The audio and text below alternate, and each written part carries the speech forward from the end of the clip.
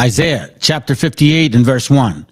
Cry aloud, spare not, lift up thy voice like a trumpet, and show my people their transgressions, and the house of Jacob their sins.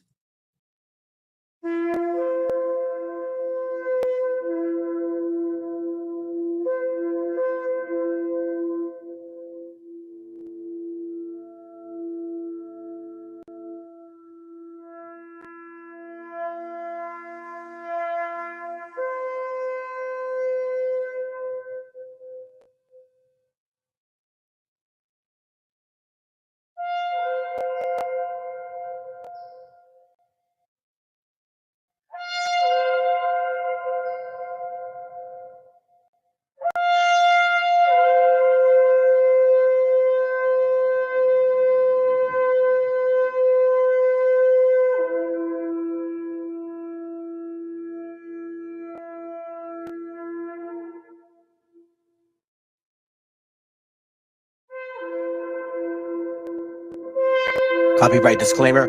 This content does not belong to Bible Chronicles or claim this intellectual property. The content provided today has and always will belong to the content owner. Bible Chronicles does not have any affiliation with the owner of this property. As mentioned, Bible Chronicles did not intend to make use of any material for the purpose of harvesting gain. However, Title 17 of United States copyright law states material and use can only be done when it's for theological or general educational purposes, and thus Bible Chronicles believes that this principal material falls under fair use, which honors protection under Section 107 of the same U.S. copyright law.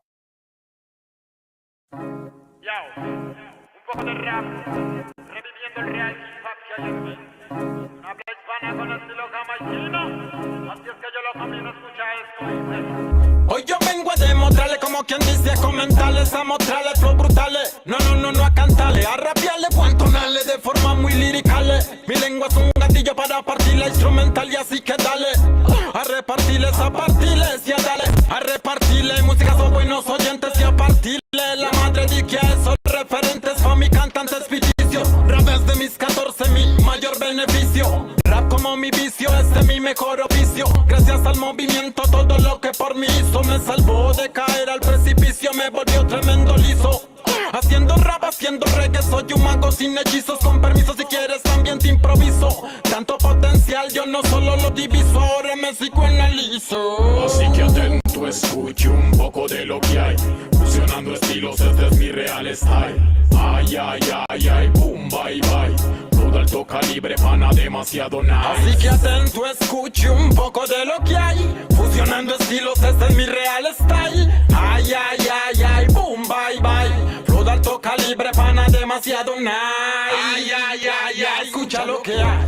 Escucha lo que traigo, como tu mente la distraigo y lentamente yo cabalgo. Tanto payaso pegado que ya sé mucho de lo que valgo. Gracias a la calle y gracias al barrio por llevarme a conocer este sonido extraordinario. Fue más que necesario para perseguir un sueño en una basura de salario. Varios de mi vecindario con los que me levanté, muchos de ellos están presos, otros ya tragando tierra o detrás de una pared. Por falta de oportunidades o por nuestras mentalidades, son duras las realidades, ni lo sé ni tú lo sabes. Mañana qué te puede pasar, la muerte te empezó a rondar desde el día en que naciste y creíste que en ti no se iba a fijar. Estamos peligrando desde el primer respirar. Mientras tanto, sigo vacilando la pista, convirtiéndome en mejor artista, dejando de ser pesimista, más optimista, más realista. Tus sueños y metas dependen de lo que resistas o insistas. No te preocupes del cómo te vistas, preocúpate del cómo se encuentre tu conciencia para el día que la desvistan.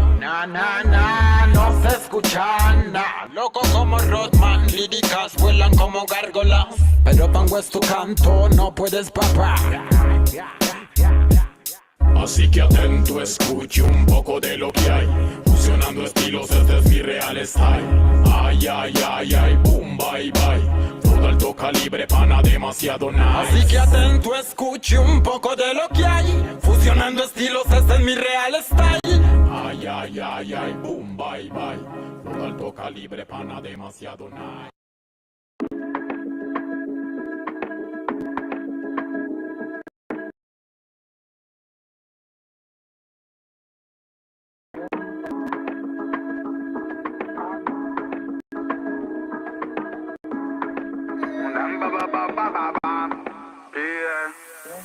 Vivimos huyendo de la envidia como los niños en Siria de la bomba que le manda el Pentágono. Y todo el día, mamá mía, keeping it mood, that's a real love, man, I never fear, never, no, no. La travesía de la vida más que misericordiosa y nuestra prosa siempre para favor, no. Tú podrás por mi rata y traicionar a tu familia, matar tu brazo en Grecia, vos sabías, pero yo no.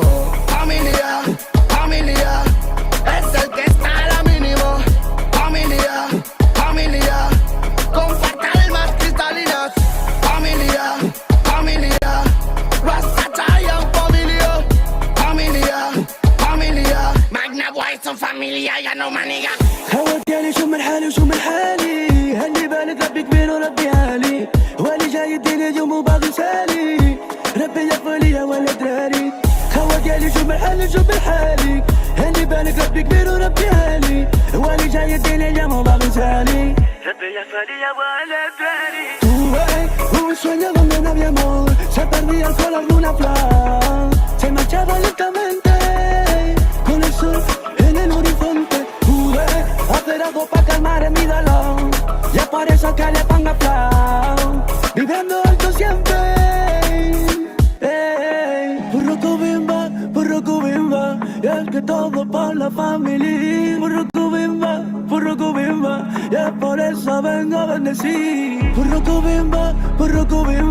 Y es que todo por la familia. Burruco bimba. Y es por eso vengo a bendecir. Familia, familia, es el que está a la mínimo. Familia, familia, comparte almas cristalinas. Familia, familia, Rastafarian familia. Familia, familia, Magna Boys son familia, ya no maniga. Magna super escalón, subiendo a nuevo escalón. Metallic in the salon, esquivo like sin estalón. Esos tips van del palo, pero bitch no rascan balón. Aunque me enrollo nada, cáñamo, nunca me paro. Aunque van tras de mí, no se pueden medir. Buscan el elixir, está metalizado. Y es que yo soy así, no van a descubrir sexy flow y skill con este descaro. Si familia necesita de ti, fíjalo. Por mi connection Antarctic Field, dígalo. A mí nadie diaria de París, día yo. Los magnetes han llegado, están aquí, dígalo. Para soportar el dolor como no imaginas, es la vida en ámbar. Aunque creas que no puedes tú solo con la movida, yo llevaré tus bambas. Familia, familia, fighting the hate and the media. Familia, familia, it's original, man. Familia, familia, fighting the hate and the media. Familia, familia, yo soy un rocket, ellos abrilia. Con los míos siempre se lo baila. Menea, melena, remueve la vaina. Aunque agarre fuerte el fruto para que no se caiga. Son los Magna de Boss Final. Con los míos siempre se lo baila. Menea, melena, remueve la vaina. Aunque agarre fuerte el fruto para que no se caiga. Son los Magna de Boss Final. De para millas sin mirar y sin mirar sin asimilar que es la puta herida de tu vida hurgo. Los manates la chatarrilla hacen pa' pillar piltrafillas, de no nos pilla y se va con la furgo. Te hará falta una pedicura y una cura si se apura, quizás llega la locura de mi turbo. Dale vueltas a la partícula, deja ya la mandíbula quieta que sola llega Luxemburgo. Niño, prepara la compota que la pera pata. Pero vinimos a mejorarla. Pa' hablar por mi familia y tengo autoridad. Saben que no puedo pagarla. Si pone ritmo y los menes les toca cuatro patas.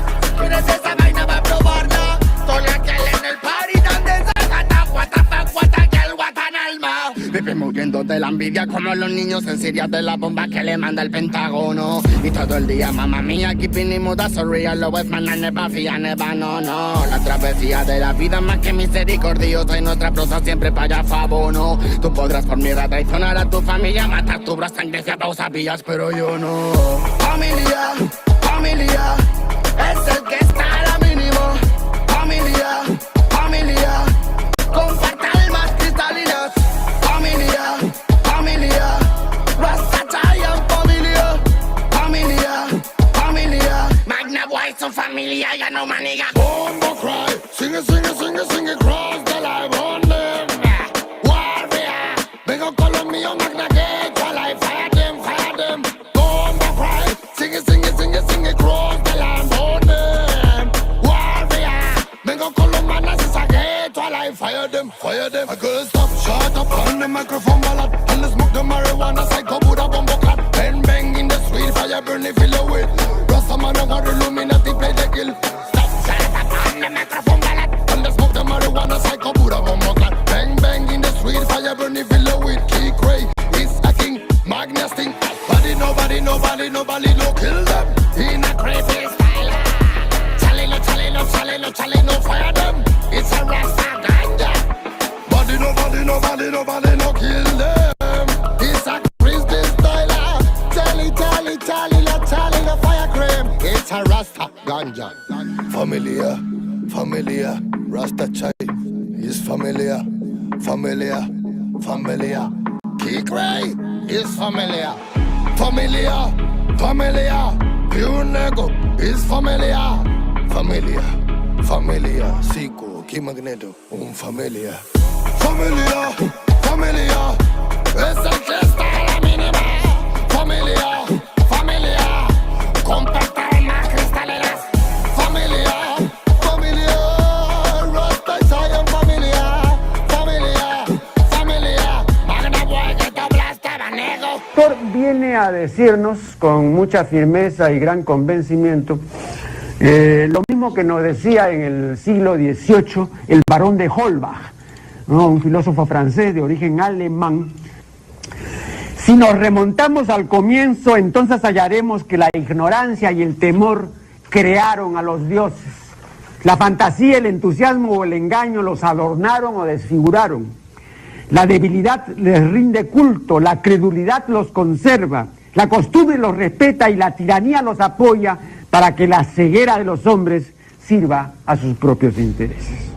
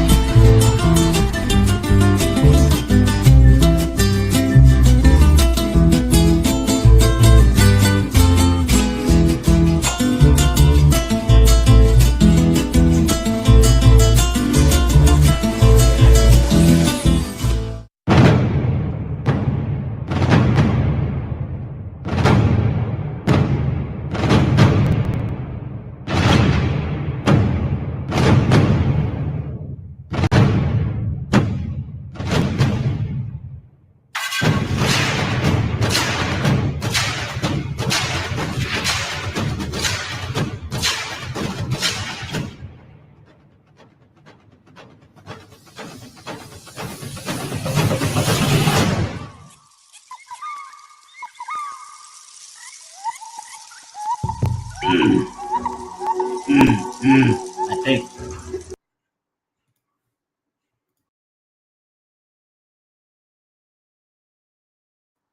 All right, fam. I may have an issue right now because I think the feed is not good, man. I'm checking the actual video and it looks like it's lagging. So I hope it doesn't become a problem.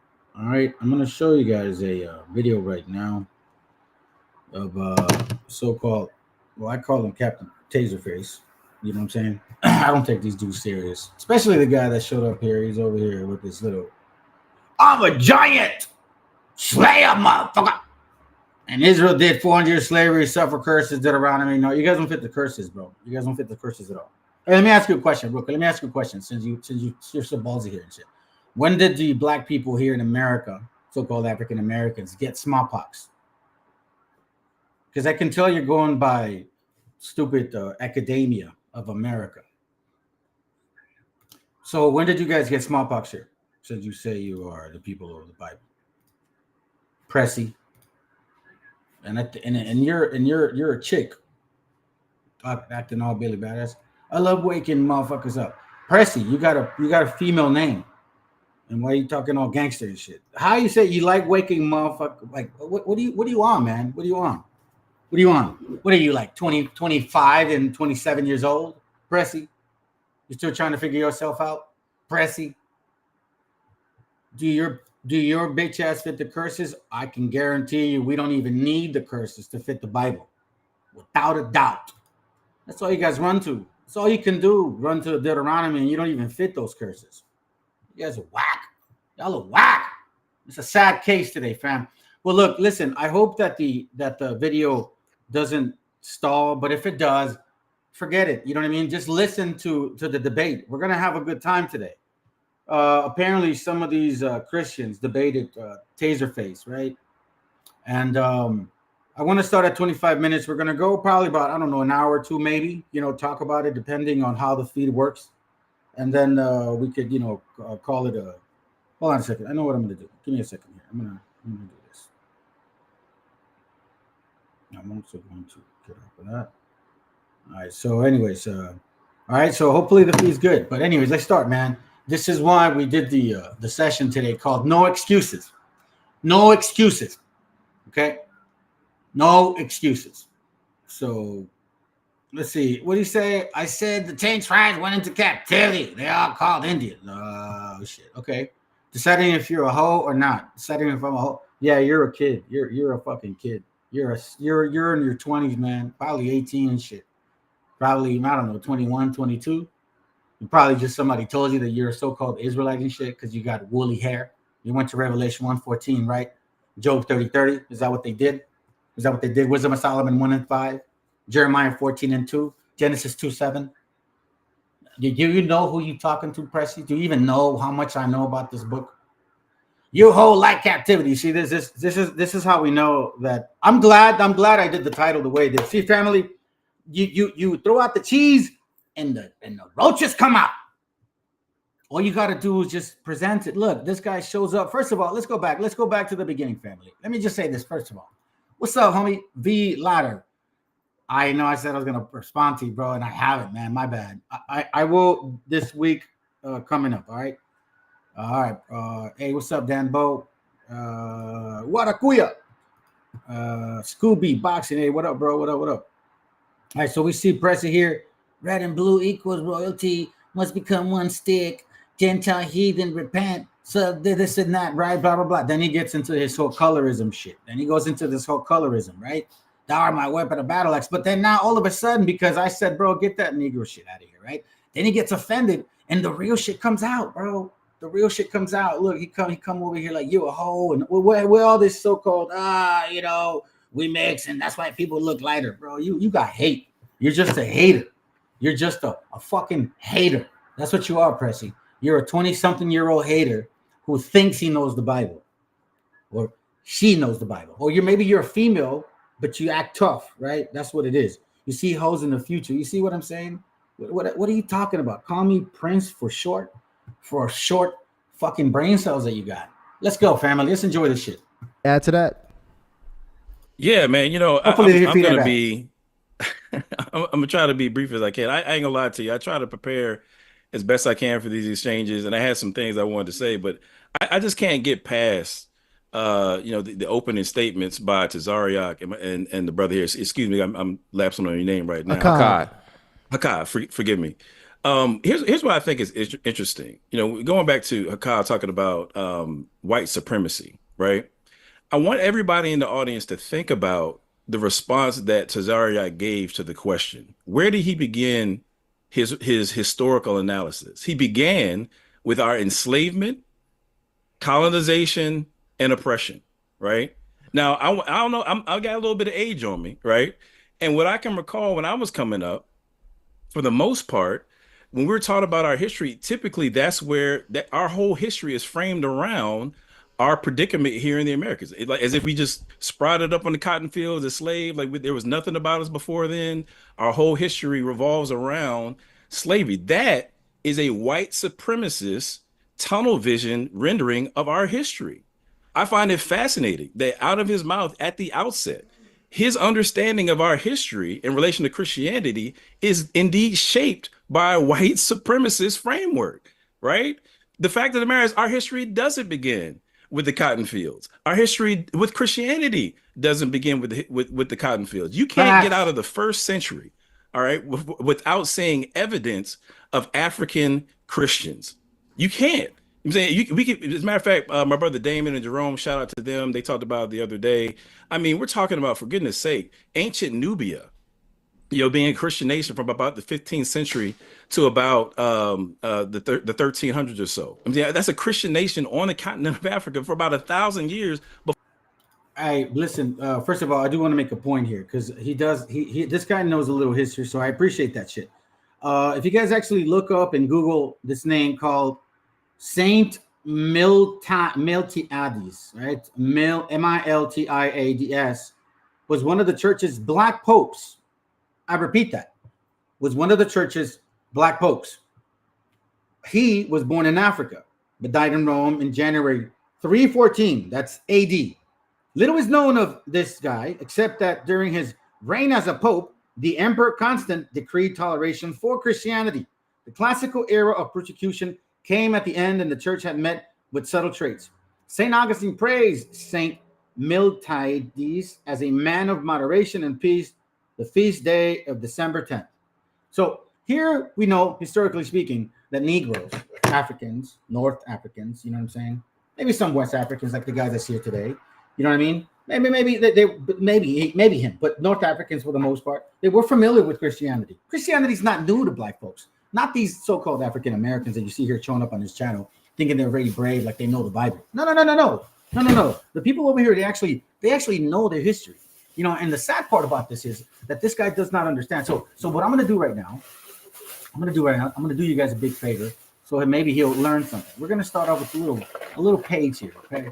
And you know which book while all will be revealed, you know which book I'm gonna bring out, bro. You know, it's our favorite one. You know what I'm saying? Our favorite book that just debunks these people.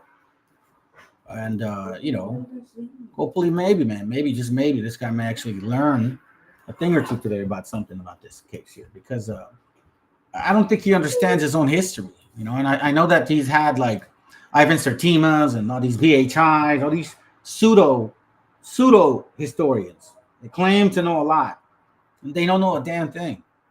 Okay, so let me present to you guys here real quick a little page here, a little side point. We're gonna go to, I believe, this page. Yeah, that's it. So this is from A History of Africa. Okay, let me see. Let me go back to the book. Let me just make sure I give you guys the right name. A Geographical History of Africa, written in Arabic and Italian by Leo Africanus. This was in actually 1500. Okay, let's make sure that we get that very clear.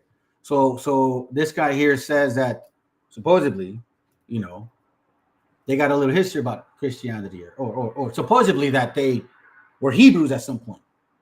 Okay, so it says here that everywhere there are people of nations so perfectly endowed with virtue, but that they had their contrary faults and blemishes. Now, therefore, let us consider where the vices of the Africans do surpass their virtue and good parts. So here we see that those which we name inhabitants of the cities of Barbary are somewhat needy and covetous, being also very proud and high-minded. I don't know, Pressy is kind of reminding us of that. And wonderfully addicted to wrath. You see what I'm saying? Calling us a hoe, right? Addicted to wrath.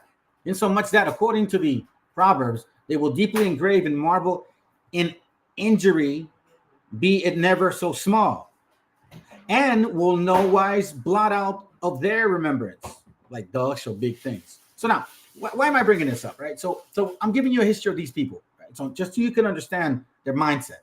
Now, these guys are saying that they're Hebrews, right? They're saying they're Hebrews. So let's go to this is page 41. Now let's go to page 42. All right, just so we can kind of get to the point and then get back to the class, because I think it's important that we know this. Okay, so here on page 42, hold on, family. Hope you guys can see that. Let me see if I can see it. Let me see. Make sure you let me know if you guys can see page that I'm trying to show you right now. Okay, give me a second. There ain't no sowing division, man. We ain't the same people. If I'm sowing division, it's because we're the same people. I'm telling you right now, we're not the same people. Get that through your head. This is the wrong channel for you. We're not the same people. So that's your error already. I can already tell you're not. See, this is your error. See, I'm not sowing discord with my gente. We don't believe in that chart. We don't believe in the stupid doctrine. We didn't come out of no negros nutsacks, man. And that's why I'm surprised that you even. I'm not surprised you made that comment earlier. What you talking about? You came out of the black man. Like, bro, you stupid. You believe in science or you believe in the Bible? Which one is it? So now on page 42, let's read this real quick. It says here on page 42, it says concerning their religion. Remember, this is in 1500, all right? Around the time prior to 1492. Keep this in mind. This is a history of Africa. This is Leo Africanus, an African himself, talking about them himself. He says, concerning their religion, the greater part of these people are neither Mohammedans, Jews, nor Christians, and hardly shall you find so much as a spark of piety in any of them. This is an African saying the same shit of their people. It's like me saying this about you guys. They have no churches at all, nor any kind of prayer, but being utterly strange from all godly devotion, they lead a savage and beastly life. I'm not saying that. An African man is saying that. And if any man chance to be of a better disposition, because they have no laws giver, no teachers among them, he is constrained to follow the examples of men's lives and manners. All the Nubians, no, the Afrikaners wasn't white, you dumbass. See, that's what you're wrong. Pressy, listen, your own stupid pseudoscience historian, like Aaron Sertima, Inhotep, all of those guys reference this guy. They reference his statements saying that you guys like actually come from Africa. What are you talking about? Your own black folks are using him, saying he's black too. So, but see, it's not convenient for you, is it, Pressy? It's not convenient for you. Israel's North Africa. No, I'm gonna. Matter of fact, I'm glad, dude. You're literally doing my class because I'm gonna show you some shit about you converts. Wherever you go, Pressy, I'm gonna destroy you because you're talking to a real Hebrew, not a fake ass Hebrew, not a convert like you, a real Hebrew, a real one. So let me continue. All the Nubians, being most ignorant of natural and domestical and commonwealth matters, are principally addicted unto treason, treachery, murder, theft, and robbery. I'm not saying it. He's saying it. A black man. This nation, because of its most slavish, or what is this? Slavish, whatever, will rightly gladly accept any service among the barbarians, but never so vile as contemptible. For some will take upon them to be dung farmers, others to be scallions, some others to be offlers, and such are fertile occupation. Look, I can go in here and say, and on and on and on and on. But let me go to the actual page here to tell you exactly what I'm talking about. Because even Ivan Sertima in his pseudo book, because I'm sure you read Ivan Sertima. I'm sure he's one of your what do you call it? I don't know, one of your godly people. Like yeah, Ivan Sertima, he's my teacher. You guys always use him. Now don't knock on him. Okay, page 6. Here it goes, right here. So now here on page 6, okay, let me show you guys something real quick here on page 6. Okay, all right. So I want you guys make sure you let me know if you guys have a problem with the page. All right. So check this out on page 6 of the same book. It says this. Okay, it says the original of the people of Africa. About the original of the Africans, or historiographers do such disagree, for some will have them to be derived from the inhabitants of Palestine, because as they say, were expelled out of their own country by the Assyrians. They came and linked into Africa, seeing the fruitfulness of the soil, chose to be their place of habitation. Others are of the opinion that they took the original from the Sabians of the people, Arabia and Chat, but before such time as they put so flight by the Assyrians and Ethiopians, as has been aforesaid. Some others report that the Africans descended from the certain people of Asia, who being chased then from the reason of wars which were waged against them, fled into Greece, which at the same time had no inhabitants at all. He says, howbeit, the enemy still pursuing them, they were forced to cross the sea to Maria, and being arrived in Africa, so to settle themselves there, but their enemies abode still in Greece. He goes, all which opinions and reports are to be understood only of the original of the Tani people, that is to say, of the Nubians and barbarians. For all Negroes, he says, for all Negroes, like Pressy, you ain't no Hebrew, you're a Canaanite, more likely, based on the way that your spirit moves. For all Negroes or blackamoors, take the descent from Cush, the son of Cam, meaning Ham, who was the son of Noah. But whatsoever difference between the Negroes, like Pressy,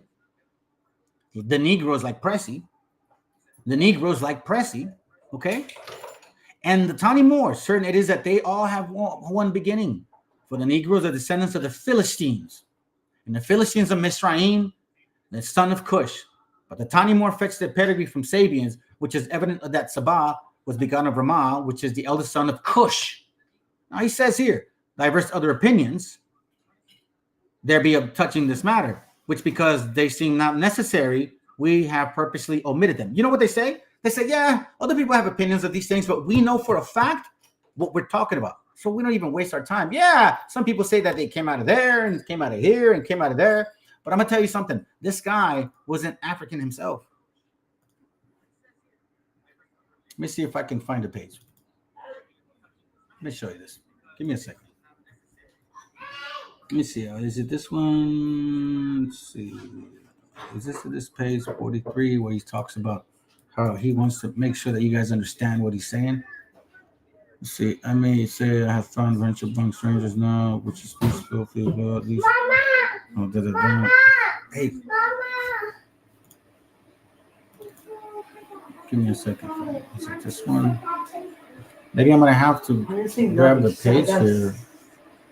I'm going to have to grab the page here. Hold on a second. Give me a second. There's a page I'm looking for that he says it himself, saying, I don't want you guys to think that, you know, I'm criticizing people to the stretch where, let's see, neither am I ignorant. Okay, here goes. That's it. Page 42. So we were on page 42. My bad. It's on page 42. So let me bring you back to page 42. Okay, I'm gonna bring you back to page 42 because here is where he states it himself. I think this is no, that's not it, fool. I'm using a different system. Remember family the other day I told you? Okay, let's see. Okay, now let me close this thing windows up. Maybe that'll help me. Okay, give me a second. Let me close these windows.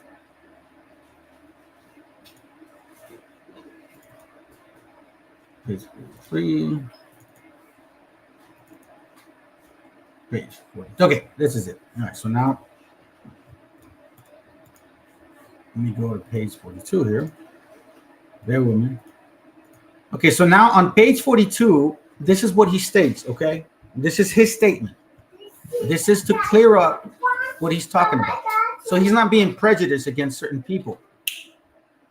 He's not being prejudiced against certain people. He understands these are his people. He says it himself. Check this out.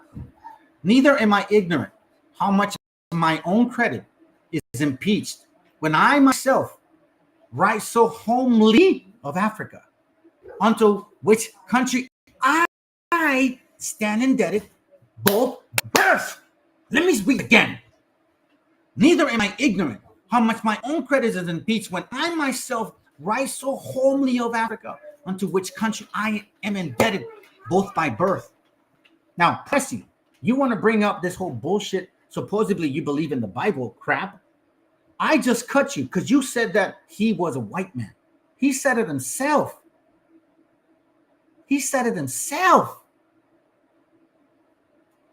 Hey, you know what's so funny, man? Look. He actually brought up Wakanda. Can you believe this? On my channel, bro? Oh, damn. Shit. Can't believe you brought Wakanda on this channel, bro. Out of all the things you could have said, that was not the thing to say. But you know what? I got you now. So let's continue. And then it says here, but only to appease, howbeit this regard I seek not to excuse myself. Okay, hold on a second. Unto which country I stand indebted both by birth, meaning he's from Africa, African, like Pressy, and also for the best part of my education. So he's given honor to his homage. Here we see that Leo Africanus admitted that he was an African, not a white guy like you. You see what I'm saying? You see, there it goes right here. So now I see this is how we play games here. You see, I'm not a little kid like you, bro. I grew up in the 90s, okay? So I don't know exactly where your mindset is at. And if you want to talk about people that grew up in the 90s in the hood, homie, I'm gonna tell you this right now. I didn't gangbang, but the last thing I did is run from people at all. So, anyways, just to make a proof here, a point is look how offended he got. You sound like a bitch cartoon, vanilla motherfucker. So you like I said, you're 20-some years old, but here you're messing around with something that do not belong to you. So you're gonna continue to get embarrassed because guess what? I'm gonna continue to debunk your shit. You're helping my class today, man. I appreciate that shit. So let's continue. Let's continue to destroy this Canaanite and put him right back to where he belongs. Where he belongs. Where the Most High said they belong, in West Africa. It says here, let's see, but howbeit in this regard, I seek not to excuse myself, but only to appeal unto the duty of a historiographer, who is to let down the plain truth in all places, and blame no word and is blameworthy of flattering or favoring any person. Here we see me being clear. Leo Africanus is saying, listen, I'm African, I get it. I could side this way, but I'm not like that. I'm a historiographer, and I'm going to write my shit the way it is. And it says here, but only to appeal unto the duties of a historiographer, who is to let down the plain truth in all places, because that's what I do in this channel. I break down the truth in all places, whether it hurts you, me, or anybody here. Some of us brothers, show up to my channel. They think, oh, yeah, this brother's cool. I bring out some truth, and they end up hating me. You know why? Because I bring out the plain truth in all places. Gente hates me. White people hate me. Negros hate me like you. You know what I'm saying? So it's all good, bro. Come bring the fire, man. I'm used to it. Howbeit, disregard, I seek not to excuse myself, but only to appeal unto those duties as a historiographer. That's what he's saying. You understand what I'm saying? So he's not trying to find favor in anybody's, person, meaning respecter of people, because that's what you guys are. And this is the cause that I moved me to describe all things so plainly, without glory or dissimulation. You see that? He ain't gonna boast himself and make it seem like something that he's not, like you. You claiming to be a Hebrew and you're not. And that's the thing. You know what I'm saying? So for me to be sitting here thoroughly debunking all the crap that you guys sit behind, it just makes me feel much better, man. Because I'm feeding the spirit of my people. We're not the same people. We will never be the same people. So I don't know why you're here. Percy, you didn't educate nobody, bro. You're a fool. Matter of fact, here, Percy, you feel ballsy? Here, I'll tell you what. Let's go, bro. I'll give you a little bit. I'll give you about 10. Let's see how ballsy you are. Let's go. Back it up. You say you're Judite? Let's go. I'll give you a minute. I'll be right back. I'll be back, family. Let's see if it's true. I'm going to play a little bit of music here in the background. Hold on a second. A little chill here. Let's see if he shows up. I'll give you a minute. Back. I'm going to go to the bathroom.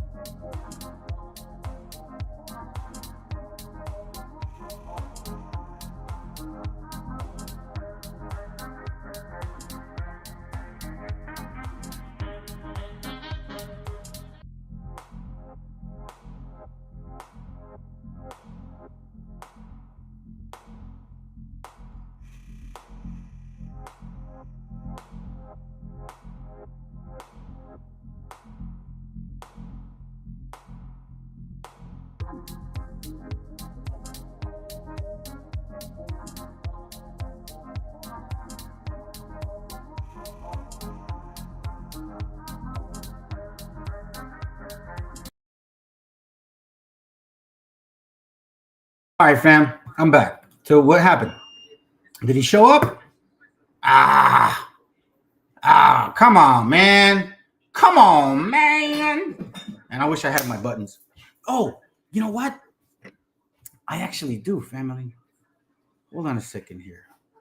I actually do. I updated something real quick. Let me see if I can do this, because I'm going to enjoy some of this stuff here. Give me a second. Give me just a second. What? Why not? Hold on a second, fam. Let's see if I can do this. That one. That one. Is it that one? Bluetooth.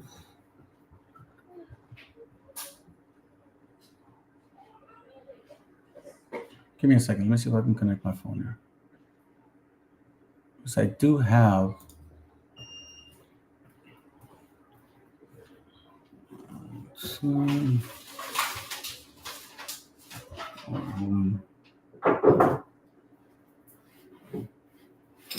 Give me a second. That sucks.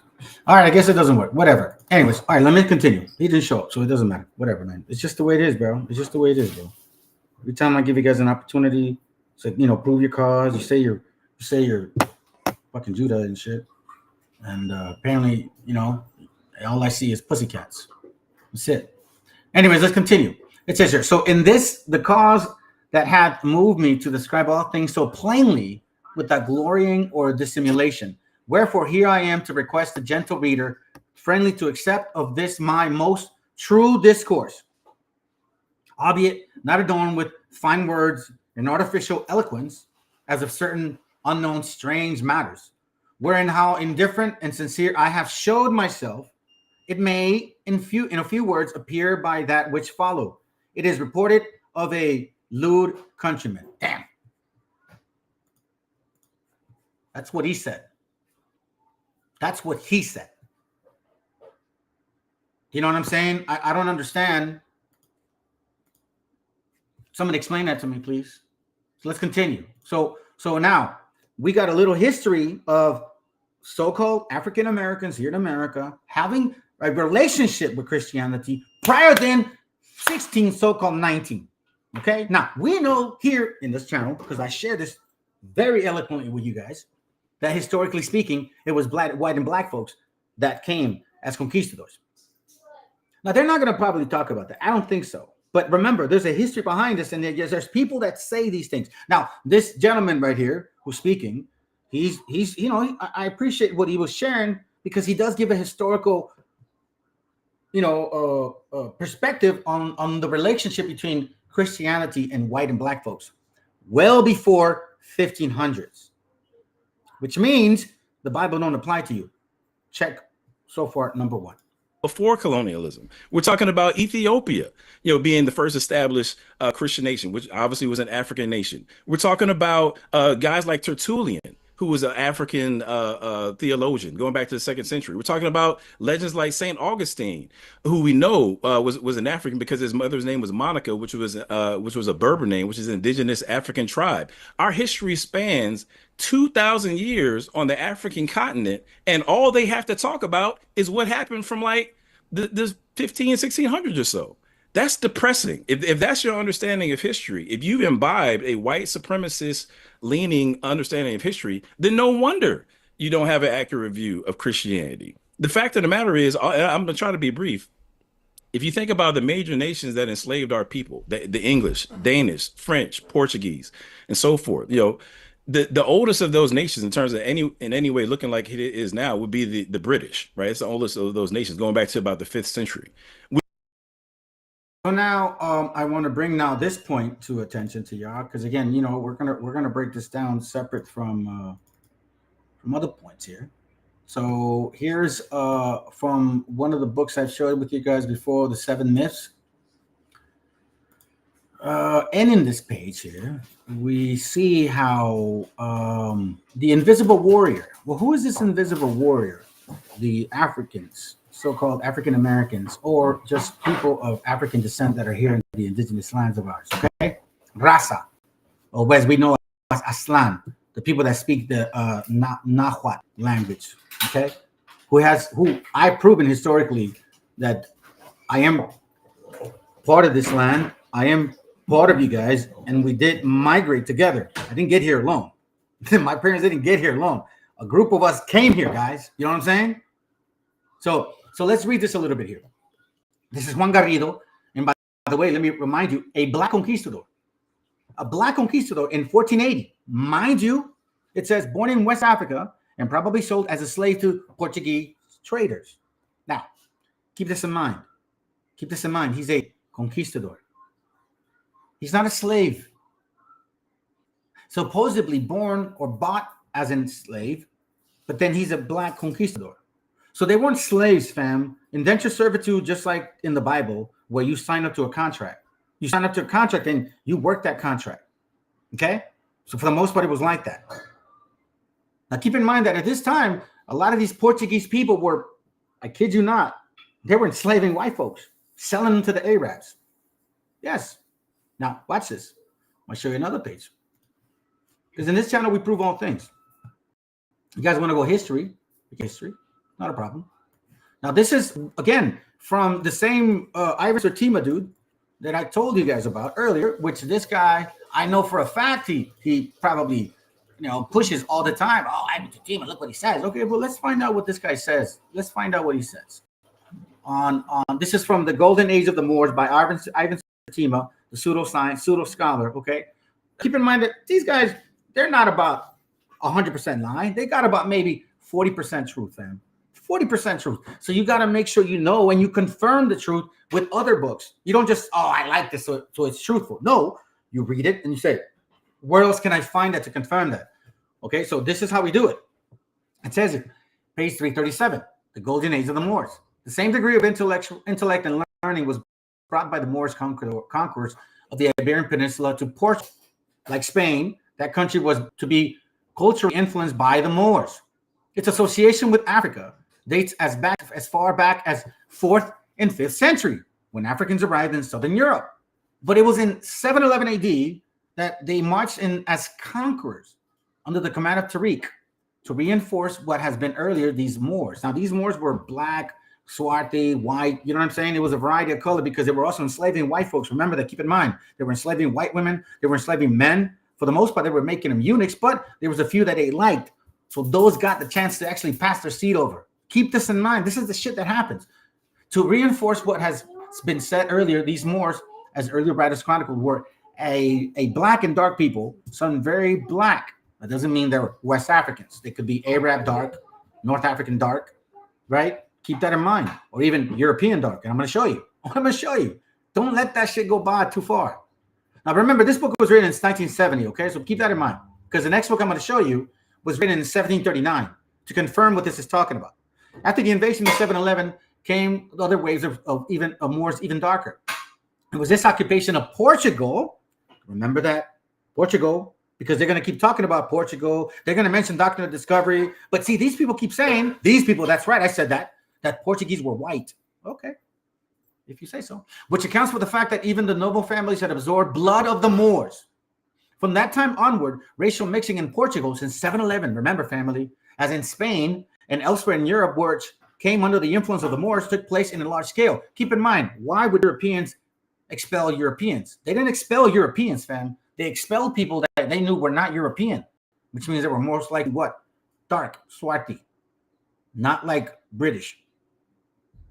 This is why the historian claimed that Portugal is in reality a Negroid land. I wish I had my buttons. And when Napoleon explained that Africa began at the Pyrenees, he meant every word that he uttered. Napoleon. By the way, Napoleon Bonaparte, he wrote the book called, they rewrote his comments, El Decreto de Napoleon. He confirms that we are the people of the Bible. He confirms it. But again, let's continue. Even the world-famed shrines in Portugal, Fatima, where Catholic pilgrims from all over the world would go in search of the miraculous cures for their affliction, owes it to the origin of Moor. Why? Because Fatima was a Virgin Mary, black, and the baby, black or dark. Black, like Trump says that. Black. This shit is funny to me. It says, the story goes to that Portuguese nobleman was so saddened by the death of his wife, a young Moorish beauty whom he had married after the conversion to Christian faith. Then it says the Moors ruled and occupied Lisbon and the rest of the country until into the 12th century. So there was a lot of mixing of blood, right? Okay. Now, let me get to this point here. I would say, do I need to do that? Nah, let me get to the point. Maybe I'll come back to that. Okay, I'm going to read this here real quick. Now, I'll read it later because I know it's going to come back to that topic. Here it goes right here. Okay, so now this is from a book from 1739. Okay, 1739, page 141. This Christian, meaning a so-called gringo, goes around Europe and tries to see if these Jews are really who they say they are. Okay, now let me give you the name of the book. I don't want to be unfair. Let me see. Let me give you the name of the book. It's called A New Voyage to, okay? I think it's this one. Let me see. Is it this one? No, it's not it. Here it goes right here. A New Voyage to Italy. I'm going to show you this page. What is it? Hold on a second. My bad. Okay, so let me get this picture in here. Okay. So before I show you this picture, here, I'm going to do this. I think it's important that we get a hold of this one.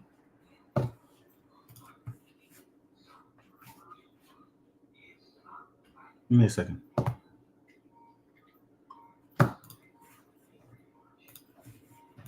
All right, so check this out.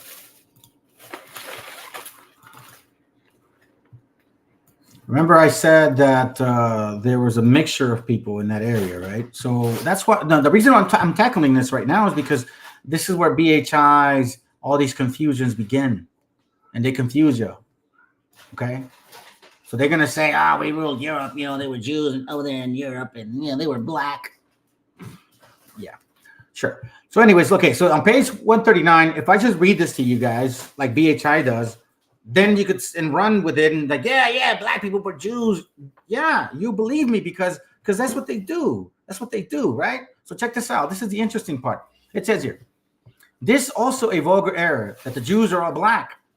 For this is only true of the Portuguese Jews. Whoa. We just read that Portuguese were enslaving people, right? We just read Portuguese, right? We know that Portuguese were enslaving people too. Historically speaking, if you go to Gringo Academia, this also a vulgar error that the Jews are all black. For this is only true of the Portuguese Jews, who marrying always among one another, beget children like themselves, and consequently, the swarthiness of their complexion is entailed upon their whole race, even the northern region. But the Jews who are originally of Germany, those, for example, I have seen in Prague, are not blacker than the rest of their countrymen. You see this? Though nobody can doubt that those of the Jewish nation are destitute of all their authentic traditions. Oh, that leads me to my next page. See, this is why I love to read, because when you read, and you read with a purpose, you see the storyline. You see what I'm saying? But check this out. Page 141. So he goes around in Europe asking them, hey, so are you a Jew? Are you a Jew? Okay, can you say this? Can you say that? Can you give me a history? They cannot prove anything, okay? Then he says here, the answer I have then to make you in a few words about this affair is that these Jews have furnished me with nothing that one can draw from any use from. And indeed, what could they say to the Christian, meaning white folks, that the Christian do not already know as well as they? Have they any secret source or an immediate revelation? Who are these people, fake Jews, like the ones here in the States, here in our indigenous land, claiming to be Jews and are not, right? Claiming to be us and are not. They either now they tell us that we're not even Mexicans or Mexicas, right? That they're the original people. And then when we say, well, we're Hebrews, oh no, you guys ain't Hebrews either. Like we're them too. Like shit. So it says here, have you any secret source or any immediate revelation? Who are those people that pretend to teach each other, like BHIs, that pretend to teach each other? On the contrary, they are poor sort of creatures, so filled with false notions, so conceited of their monstrous ideas, that I would never advise young people to have any commerce with them, for the fear of receiving from them some ridiculous prejudice. See, like this right here. You got white skin, so what? You see this? So we have another confused psychedelic fool. Fuck these books, the opinion conjure, teach the Bible. I do. And if I do teach the Bible, you'll get lost in the sauce. You can't get woolly hair from a native man. Yeah, there's no woolly hair in the Bible. Matter of fact, do me a favor, just me. Solomon and David had goat hair. Do you have goat hair, just me? Do you got goat hair? How come David and Solomon, the smartest man in the entire ever to live, had goat hair like me? How come y'all don't have goat hair? And by the way, in 1492, we had light skin and dark skin all over the continent. We did not get light skin because of white people. We didn't get dark skin because of your funky asses either.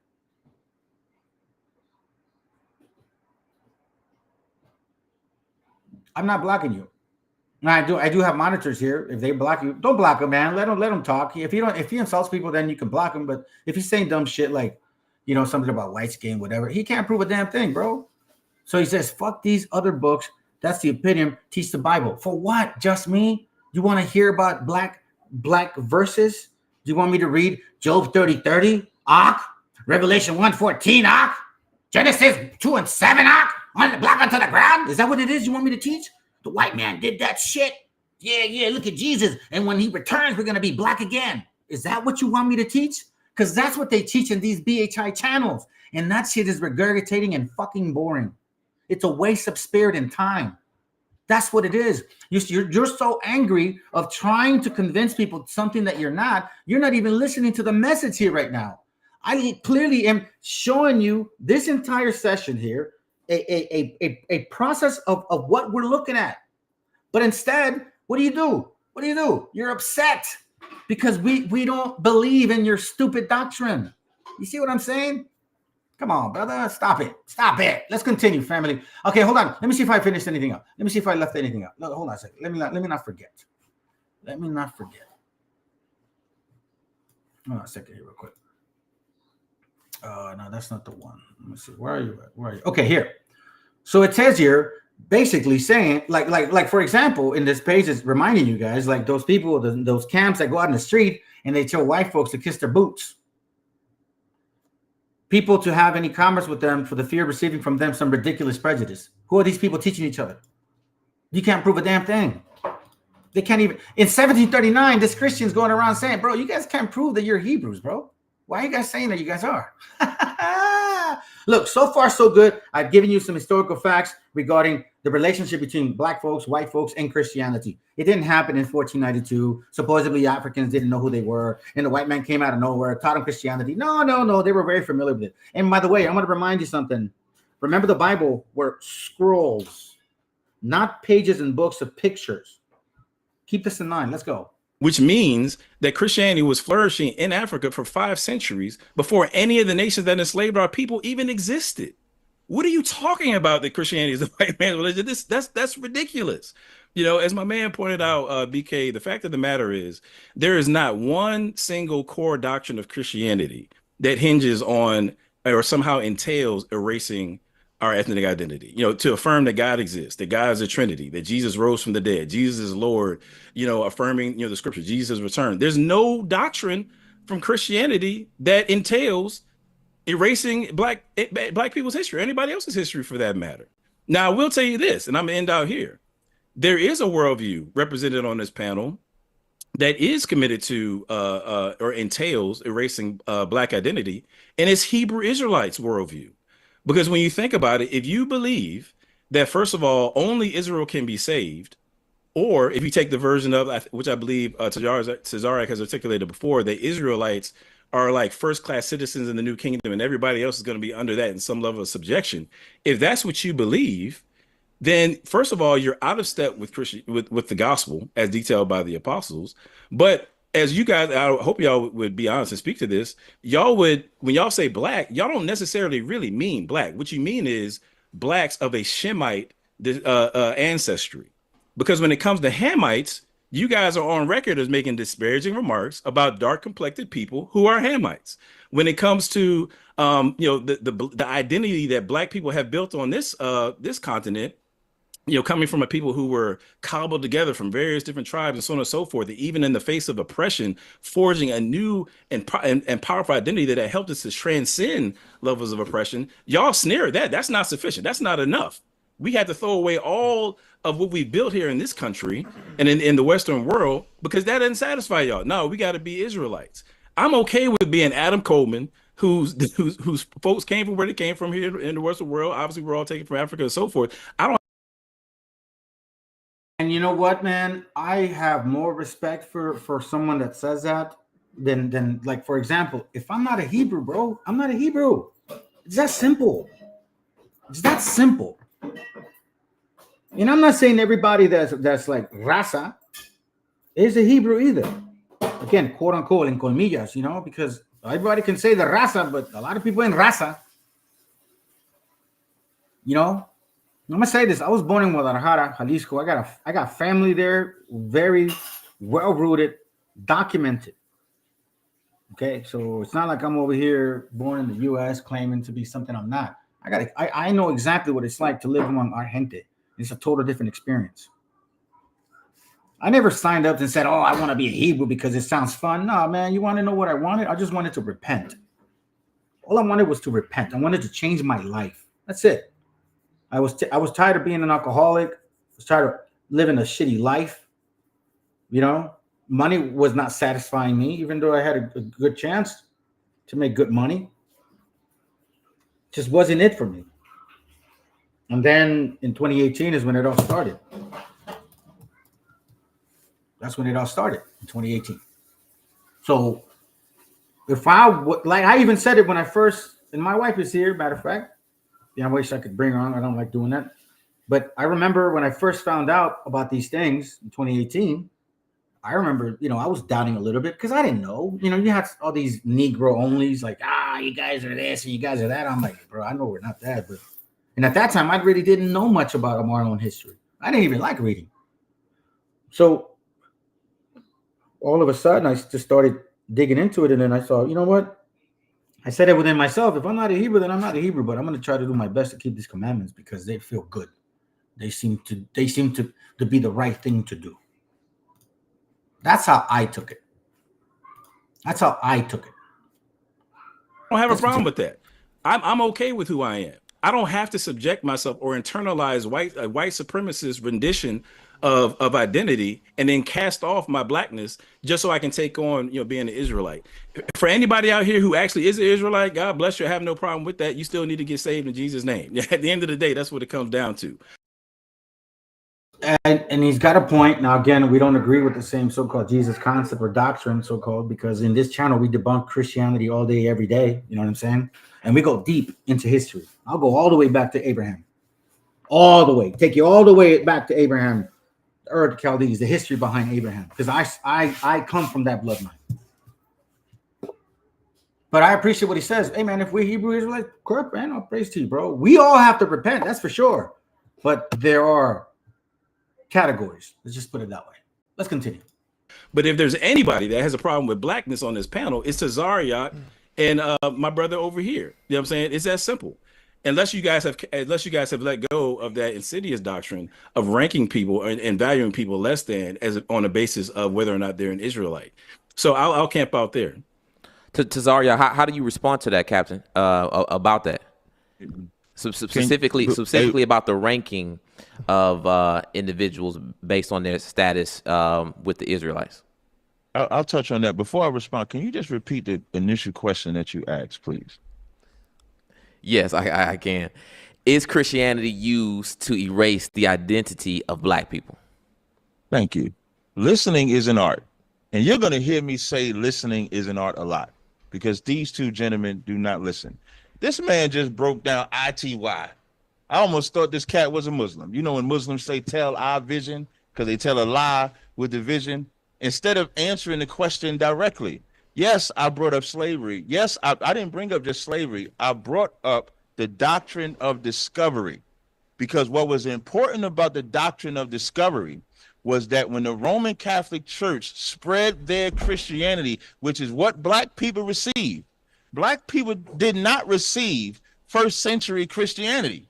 They did not receive first century Israelites. When we received this Christianity, it erased the greatest black man to ever exist, which is Jesus Christ. Out of everything that they responded to, why they didn't touch on why this Christianity got rid of black Jesus? Why does Christianity didn't describe Jesus as he's described in the Bible? Because for sure, he don't have blind eyes, blue eyes in the Bible. He don't have blonde, stringy hair in the Bible. And he don't have white skin in the Bible. So when you say I'm talking about white supremacy, don't get mad at me because they brought a white Jesus to us. And then we as Israelites bring the truth of Christ. Christ says, he that believeth on me, as the scriptures have said, out of his belly shall flow living waters. That's John 7:38. So their belly ain't flowing living waters when that white man brought a black Jesus to us. And then the cat quotes Frederick Douglass saying that the Christianity that the slave master gave us was wrong, but yet he's still teaching it. How Frederick Douglass telling you that's the wrong Christianity, and then you still teach the same Christianity the slave master gave us? You still ain't nobody addressed that. And I want the people that's listening to pay attention. Nobody bothered to touch that because that's the most important. And you know why that's important? Everybody. Hey, family, the feed is a little bit off, right? So just listen to it real quick. Excuse me. The only race of people that will serve a God that don't look like them is us, is black people. White people are not going to serve a God or king that don't look like them. So you are not going to give white people a black God or a black Jesus and say, this is your God. And they say, okay, I'm going to serve that. You're not going to give the Arabs a white Jesus or even a black God, and they're going to say, I'm going to serve that. They're going to find the belief. Even them Africans he mentioned, them Africans, they're not going to serve a God that doesn't look like them. But black people, we accept the white Jesus. We accept the Arab belief. We accept everything because we don't have no identity. This man said, Jesus Christ said, you must give up yourself. I'm paraphrasing. He didn't say, excuse me, give up your life to follow Christ. He didn't say give up your identity, because Christ said, I'm not sent but into the lost sheep of the house of Israel. So being an Israelite still matters. Giving up your life is your way of life. The way that you live then under Christ is not the way that you live now. And also, the last time I checked, Hamites or Africans don't call themselves black. We call ourselves black. When I talk to Ham, hey, which reminded me of this. You know, I think he had a debate one time with this dude. And what doesn't he get? Wasn't he mad because he was offended that they called him black Hebrew Israelites? You know what I'm saying? Didn't he say that? Let's see, Shalom. Whoever he is speaking facts, whoever he is, he's speaking facts right now. I don't know how long he will go. What do you mean? He's speaking facts about white Jesus? Yeah. But what they're wrong is that the Mashiach or Messiah, however you want to call him, was an African, so-called, that looked like them. Now, what I find very awkward is he's a very light-skinned person, more light-skinned than me. Okay, the guy in the middle on the right side, he's dark-skinned. We know that the majority, about 95% of the African Americans here in America have about 30% of Anglo bloodline, white blood, like, you know, white people. So how do we know who's who now at this point? Shit. Matter of fact, Frederick Douglass, his father is a white guy, but you guys think he's black. Do the homework. I'm telling you. Don't get confused, man. Hamites, and for those that don't know what a Hamite is, that's Africans. When I talk to Africans, they don't call themselves African American. They don't use that dumb Pan-Africanist. They call themselves by the tribe or village that they live in. And they perceive us as less than. They look at us just as the white man looks at us. And I don't know why we got all this love for Africans when the white man didn't come into Africa to catch us. Africans brought us to the white man for slavery. And I'm glad that he actually mentions that at this point now, because I'm going to bring something up now. Okay. I showed you guys earlier before a page regarding Juan Garrido, right? Okay, so now let's look at this page here.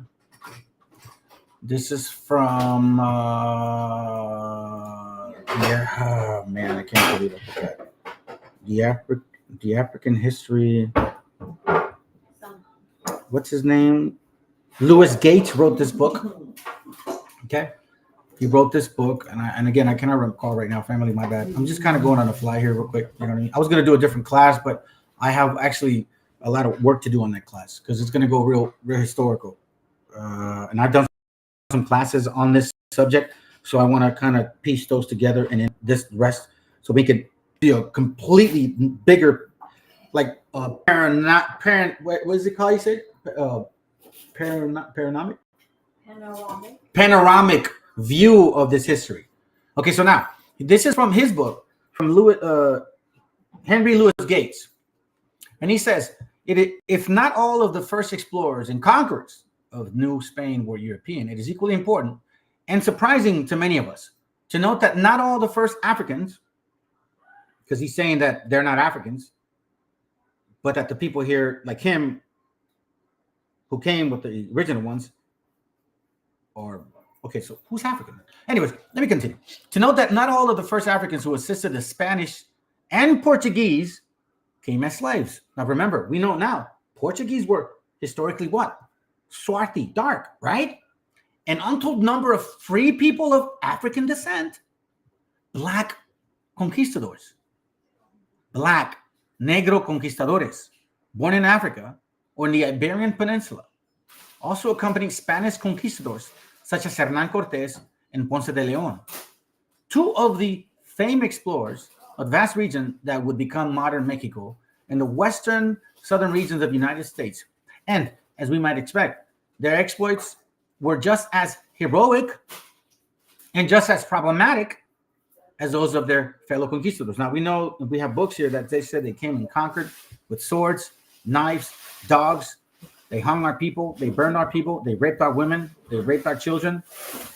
They took our men into slavery. They threw us overboard with ships. They took us all around the world. We know this. It wasn't just white conquistadors.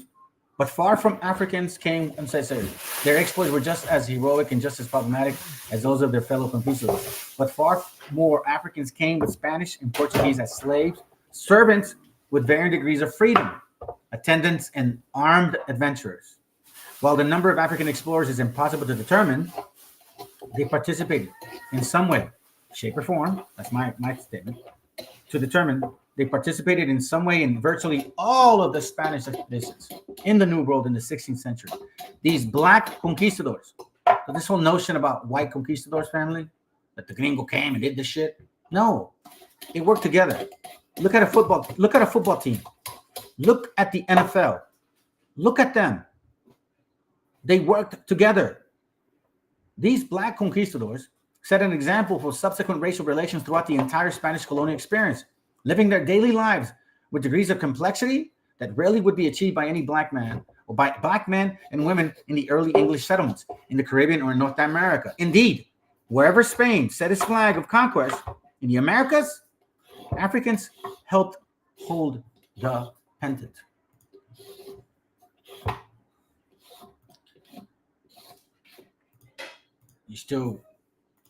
Let's continue. So if we're going to talk about that part of history, let's talk about that. But then we also got to find out, why didn't they bring up the white Christians that replaced Jesus, gave it to us, and then we can't correct that? Like, we wrong for correcting that. That's why I had him repeat what the question was. The question was, what's wrong with us? Hey, we're going to get a chance to respond, bro. Like, this ain't a monologue, my guy.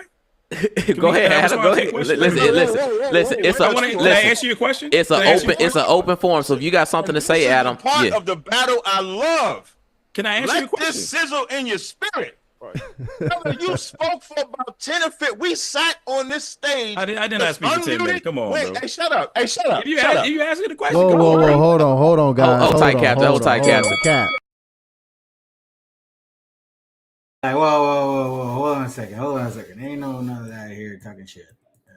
Hold on, let me get to the point here. They're gonna tell them that we don't want that.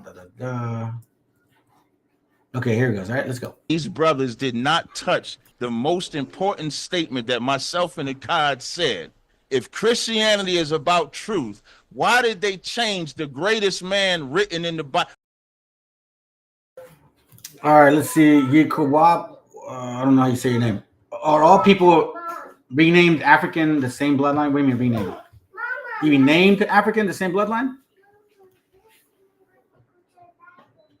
Is that what you mean? Or what are you asking? What are you asking? What are you asking specifically? Or who named Africans? Or where the name of Africa came from? Or who originated that title? Is that what you're saying? Be more specific. When you generalize shit with me, bro, I need you to be specific. I got a lot of information in my head. You can't just throw shit at me like that. Besides God, besides the Most High, Yahweh in the Hebrew, Jesus Christ is the greatest man to exist ever.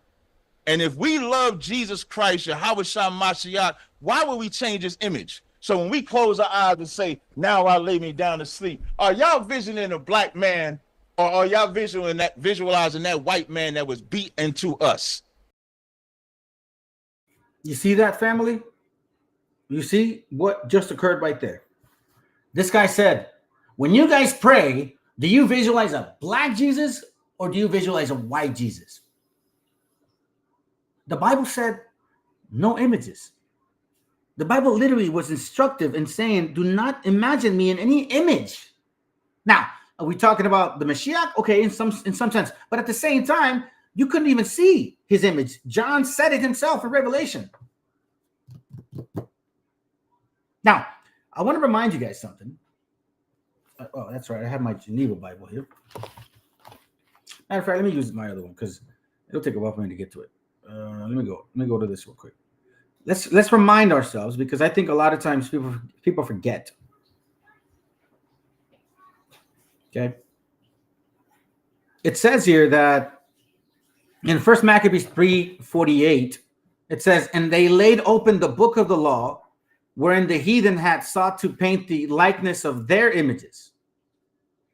Now, I want to remind you that the scriptures were scrolls before. It was just writing.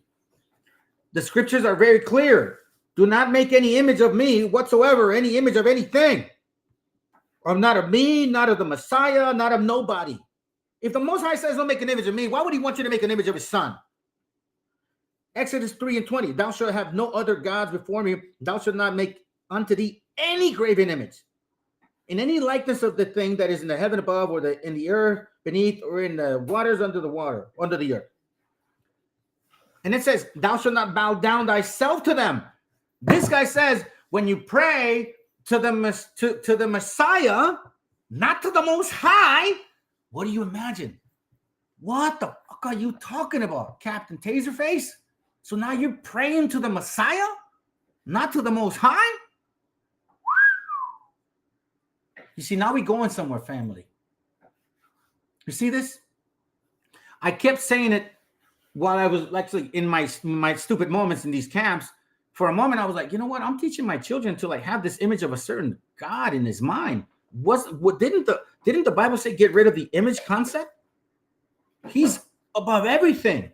And if the Messiah, like you guys so believe in the Bible, I hope so, if he created the world based on the instructions of the creator, why would he want an image of himself? If he says honor him, not me. Makes no sense to me. Hold on a second real quick. Let me go back. Okay, so did Europeans paint their image in the scriptures? Black and white people did. And by the way, Europeans, what you mean Europeans? Because Europeans are also negros. They were Tuareg and shit. Anyways, look, your cops, stop this stupid shit. Just ask, what's your point, bro? I don't like your little, what about this? You're not going to set nobody up. You're not dealing with a novice here. And if you're prepared, well, you better be prepared, because I will throw you some shit. And I hope you speak Spanish, but I will throw you some Spanish books too. Because this is not just an English channel. See, we go deep in this history. Spanish, English, Bible, historical stuff, man. We don't F around here. You're not talking to some convert. You're talking to a real Hebrew from the bloodline. I've been proving it day in and day out with historical facts, with scripture. Nobody told me this, man. I wasn't in no scholarly school. I didn't go to college and all this. And man, I was a bottom barrel alcoholic, bro. The Most High just out of nowhere one day said, I need you and you need to come work for me. And I said, okay, it sounds like a good idea. And a lot of times I kind of regret it because, this shit is tiring at times. Just like Jeremiah, like, man, you fooled me, bro. Man, you woke me up to this. I didn't want this. I'm in derision. And now I got this in my fire and I cannot stop it.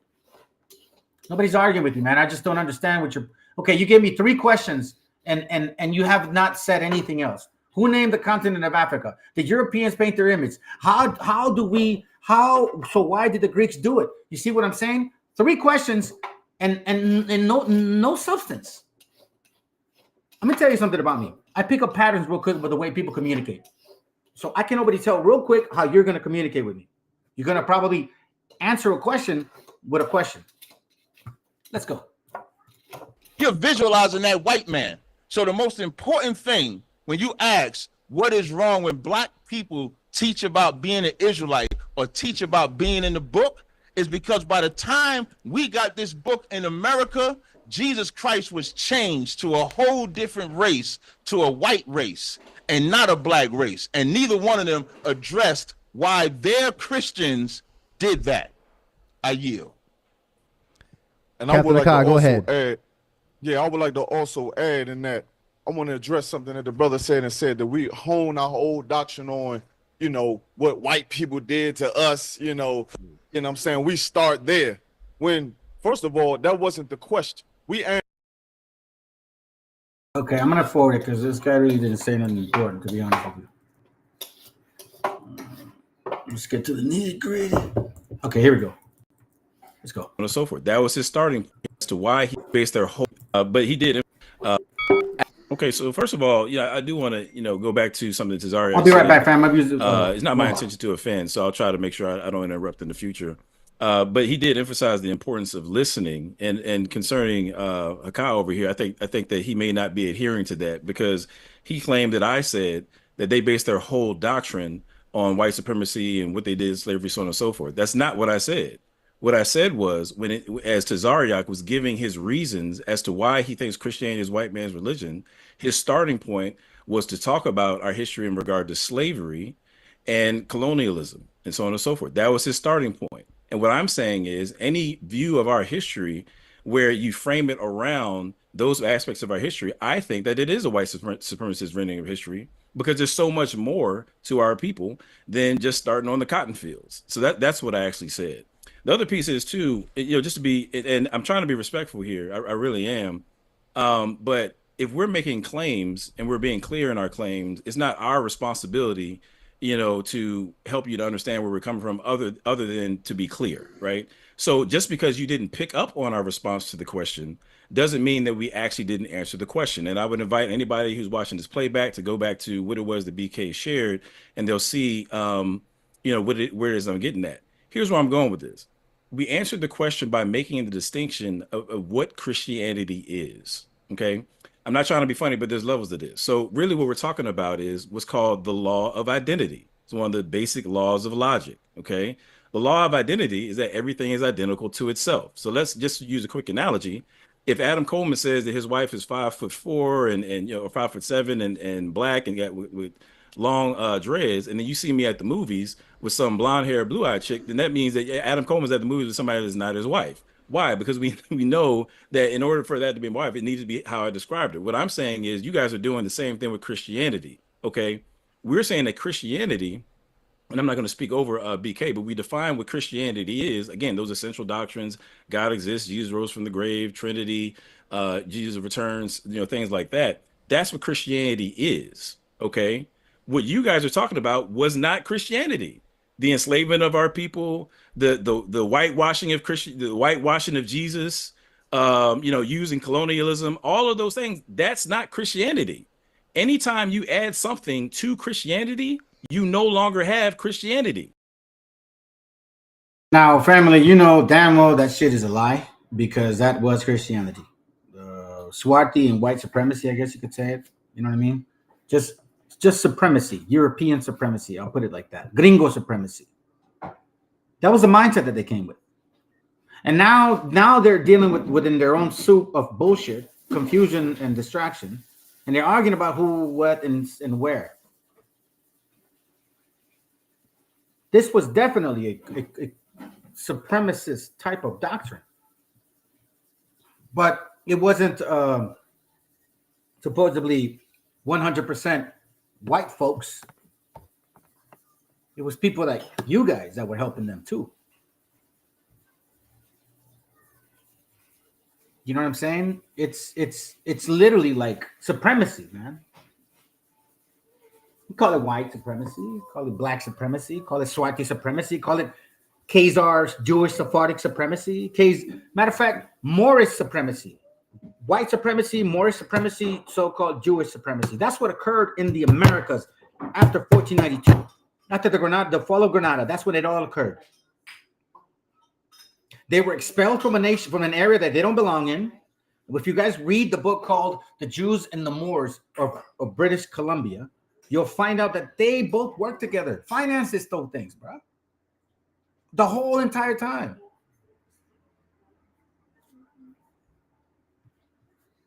Anyway, let me see what you guys are typing. Hold on a second.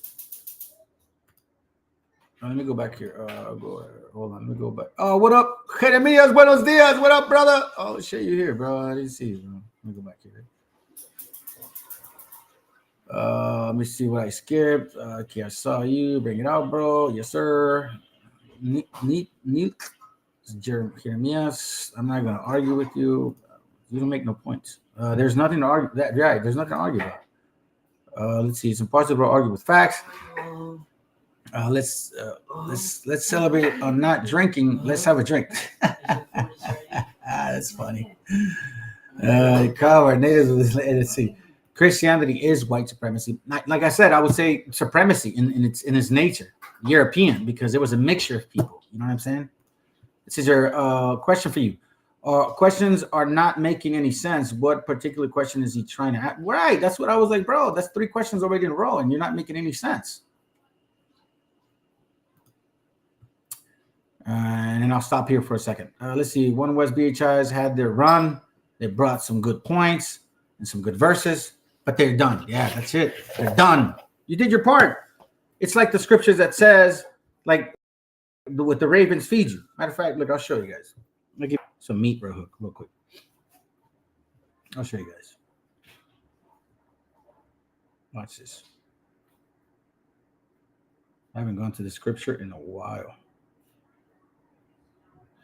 So let's go to 1 Kings 17. It says, and Elijah the Tishbite, who was of the inhabitants of Gilead, said unto Ahab, as the Lord God of Israel liveth, before whom I stand, there shall not be dew nor rain these years, but according to my word.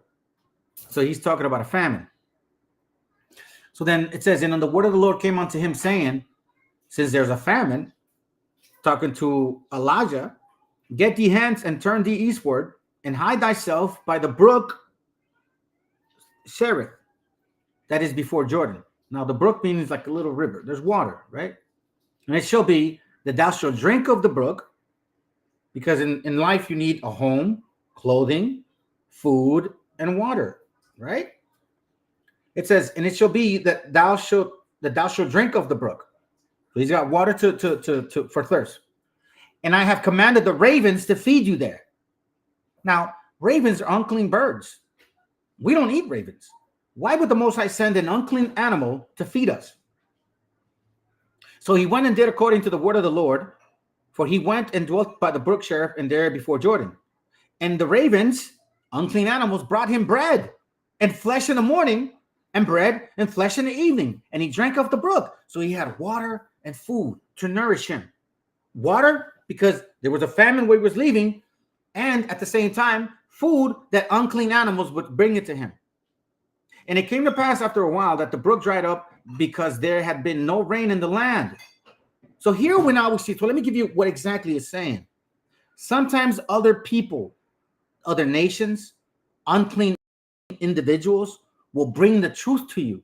They will guide you for the moment. Like, for example, I went into AA for a while when I was in my problems. You know, this is what I'm talking about. I'm 48 years old. You know what I'm talking about? I'm talking about when I was in my 20s, 30s and stuff. All that crazy stuff. I was in there and I was battling. And other people helped me get sober. And it came to pass after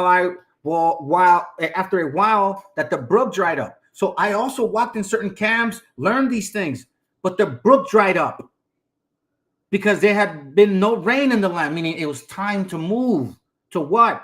And the word of the Lord came unto him, saying, arise and get thee to Zarephath, which belongeth to Zidon, and dwell there. Behold, I have commanded a widow woman there to sustain you. Now we know that the widow woman in 2nd Ezra 10 is the weeping woman, which is who? Zion. So what it's technically saying, family, because there's 2-3 dimensions in these scriptures to understand these things. There's a spiritual deepness to these things, right? So what he's saying here is, listen, some of these people will get you to a certain point. Like the brother said, yeah, they brought some stuff out. Yeah, they did this and that, but that's it. The water's dry. The brook is done. The ravens did their job. Let's go. It's something else. All right. It's not identical to Christianity. It's something else.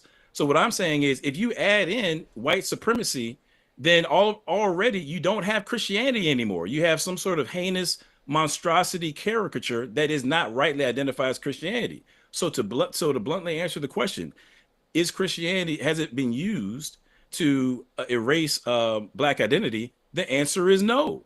Christianity itself has never been used to erase African or Black identity. He's not lying, because you guys knew Christianity since you came from Africa. Look, I'll give you an example. Okay, we have, again, Pope. His name is Pope Miltiades, a pope in 314 AD. Okay. You also have another pope. Matter of fact, this is from a book I have. And matter of fact, I never show this book. It's one of my favorite because it's got really, really beautiful pictures, man. In case you guys don't know, since I was a young kid, I was sculpt. I don't sculpt anymore, but I grew up with that talent, sculpting. So I appreciate art. You know what I mean? Like, obviously, you grew up in the hood. You don't say that shit. You know what I'm saying? So that's a different story. That was one of my secret talents. I don't like to share a lot about. Anyway, so check this out. I'm gonna show you something. This is from one of my. This is a really good book too, by the way. It's regarding the history of Africa. Okay, check this out. So here goes right here. Here we're seeing Abba Gregorius Ethiops Amarnis. So in, I believe, what year is that? I need to look it up. So this guy here, look how they're putting the picture next to him because they honor him. This is pride, and you know what I'm saying? This was like, come on, bro. It says here that on December 1st, 1520, he was consecrated and returned to Congo, accompanied by African priests trained in theology and canon law. Holy shit. You see? So when this guy's saying that the Christianity supposedly stripped the history of Black folks, no. You guys have always been familiar with this shit. They just lied to you guys. In the last 100 years, they lied to you guys. And in the last 100 years or more, they kept secrets from us. And now we've woken up. That's the difference. The missionary effort, however, was short-lived. The bishop's seat in Africa later became Sao Tome, but no Africans were appointed. Only the Bishop of Lao in Portugal had the right to appoint African priests. Holy shit. Now in the 18th century, the Jesuits established a college in San Salvador which trained clerics for religious services. Oh, see what I'm saying? Remember the book I showed you guys? Maya Conquistadors, how we had Black fathers teaching us Christianity. Unfortunately, none of the African clergymen were painted, or at least no protest has come down to us. Ethiopian visitors went to Rome in the Middle Ages after passing through Jerusalem, which was the meeting point of the Catholic and Orthodox churches. Ethiopia was Christianized in the 4th century. Delegations in the papacy and the pilgrim became more common. And come on, bro, all day, every day. The man ain't lying, bro, and neither was I. But I guess that's what it took. Let's continue. What has been used is a caricature wherein white supremacists added their cultural ills to the mix, and they perpetrated all these things. What we're seeing here is a failure to make distinctions. Critical thinkers ought to be able to make clear distinctions, and I'm seeing a lack of that on the other side of the house here. Lastly, I want to say, just again by way of distinction, there's a distinction to be made between Christianity and Christians. Christianity is what we described earlier. Christians are those who profess and can rightly claim themselves as following Christ. So Christians do all kind of bad things. That would include me or whoever else. But just because a Christian has done something wrong or groups of Christians do something wrong, that doesn't mean that Christianity is at fault. The teachings of Christ, the doctrines that I alluded to earlier in terms of what Christianity is, has never been used in and of itself to erase Black identity. It's this heinous caricature that you guys unfortunately are making are not making the right distinctions, which is, I find it interesting that Frederick Douglass, who endured slavery himself, was able to make these distinctions, and yet somehow, all this time later, somehow many of us have lost the ability to do so, and I think that that's really unfortunate. But I'll yield right there. Go ahead, BK. Right? Yeah. So listening is an art form. That's true. So is reading comprehension.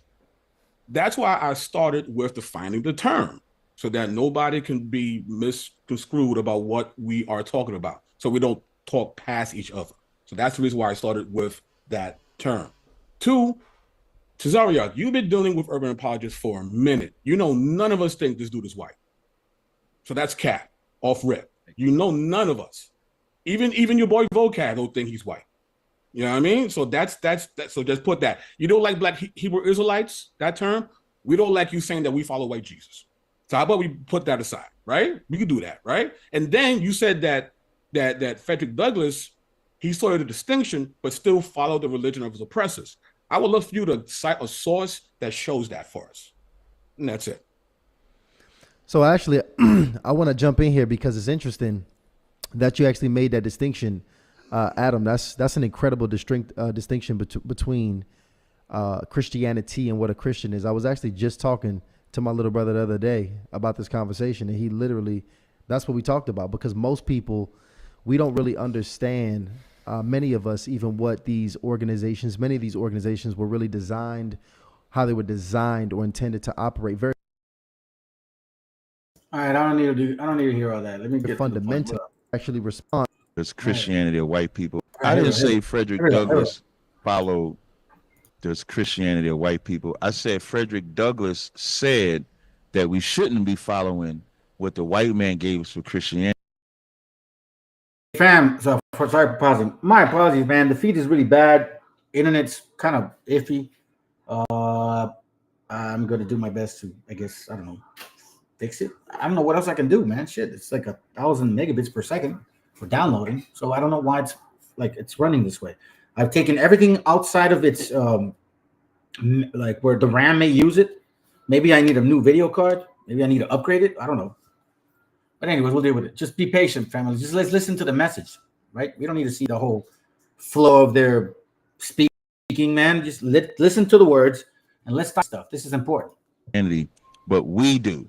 Meaning we didn't, we kept following it. That's what I meant. I didn't say Frederick Douglass did anything. I said we did it.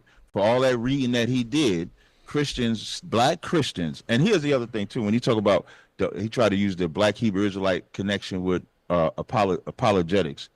Apologetics is not in the title. We're not talking about no damn apologetics. We talk about Christianity. And was Christianity the white man's religion? And once you face that they lied about the color of Christ, if they lied about that, what else did they lie about? If we go even further, what verse did they give us in the Bible? They gave us the New Living Translation of Ephesians, the 6th chapter, where it says, hey, family, I got a question. Is the Messiah or Meshiach, is he our forefather? Is he one of our forefathers?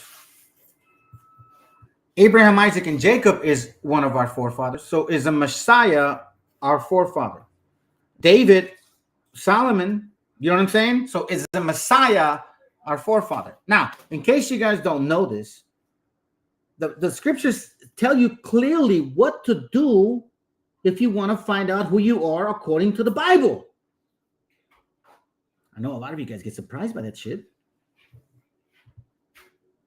Isaiah 51:1 says, hearken to me, ye that follow after righteousness, ye that seek the Lord. Look unto the rock whence ye are hewed. You see? It says, hearken to me, ye that follow after righteousness, ye that seek the Lord. look unto the rock whence ye are hewed. This rock is not the Messiah, and to the hole of the pit whence ye are digged, because Abraham came from a certain area surrounded by idolatry. And his walk was not necessarily idolatrous, but he came from an idolatry tree, if you want, for like an idea, idolatrous tree, I guess. Look unto Abraham your father, and unto Sarah that bare you. For I called him alone and blessed him and increased him. So it's telling us to look unto Abraham. Abraham, look unto Abraham. If you want to know your history, look unto Abraham. It didn't say, hearken to me, ye that follow after, seek the Lord, look unto, look unto Emmanuel, or the son of the virgin woman. This is the Old Testament. Keep that in mind. No, it says, look unto Abraham your father, and to Sarah that bare you. Why? Because it comes from the seed. Abraham, Isaac, and Jacob. It's still of the seed. But in order for you to find your origin, you got to find out, well, where did you come from? And what occurred? And what relationship do we have with Abraham? You know what I'm saying? So let's continue. Slaves, be obedient to your masters. And we still believe that we have to be obedient to our masters.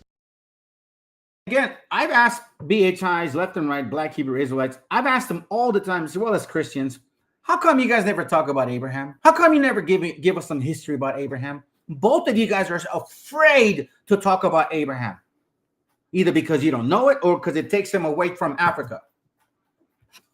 That's my experience. Let's continue. What the Israelites do is bring the truth of what the guy Adam say. First century Christians, that's what he said. First century Christians.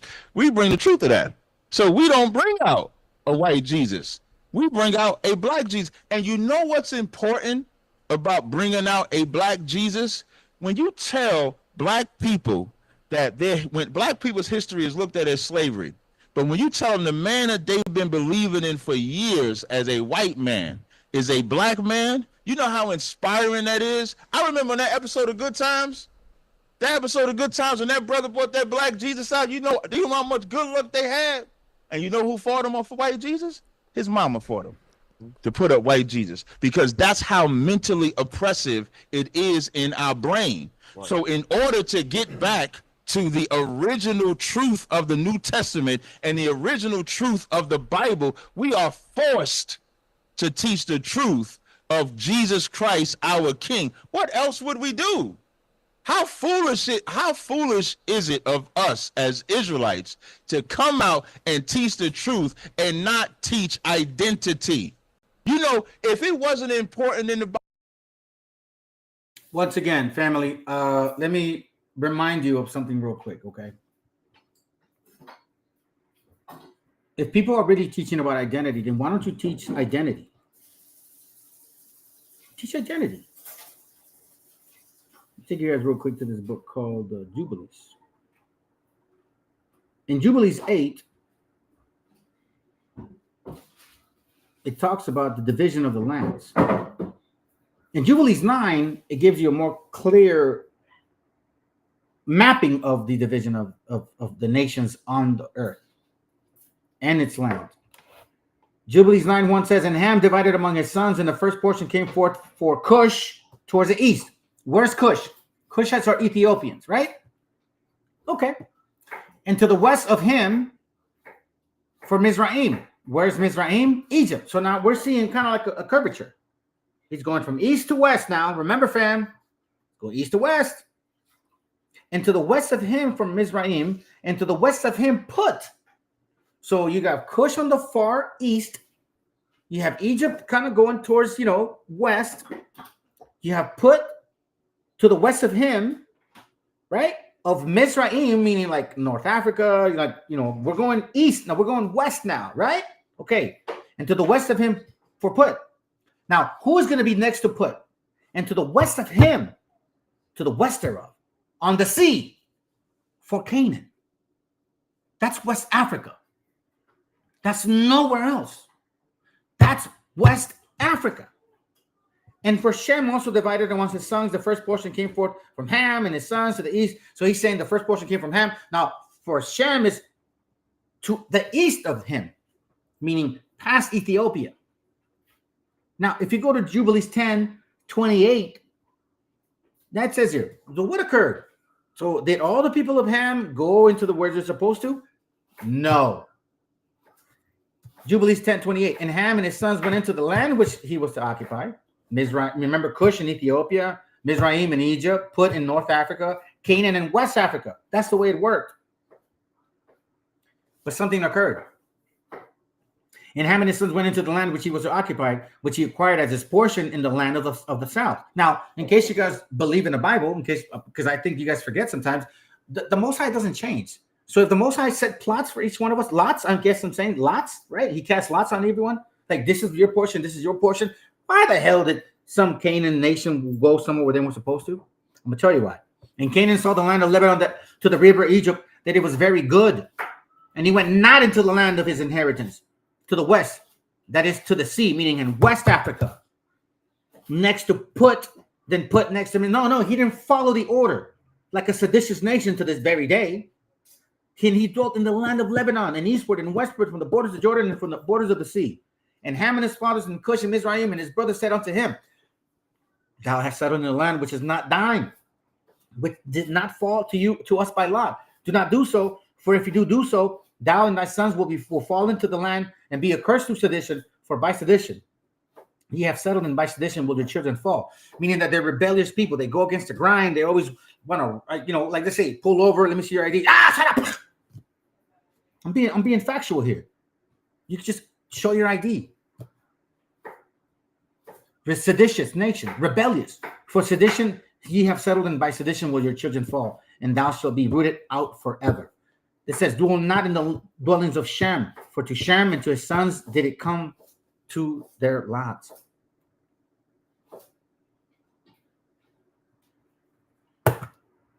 This is what we do and teach truth.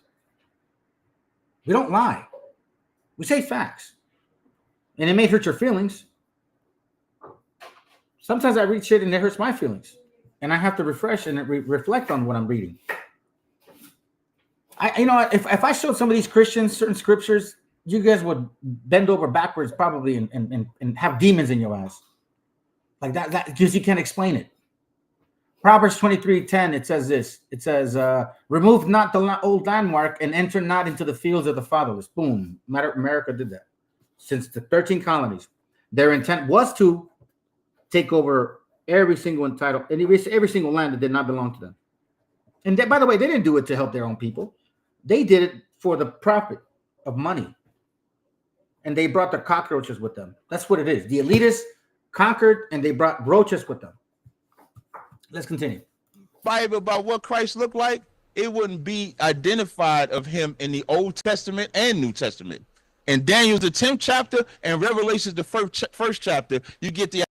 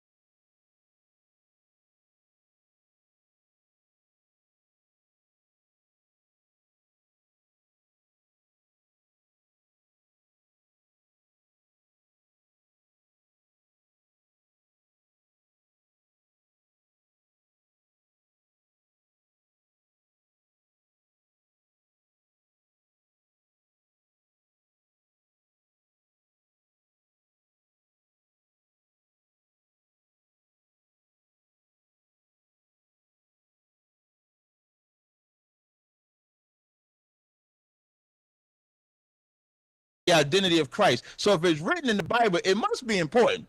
Hey, family, you know what's so funny to me? A lot of people are coming out at night tonight talking about, Christianity and all these things, right? Yeah, I know. I saw that, bro. I saw that. I was actually reading. Did you guys hear the scriptures that I was reading earlier? Or no? It's all good, man. You guys didn't miss anything. Let's continue. I was just talking about this dude with a mask right here. Like, that's how Israelites were scattered into every nation. So he says that because Solomon had multiple women, that's how Israel is scattered. No, Solomon, like for example, give me 100 women. Does that guarantee that all my children out of each woman will be a boy? No, they could all be women.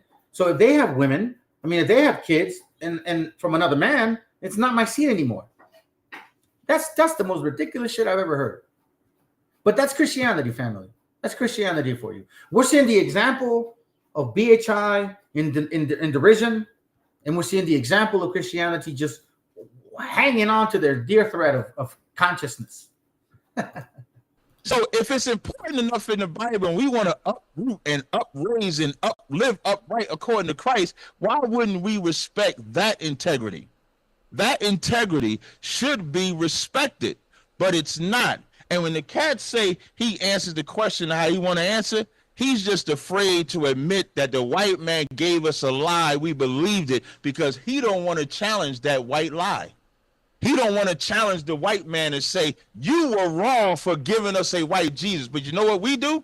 We do. Jeremiah 28:8 says, many prophets of old prophesy against great kingdoms. And that's what we do. Ephesians, the 6th chapter, say we wrestle not against flesh and blood, but against principalities and spiritual wickedness in high places. There ain't a greater spiritual wickedness than the Christian church and Christianity with that white Jesus, with Christmas, with Easter, with everything that they make a smorgasbord of God. I specifically want to address this doctrine. So Adam, how do you respond?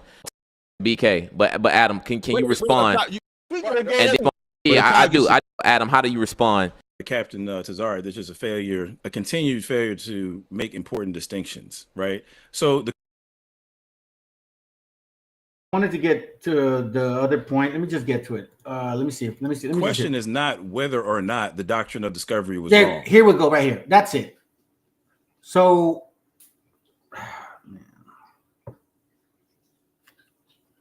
let me tell you something, family. The doctrine of discovery didn't affect Africa as much as it affected us. The doctrine of discovery probably affected Africa maybe like 10, 15%. Do you know who it really affected? Our indigenous people. And you got this trash over here, this damn convert, using it to justify some shit that don't belong to them. Once again, let me ask you, so-called African Americans, okay, if you guys think you're the people of the Bible, when did you guys have smallpox here in America? After 1492 or after 1619? When did you guys have smallpox here in America? And when did you diminish here in America from smallpox? And what king did they bring with y'all that they put in slavery? And what new religion that you guys weren't familiar with did they enslave you with? Those are 4 questions. It was absolutely, the doctrine of discovery was wrong and sinful, and everybody who co-signed it, including the Pope and on down, was wrong and sinful. As far as I'm concerned, they probably bust hell wide open. Really? Here's where I have a problem with you Christians, because guess what? In 1823, they used the doctrine of discovery to justify the takeover of the entire rest of the lands from the Mexicas, from the indigenous people outside of the Mexican, so-called Mexican people, the mestizos, whatever you guys want to call. It's not all Mexicans or Mexicas. In case you guys don't know that. Slavery was wrong and sinful. Any of the ills that you named, you know what I'm saying, we can agree that it was wrong, sinful, wicked, whatever term you want to use. The question is not whether or not those things were wrong. The question is that because these lands were stolen from our indigenous people, okay, from people like you guys, and they went to court and justified it. So if you Christians really are not about the doctrine of discovery, then give the fucking lands back to our people. Move the fuck back where you guys came from. Recreate your 13 colonies and squeeze your asses over there. If you guys really repudiate the doctrine of discovery, but you won't. Oh, here we go. Okay. See, you see, family. So This is what I mean by even my own people, right, want to come and ask. What makes you a son of Issachar? Before I answer your question, is it because you're so-called Mexican, son of Issachar? And if you really want me to answer the question you just asked me, like, shit, man, well, Deuteronomy 28, they always use Deuteronomy 28. So I'm asking them, how the hell do you claim to be the Hebrews if that shit never happened to you guys? It happened to us. It never happened to them.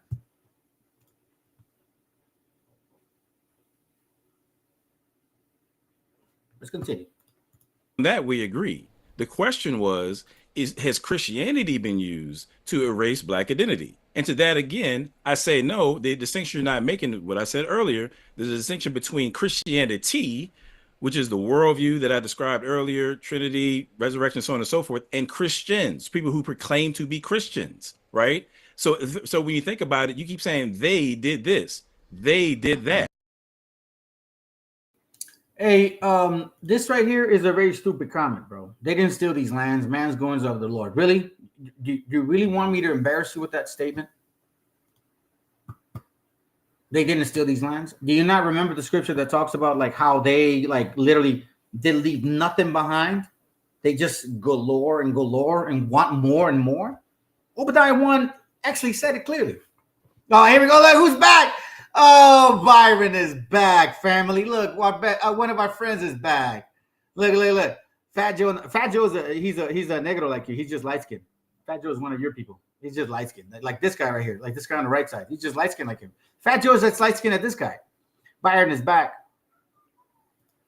I mean, there was smallpox came out of Africa, man. In case you don't know this, okay. So the European, the Christian, the white folks brought French pox. Africans brought smallpox. So was there ever like disease in Africa where people died of smallpox because of that? Yeah. I mean, obviously that did happen, but they brought smallpox to our continent, to our people. The Bible said that a nation from afar will bring this. He said that he's going to curse us with that disease. How would that disease get here? How? Like through the air or through people? Hey, look, hey, hey, man, listen, I'm just glad. Hey, listen, Byron, I like the fact that you like this channel, man, because this shows me that I'm doing my job. That's it. Just shows me that I'm doing my job.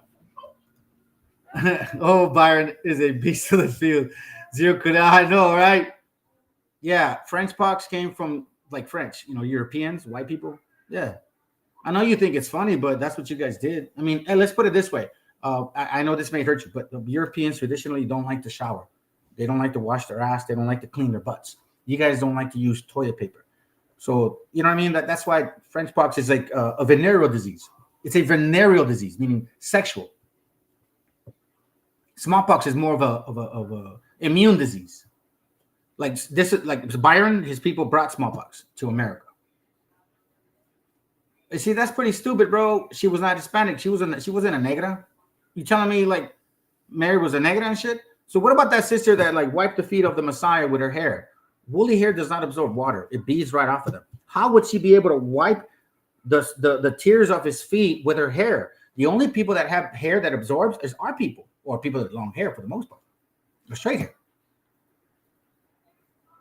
Nah, well, I don't know, bro, because what you're saying is, okay, let's go back, because I do pay attention. You said, is smallpox exclusive to natives? I just answered your question. I said, well, they go to Deuteronomy 28, and it's very significant. So then now you come back and say, I'm asking to understand your point because I don't know what your angle is. What do you mean what my angle is? Okay, all right. Okay, so let me show this, family. Apparently, we got new people in this channel. So let me show you guys. Let me show you what I'm about. Because I think that's the problem here. I think that's the problem here. So let's show what I'm gonna come back to this. Don't worry about it. So here's what I'm about. Okay, in this channel here, excuse me.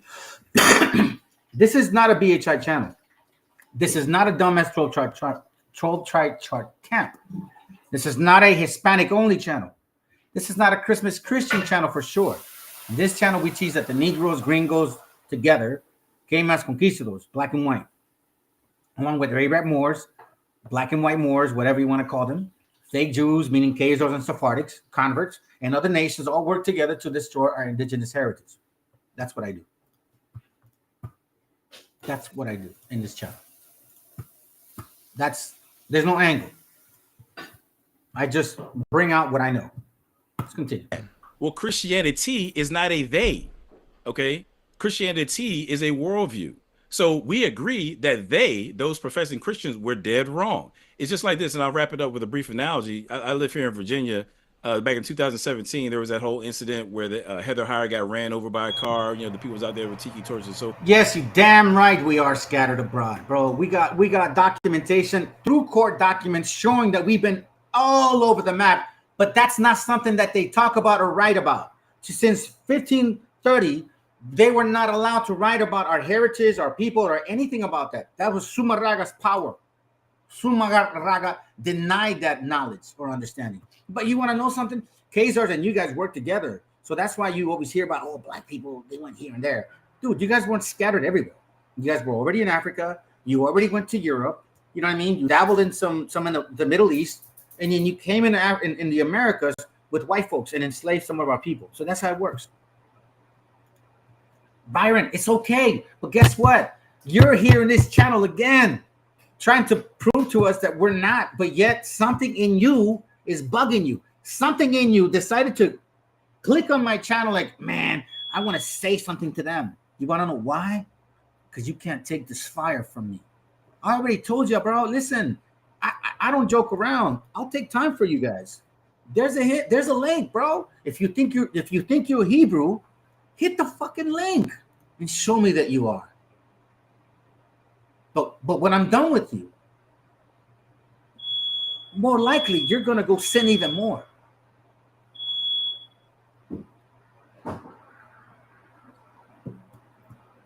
Hey, son of Issachar, do me a favor. Here's how I'm gonna answer that question. Look at my channel, look at the videos. I got tons of videos about this topic. That's an easy question. It's an easy question to answer. Let's continue, family. This is good, man. Stick around. forth. She gets hit by a car I'll be and right back. killed. I think it was a Dodge Caravan. Now, nobody went out and protested Dodge Caravans, right? Or no, Dodge Viper, I think it was what. Nobody went out and protested the Dodge factory. Why? Because they recognized that the car wasn't the problem. It was the person who was behind the wheel that committed a wicked act. And what I'm saying is, Tazariak is making a conflation between the car and the person, right? Christianity is not the problem. It's those people who profess to have been Christians, and most of them lyingly so, and did wicked things in the name of Christianity. And again, I'm calling that a perverse caricature of Christianity, not Christianity itself. Christianity has never been used to erase Black history. There you have it. I know we were closing out. We kind of jumped in on that idea. I want you, Captain Akai, go ahead and close out, and we'll come back to BK apologist so you can as well before we get to the next topic. I have a quick request. After Akai goes, can I take a 30-second response to what Adam said before you go to Brooklyn? Well, so just 30 seconds. So check this out. This is what we'll do. Hey, Byron, listen, you're back. Hit the link. I'll debate you right now. Come on, let's talk about it. Don't be afraid, bro. I'm not going to yell at you and shit. I don't bite. I'll be easy on you. So Hispanics and Native Americans are stiff-necked people? Well, you wouldn't know because you're not our people. That's why. Black people ain't stiff-necks. You guys are not. You guys are very flexible. You guys will ride with anything and shit. Trust me. That's why when our people go to jail, we don't have an option. When our people go to jail, we don't have an option to join a gang. That's the reason why we're structured in there, because we're stiff-necked. You're not going to force us to do some shit unless you put our fucking life in line. That's how it goes, man. But anyways, again, look, you guys are welcome to hit the link. You too. What's your face? RSKZ or son of Issachar, man. If you want to hit the link, bro, you can talk about it. Somebody brought up the Bible scripture. You don't even know what it says, bro. Matter of fact, I'll tell you what. Hit the link, read it to me, and explain to us what that says.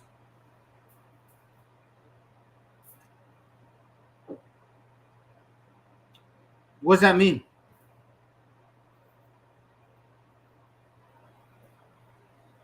What does that mean? Which books? You mean like the Talmud, the Mishnah, the Zohar? Is that what you mean? Or are you talking about some historical books that I'm bringing out? What do you mean? Be specific.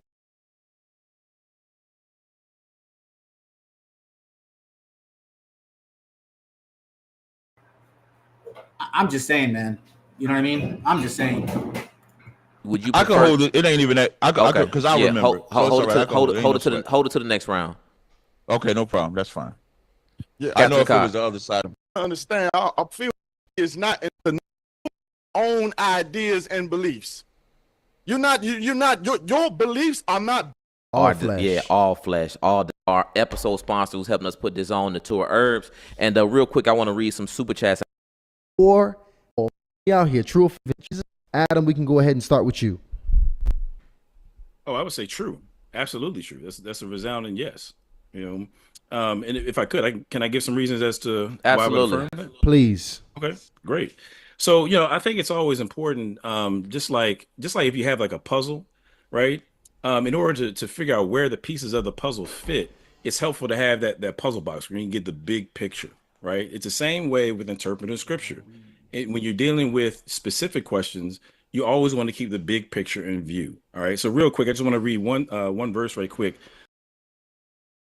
Before he reads the verse, I think that's a very important thing that he said. We have to look at the entire book and the purpose behind it. Right? The entire purpose behind the book. So now, if we're going to work to put a puzzle together, we have to have a center point, right? Like a starting point, correct? I think a puzzle does stuff like that. Doesn't it do it for us? We have to have a starting point. This is a vast book. You know what I'm saying? A vast, huge book. So one of my starting positions, and this is when it all like really opened for me, was Isaiah 51. And I know I read it before, but I'm going to read it again. Isaiah 51. Hearken to me. Hearken to me. If you guys know what that means in the Bible, then you would know that you need listen. Shut your ass up. Put down whatever it is you're saying. Byron, shut your ass up with your emotions. Hopeful soul, be quiet for a second. Job, please. You know what I mean? Just everybody be quiet. It says, hearken to me, ye that follow after righteousness. So it's saying that, listen to me. You follow righteousness, like you said, Byron, laws and all this shit, right? That you say you claim you keep, because I know you don't. Ye that seek the Lord. It says, so you follow righteousness, you seek the Lord, you want them? Okay, I'm going to give you some instructions. Look unto the rock when ye are hewed. That's a focal point. We're putting a puzzle together. He says, this is your starting point. Look unto the rock whence ye are hewed. Okay? And to the hole of the pit whence ye are digged. So he says, look unto this gentleman here, but find out where he came from. Where did I take him out of? Look unto Abraham, your father, and unto Sarah that bare you. Your father and your mother is your lineage. For I called him alone and bless him and increase him. He's calling each individual he's calling each one of us individually. He's not calling us as a group. Every single one of us has the spirit of Abraham, Isaac, and Jacob. This is why the calling is the way it is. And if you're going to get lost in the sauce because you want to look at Revelation 1:14, or because you want to jump 30:30, or because you want to feel good that he wants that Messiah has to look like you, you're not putting together the puzzle. Once again, I appreciate what he said. Matter of fact, I'll call this brother more of an Israelite than a lot of you dumb idiots. Let's go. So we can kind of get that big picture. This is Acts chapter 17, starting at 25. And this is Paul speaking to the Greeks. He said, and he, meaning God, is not served by human hands as if he needed anything. Rather, he himself gives everyone life and breath and everything else. From one man, he made all the nations that they should inhabit the whole earth, and he marked out their appointed times in history and the boundaries of their lands. God did this so that they would seek him and perhaps reach out for him and find him, though he is not far from any of us. So this is the Apostle Paul, and what he's saying is God has a global vision when it comes to salvation. God has a global vision. From one man, he made all nations. That word nations is going to keep coming up, right? In the Greek there, the word nations is the word ethnos, okay, which means people groups. It's not just some sort of like geographical area. It means people groups, all families. Sometimes you'll see in the translation. So Paul is pointing back to Genesis 1, where mankind is made in God's image, right? He's commissioned, to have dominion over the earth, go replenish the earth, and so on and so forth. And according to Paul, I'm glad you said that, bro. I'm glad you said that. So let me introduce you guys to a lot of my shit here, because apparently you guys don't understand it. And by the way, listen. I don't want to say I'm a gamer by heart, but I'm a little techie, dude. A little bit of it, you know what I'm saying? Just a little bit. All right, so here we got. Take you guys to the YouTube, and then I'm gonna go here, and I'm gonna go here. This is my channel. Okay. In 2.5 years, I've done 575 videos, and the average time on each video is about 2 hours. I don't mess around. This is my book. I'm not afraid to bring my book out. This is my book, our book. This is our family together. Anyways, so if you don't think that I go hard on people, bro, I go hard on everybody. I go hard on the Spaniards, the Negro race that flew into space, and the wicked Talmud. I go thorough. On my channel, I probably go more thorough than anybody else. I don't have any reins on me. I know what I'm talking about. I know these guys are converts, just like you, Byron. So before you go and assume things, hold on a second, sorry, family. Sorry, I didn't show you that. Open up another window. This one. So before you go and assume shit, here it is, right here. Here's one of my classes, 575, and I said, I go hard on everybody. I go hard on Christianity, on the WASP, the gringos, American hate, debunking fools, calling out idiots like this guy right here. He never shows up. Giving you history of Abraham, Isaac, and Jacob. Told you about what happened and occurred and how we lost our heritage here in 1492. This is the land of Ophir, proving it with deep doctrine and deep understanding and books as well. The wicked Talmud. The metamorphosis of the Khazarians and the Blackamoors, who brought smallpox to America. I even call out this culo miados mofo, and they don't show up, man. Listen, nobody shows up to my channel, Byron. They're scared of my channel. I don't know why. I call everybody out. Freemasons, I call them out. Converts, I call them out.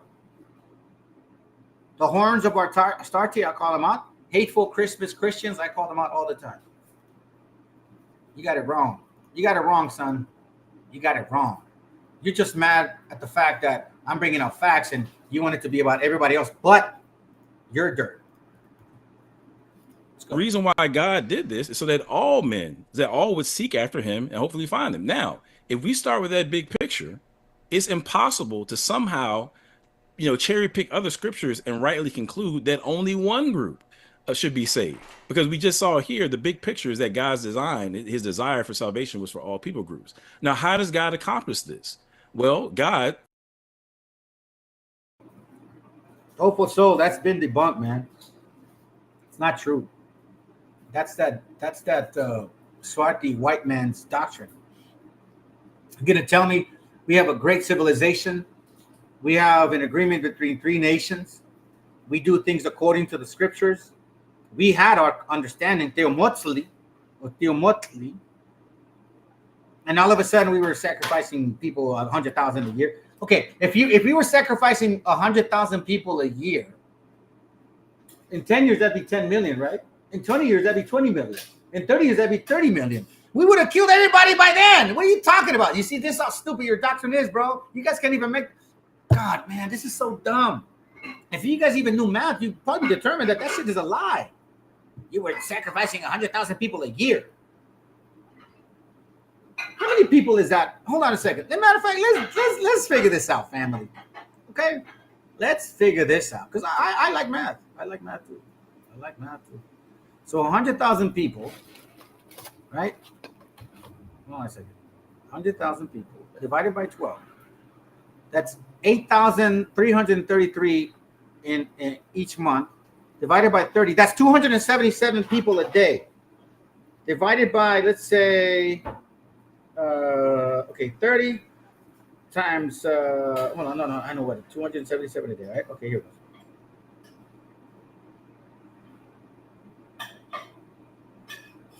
Times 5 years. That's no, bro. That's impossible. You would be destroying the whole nation.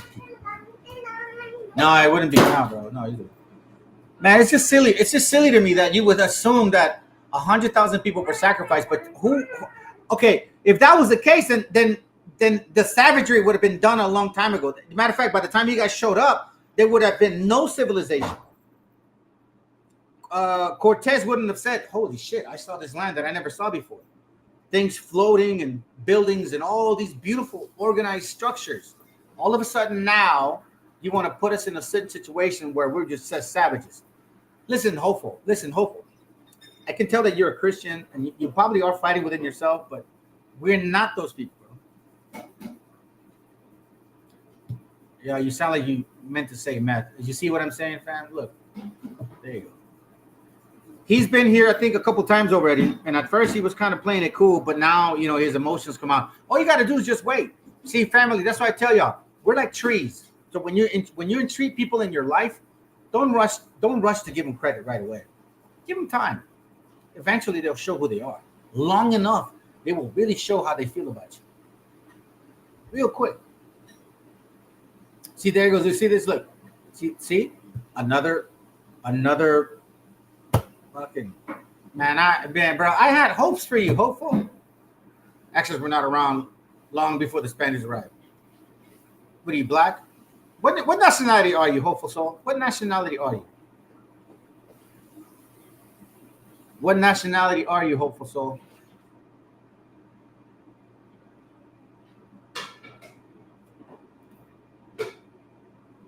Hey, America alone has 80 million abortions. The Most High is mad as hell. They can have their MAGA. Yeah, let them have their MAGA. He's probably chill. It's a joke because you said, I don't know math when your math was way off. What do you mean? Whose math was way off? What are you talking about?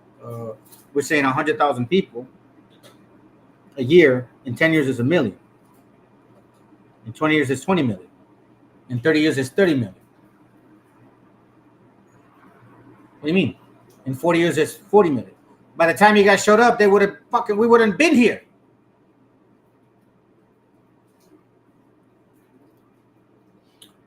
Oh, you want me to? Oh shit! I love it. God, you guys are too easy. And see, this is why. This is funny. This is great. Well, I'll show you right now.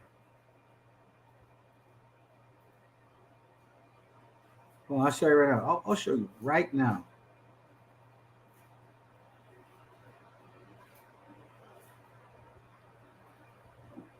Where is this page? Right here. Is it right here? I got you. I got this wonderful book, man, and I'm glad I found it. It was from, let's see if I can get it here. Here it goes right here. Here it goes right here. I'm going to read it in Spanish because it's in Spanish. He says, so Hispanics and American Indians persecuted the Messiah? Okay. I'll show you, family. Hey, listen, you guys that are new to this channel, you're going to find out that I do read a lot. And I have an answer for a lot of shit. Okay? And I'm not boasting because there was a time when I didn't give a damn about these things. So, yeah, You're right. Matter of fact, even the Spaniards admitted. So here's what the Spaniards said about us. Okay? With regards to, first of all, they did not believe Sumarraga. Okay? They did not believe Sumarraga because Sumarraga was talking. They did not believe Sumarraga because Sumarraga was always believing in the Virgin Mary, and they didn't believe in that concept. He was trying to push that shit. But in this very same book, okay, listen to what he says. The guy says, so you're saying that the natives and Indians persecuted the Messiah? You damn fucking right we did. And even the Spaniards, who are of so-called Sephardic bloodline, right? They knew that. It says, los españoles no creyeron en lo que dijo Juan Diego respecto de la aparición, ni tampoco de lo que expresa Juan Bernardino, porque para él los indios eran seres irracionales. Listen to this. Porque para ellos los indios eran seres irracionales o judíos, y se necesita que el Papa Paulo III los sacara de su error por medio de su breve del 10 de julio de 1537, en cual declaró que los indios eran seres humanos lo mismo que los conquistadores. Check this out. Fray Pablo Baumont, español y franciscano de Querétaro, escribió que en el último tercio del siglo XVIII, que la causa que los indios fueron tan maltratados por los españoles era la etimología, que la palabra judíos, porque antiguamente era la J y la J era I, latina, y que la palabra judíos era escribía indios, que con el transcurso del tiempo la U se volteó y convirtió en la N, y resulta los indios, y decían los conquistadores, indio vuelta N, de arriba a abajo, quiere decir judío, y podemos azotar a los indios y exigirles todo el dinero que se puede, porque son hermanos de los que crucificaron a Jesucristo.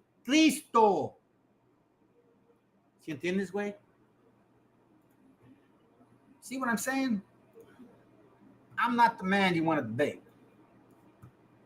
Let's go. His plan of salvation it was to Israel and works through Israel, ultimately fulfilled in Jesus Christ. I'll be quick with this. Let's go to Isaiah chapter 49. All right. We're going to start at, this is just a couple verses here. Excuse me, Isaiah 49. We're going to look at verse 6. All right. Verse 5. And now the Lord says, he who formed me in the womb to be a servant to bring Jacob back to him. Jacob in the Old Testament, that's just referring to all of Israel. Jacob back to him and gather Israel to himself, for I am honored in the eyes of the Lord, and my God has been my strength. He says, it is too small a thing for you to. Hey, so check this out. He says, a true man of the Lord would understand the world must go out. So that means you're a true man? Because you feel this way. You feel this way. That's the problem with y'all, man. Because our people lost our heritage for being hard. Nah, you guys didn't lose your heritage, bro. You guys have always been blackity black, bro. You guys have always known you're Africans. You have always been knowing that you're Africans. Always. We didn't know that we were Hebrews. Well, yeah, we dwell among you heathens. That's, as a matter of fact, I have a book where it says agravios, where it said that whenever the Spaniards lived with our indigenous people, the problem wasn't so much with them. The problem was so much with their servants, black people like you, because they would go in there and rob our people. And you know what I mean? Like it would cause agravios, meaning abuse. They were abusive. That's what it means, Byron. Let me see if I can skip this because this gets a little boring. Let me go to this point right here. This is a good point right here. Naphtali wasn't there as a nation. Ephraim wasn't there as a nation. Issachar wasn't there as a nation. Manasseh wasn't there as a nation. The other tribes weren't there as nations because they were scattered. So the light that they are being is Paul perish. To Isaac and to Jacob. So, but not who are humanity filled. You brothers can, there you have it. That want to go ahead and pop it off can answer the question here. The topic again, just to remind everybody in the room. Again? Yes, sir. You absolutely can. Salvation Okay, hopeful soul. Now I'm gonna fucking put you in pieces and shit. Okay, what about Abraham? What do you know about Abraham? Who brought the God of Abraham to each corner of the world? What are you talking about?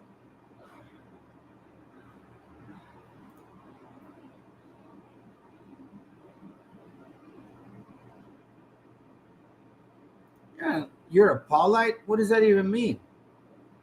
Well, hit the link then. Show me how much you know Paul, because I know Paul very well. I know Paul very well, bro. So if you're a Paulite, then show me how you a Paulite. Because you can't even spell it right. Paulite. You're not even polite. You misspelled his name. Listen, Hopeful Soul, RSK, Byron, you guys can hit the link right now. Let's go, bro. Let's stop playing games, man. You guys are men. You guys are men. Come on. Let's go.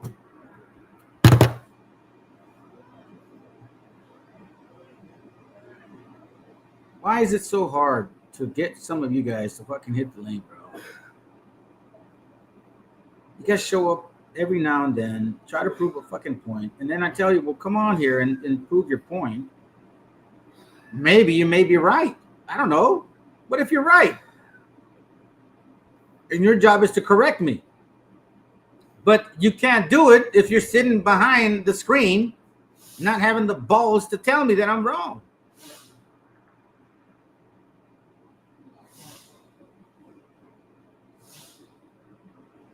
Yeah, I'm sure they do, bro.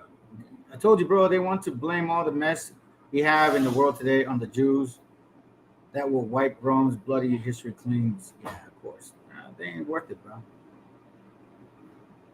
It's a sad case today, family. You know, I always try to make it clean and good for people to show up. Be like, yo, listen, bro, show me where we're wrong. Show me where we're wrong. You know, and it's okay, man. Listen, man, if I'm wrong, I won't teach this shit no more, bro. I'm like that. I'm very good about that stuff. I keep my word. The last thing I want to do, I don't ever want to sit on a lie. I'd rather know the truth than sit on a lie. That's just the way I am. But, you know, I don't know. Let's continue, man. Let's continue. Let's play. They don't show up. Salvation is available to all who believe in Jesus. Now, let's hear the breakdown and then we'll go from there. Jesus Christ, regardless of race or heritage. True or false? That direct answer is false, and here's why. Matthew 15:24, Christ said, I'm not sent but unto the lost sheep of the house of Israel. John 4:22, Christ said, salvation is of the Jews. Normally, when we have this conversation, they have a semantic argument. They want to argue Gentiles and heathens and strangers and stuff like that. Let's look at nations. So this is the book of Obadiah 1:19. It says, and they of the south shall possess the mount of Esau, and they of the plain of the Philistines. 1:18. And the house of Jacob shall be a fire, and the house of Joseph a flame, and the house of Esau for a stubble, and they shall kindle in them and devour them, and there shall be not any remaining of the house of Esau, for the Lord hath spoken it. So now that's just one nation that would not even remain. So any Edomite would not even be in the kingdom. So when they say salvation is for all, Edomites don't count in that. And I would love to know who they identify as Edomites. They're not in there. If we go to the book of Isaiah, chapter 60, remember, we're talking about salvation in the kingdom of heaven. So let's read this book of Isaiah, chapter 60, and let's read verse 10. It says, and the sons of the strangers shall build up thy walls, and their kings shall minister unto thee. For in my wrath I smote thee, but in my favor I have had mercy on thee. Therefore thy gates shall be open continually, they shall not be shut day nor night, that men may bring the forces of the Gentiles, and that their kings may be brought. So now in the kingdom of Israel, they'll be bringing the forces of the other nations, and they'll be bring the kings of the other nations. Verse 12. For the nation and kingdom that will not serve thee, the thee is Israel. So the nation and kingdom that will not serve thee shall perish. Yea, those nations shall be utterly wasted. And that Isaiah the 60th chapter is echoed in Revelations, I believe the 21st chapter. This is Revelations 21 and 25. I'm gonna read 24. Since they want to be saved, let's see what they saved for. What I just read in Isaiah 60, Revelations 21 and 24 says, and the nations of them which are saved. So now here it is. They want to be saved. Let's see what are they going to be saved like the children of Israel, or are they going to be saved for something else?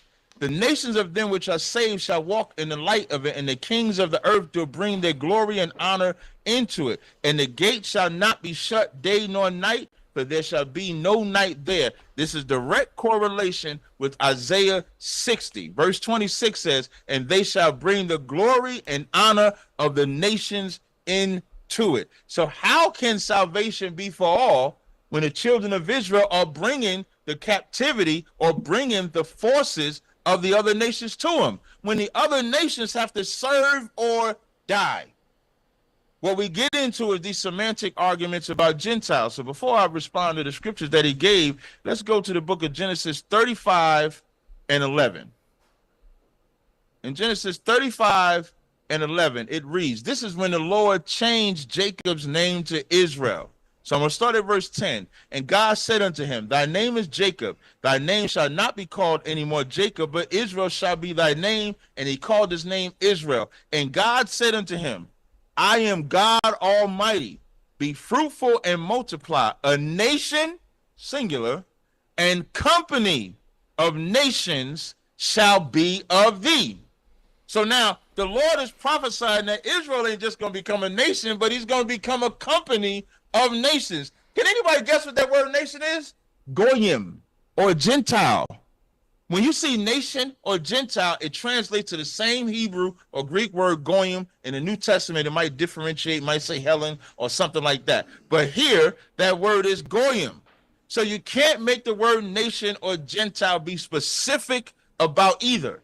So I'm not saying every time you see the word Gentile, it's an Israelite or non-Israelite. There's a context, because the word ethnos is used here, but it's not talking about non-Israelites. It's talking about the Israelites becoming a company of nations. So when we go to his Isaiah, the 49th chapter, and this is what stumps a lot of people, because in Isaiah 49, it says, the verses he read, is a light thing to a servant to raise up the tribes of Jacob, restore the preserved of Israel. First of all, Jacob and Israel is the same people.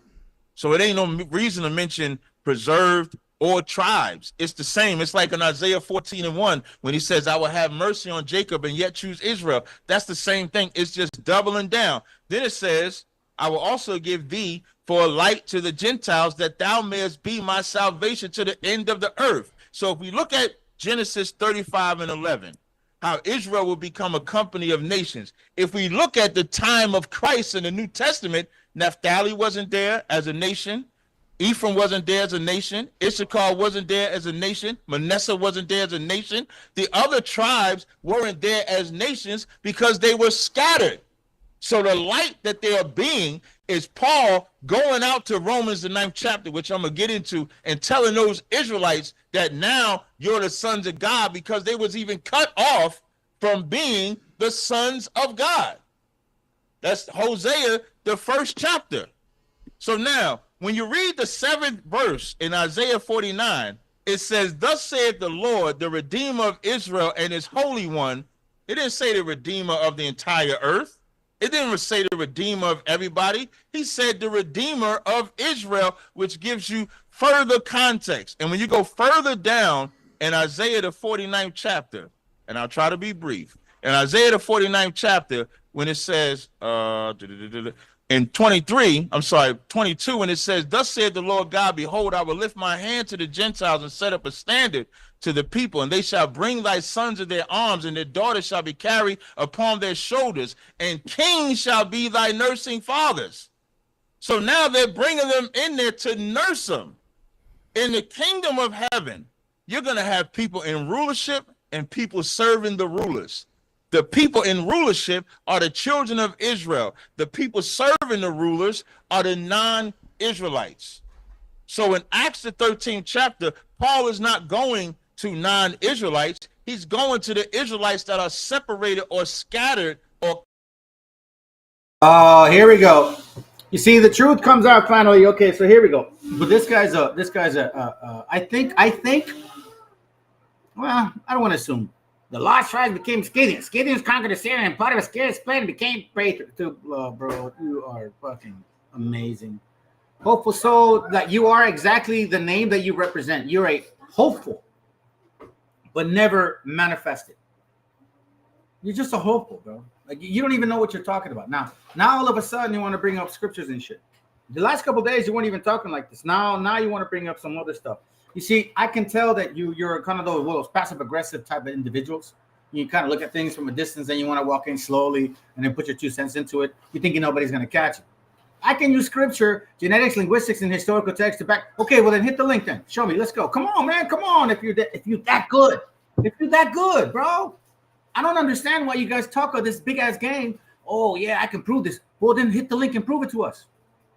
We're waiting here. All of us are waiting for some education. If you guys have some fucking vast knowledge on it, then let us know. Not let us know, let us know. This ain't Christmas concepts, bro. This is real facts. Saying something is a lie without showing how it is. Yeah, you're right. In my channel, I show everything I say. I'm glad you say that. So you just said that I can use scripture, genetics, linguistics. You've been saying a lot. So how come you're here and you haven't proved us a damn thing? You're not a man of your word. You don't stand behind what you say. You say, but you don't stand behind what you say. Hit the fucking link and prove to us how you have scripture, genetic, linguistic, and historical text to back my claim. Then show me then. That's more than black and Mexican people can ever do. Then show me, hopeful. I would love to have this debate with you. I would love it. Today especially. Because I'm ready. Let's go. I want people like you. I want people especially like you that claim to be this knowledgeable and strong. That act like they have the strong spirit. It's like boxing, man. You know, you think you know what you're boxing about. You think, I'm gonna beat that guy. But then when you step in the ring and you realize not only does he hit hard, but damn, he's got a strong spirit. It's a different thing. Everybody has a plan until they get hit. You quoted Josephus and told me a verse. You told us what? Told us what? What verse? You see what I'm saying? You see, hit the link. Thank you, bro. Hit the link. That's it. Just hit the link. Just hit the link. Bro, you just said that you got some linguistic knowledge and shit, and just really, I mean, by that, I should be like, oh, pobrecito mexicano. Hey, mom, he's very educated, mom. I don't know. You know, he says he's got a lot of degrees in linguistics, languages. Maybe I should run from him because, you know, I'm Mexican like he says I am. Get your fucking ass out of here. Oh, this right here. Facts. People will avoid sparring you. Yeah, they will, bro. And that's exactly what you need to learn. As a matter of fact, after you go through all hitting the bags and the mitts and all that shit and running and training and sit-ups and all that squats, every fucking cardio shit, you got to be sparring. That's where you learn everything in sparring, not outside, not in the fight, in sparring. Matter of fact, I would suggest to anybody that likes to love boxing, bro, I would tell you guys to spar all the fucking time. Spar 100% of the time, every single day. But make sure that you train. I'm just saying, because that's my sport. I love boxing. Why? Why would I read Lat for it? You don't even know how to explain it. You know how to explain it. Come on, man. Matter of fact, you know what, Joe? The reason why I think this helped me a lot, this walk helped me, was because in boxing, the one punch you have to learn and repeat all the time is the jab. Like, I love the jab. I think the jab sets you up to get in, to get out, to defend, to hook. You know what I mean? Like, the jab is everything. If you have a beautiful jab, bro, and it's fast, you can learn to throw those. I mean, anyways, that's just the history. But the point being is, it's so repetitive. It's like constant. So when I started learning this book of ours, I went into the milk and I was thorough with the milk, bro. And I was just constantly repeating the milk in my head. Where is this? Where can I find that? Where can I get this? Matter of fact, I had this Quizlet stuff, right? And I would play it at night. I had like 200 questions and shit. And my wife would hate it because she's like, when are you going to stop playing that? and it was just repetitive, playing over and over. Like, what is righteousness? What is truth? What is this? What is that? Where can I find this? Where can I do that? Da da da da da da da. That exactly. It's a feeler because that's the milk, the beginning stages of your distance. You know. But again, the point is because it's so repetitive. I think that's why the scriptures were natural to me when I was having to learn the milk, because people don't like it to be exciting, man. Like, oh, I'm gonna go to Sirach and Wisdom of Solomon, and I'm gonna get all this great wisdom. But they don't even know the milk. They don't even know the basics of the Bible. They don't even know like the books, the category of the books, like categorize them. I mean, I haven't shit, it's been a while. There was a time where I knew them all, but I would have to practice again. But anyways, the point being is, you know what I'm saying? You get my point. Let's continue, man. Enough of my talking. Let's go. Cut off.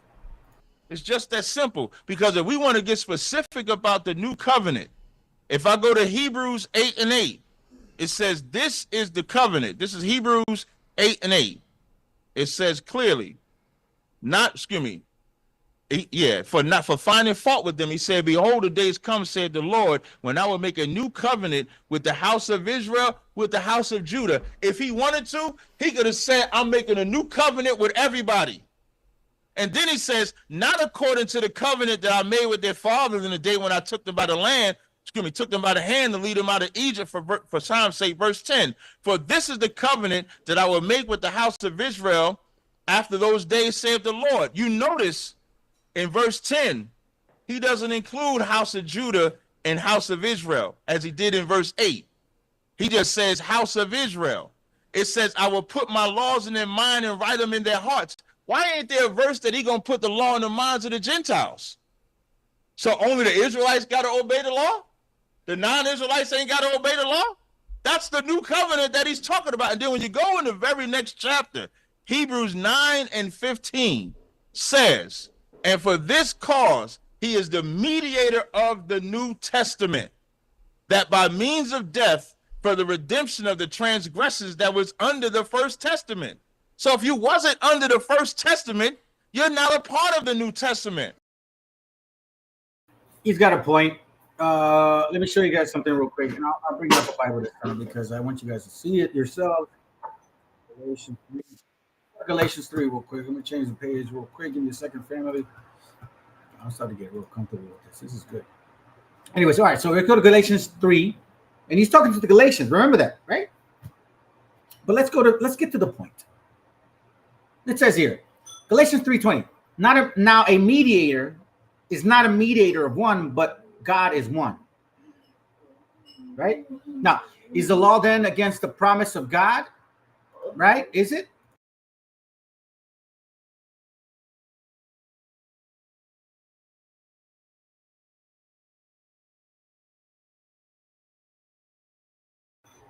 All right. So it says here, now is the law then against the promise of God? God forbid. For if there had been a law given which could have given life, verily righteousness should have been by the law. Now, let me teach you guys something real quick. This is going to be heavy for you Canaanites. He's talking about Abraham. You're like, what do you mean? Is the law then against the promise of God? God forbid. What he's saying, no, the righteousness still stays strong. For if there had been a law given which had given life, verily righteousness should have been by the law. Why? Because Abraham was not born in the commandments of the Most High. Abraham circumcised at 99 years old. He walked with the Most High's understanding, or at least the relationship, for 24, 25 years, based on according to the Bible. Verse 21 says a lot, but you guys don't know the Bible because you don't know Paul. So you RSK dude, you ain't no Paulite, bro. You don't know the scriptures like I know my book. But the scriptures have concluded all are under sin, that the promise by the faith of Meshiach might be given to them that believe. But before faith came, the understanding, meaning the walk, the wisdom, the perfection, we were kept under the law. The Galatians, if the Galatians were not Hebrews and were Gentiles, what do you mean we were kept under the law? shut up unto faith, which should afterwards be revealed. Wherefore the law was our schoolmaster, meaning you go to preschool, kindergarten, elementary, junior high, high school, college, you know, all that MA, MBA, PhD, all that shit, right? You don't skip shit. Matter of fact, Anglo makes sure that you don't skip shit. You can't go from elementary to college and say you're all, you cannot, matter of fact, you can't go into college and say, yeah, I can do it. No, you can't. You got to go through the process. Why is the Bible any different? Before faith came, we were kept under the law, shut up unto faith, which should afterwards be revealed. Wherefore the law was our schoolmaster to bring us unto Christ, meaning the understanding, the spiritual and the mental, the whole compact, the whole, yeah, the man, shit, man. The bigger picture of things. The law was our schoolmaster to bring us unto Christ, that we might be justified by faith. Why? Because Abraham was not keeping the commandments. He was in the Ur of the Chaldees. His father was worshiping other gods. Circumcised at 99. Bro, if you don't know Abraham, you don't know the Bible. This is why it says, hearken unto me, ye that seek after righteousness. But if you're not of Abraham, Isaac, and Jacob, you will never get it. It's all good, man. If you learn it today, then I'm glad you learned something today. I'm glad you learned something today. But this is not a Christian book. This is not for everybody. Not everybody gets a chance to that type of repentance. That's what it says. He that, how can I put it? He that blesses Israel, I guess, shall be blessed. I don't see none of y'all blessing our people at all. You guys hate us. So then that hate's going to come back to you. Paul so you're an Old Testament keeper, Paul? So you keep the Old Testament then, Paul? So hold on a second, family. What's going on with this guy? Now he's lost it. So you're an Old Testament keeper, Byron, the bullshitter? Wow, you're a sad case, dude. Now you don't know where you're going with this. Why is Abraham father of all the nations if he was a sinner? Oh, okay. So you think Abraham wasn't a sinner? Oh, dear Jesus. Family, why is it too easy? Why is it too easy with these guys? This is too easy. Come on, man. Give me a real hard project, Father. You know what I mean? Give me a real challenge, man. I can't believe you said that dumb shit. All right, let's go here, fam. Let's go here. Let's go to the Apocrypha real quick. I'll show you guys the page right now. Hold on a second. Let me go here. I'm just trying to set it up. All right. Let's go to the Apocrypha real quick, and we go to Judith real quick. All right. So then we're going to go to Judith. We'll say Judith. We'll do Judith 5. So now, in case you guys don't know this is why is Judith shown with the King James? Oh, anyway, that's not. Whatever. I thought I was going to say something else. So here we see that Heloniferness is asking a question about certain people, us, our gente, right?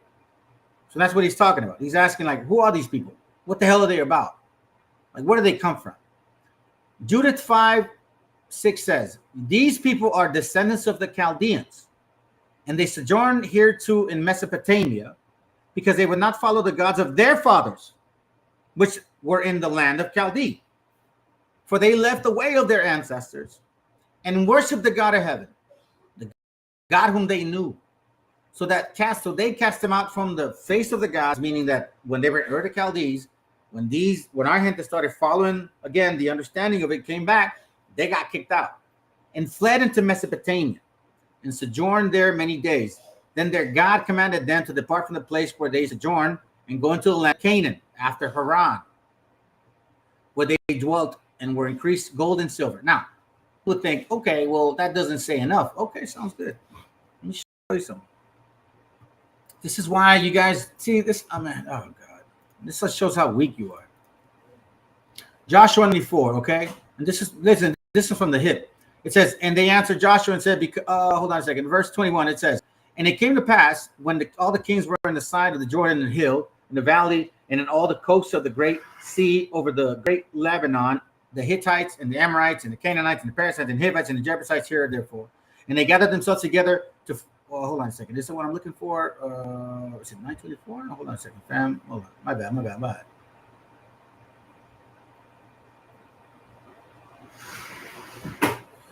Which one is it? Shit. Hold on.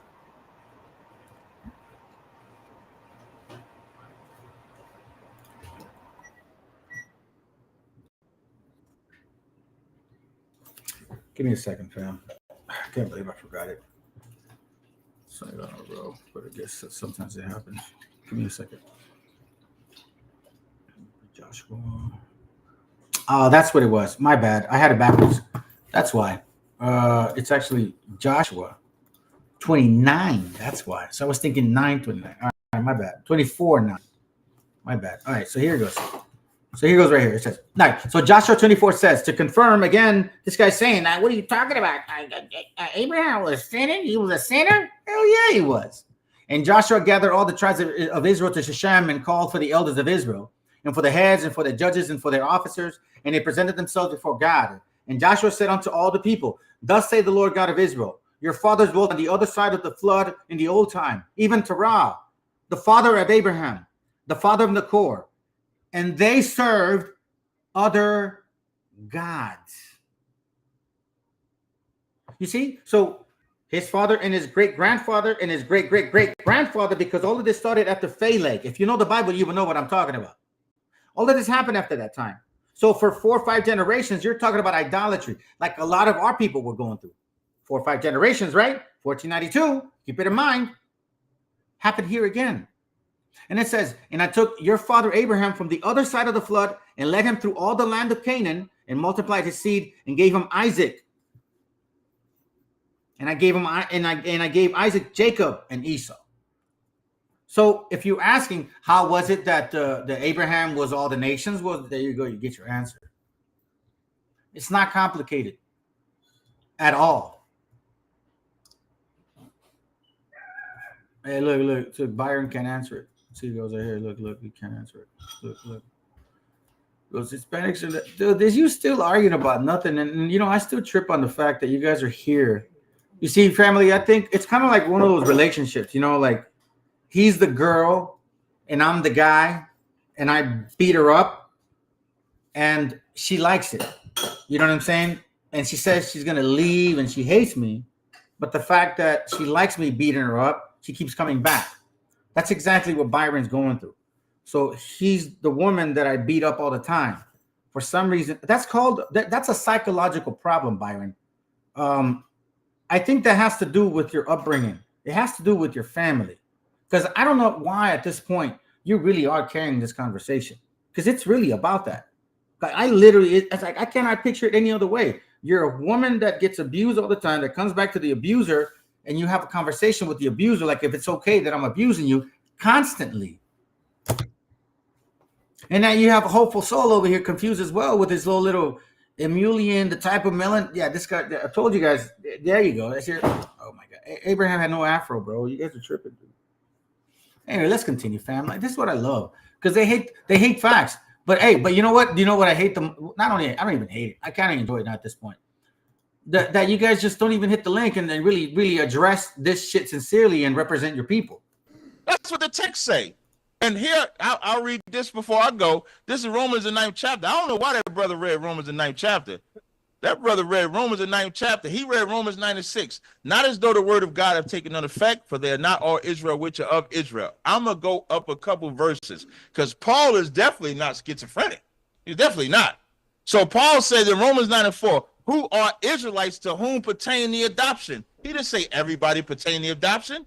He only said Israel pertains the adoption, the glory, the covenants. So only Israel pertain the covenants. The giving of the law, only Israel pertain the giving of the law, the service of God, and the promises. So the only reason we have access to this New Testament is because of God's promise to Abraham. If it was based on keeping the old. Again, I'm glad he brought Abraham, but Abraham did not come from Africa.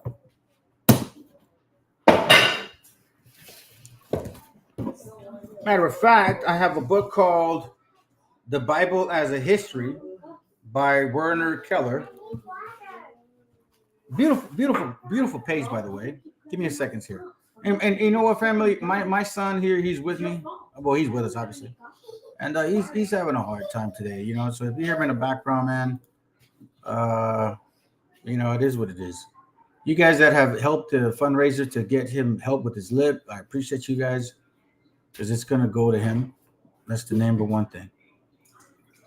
I know it's gonna cost some money. Hopefully by next month or two, I would be able to generate enough to do the surgery. It's gonna cost like what, 12, 15? That's the cheap side, right?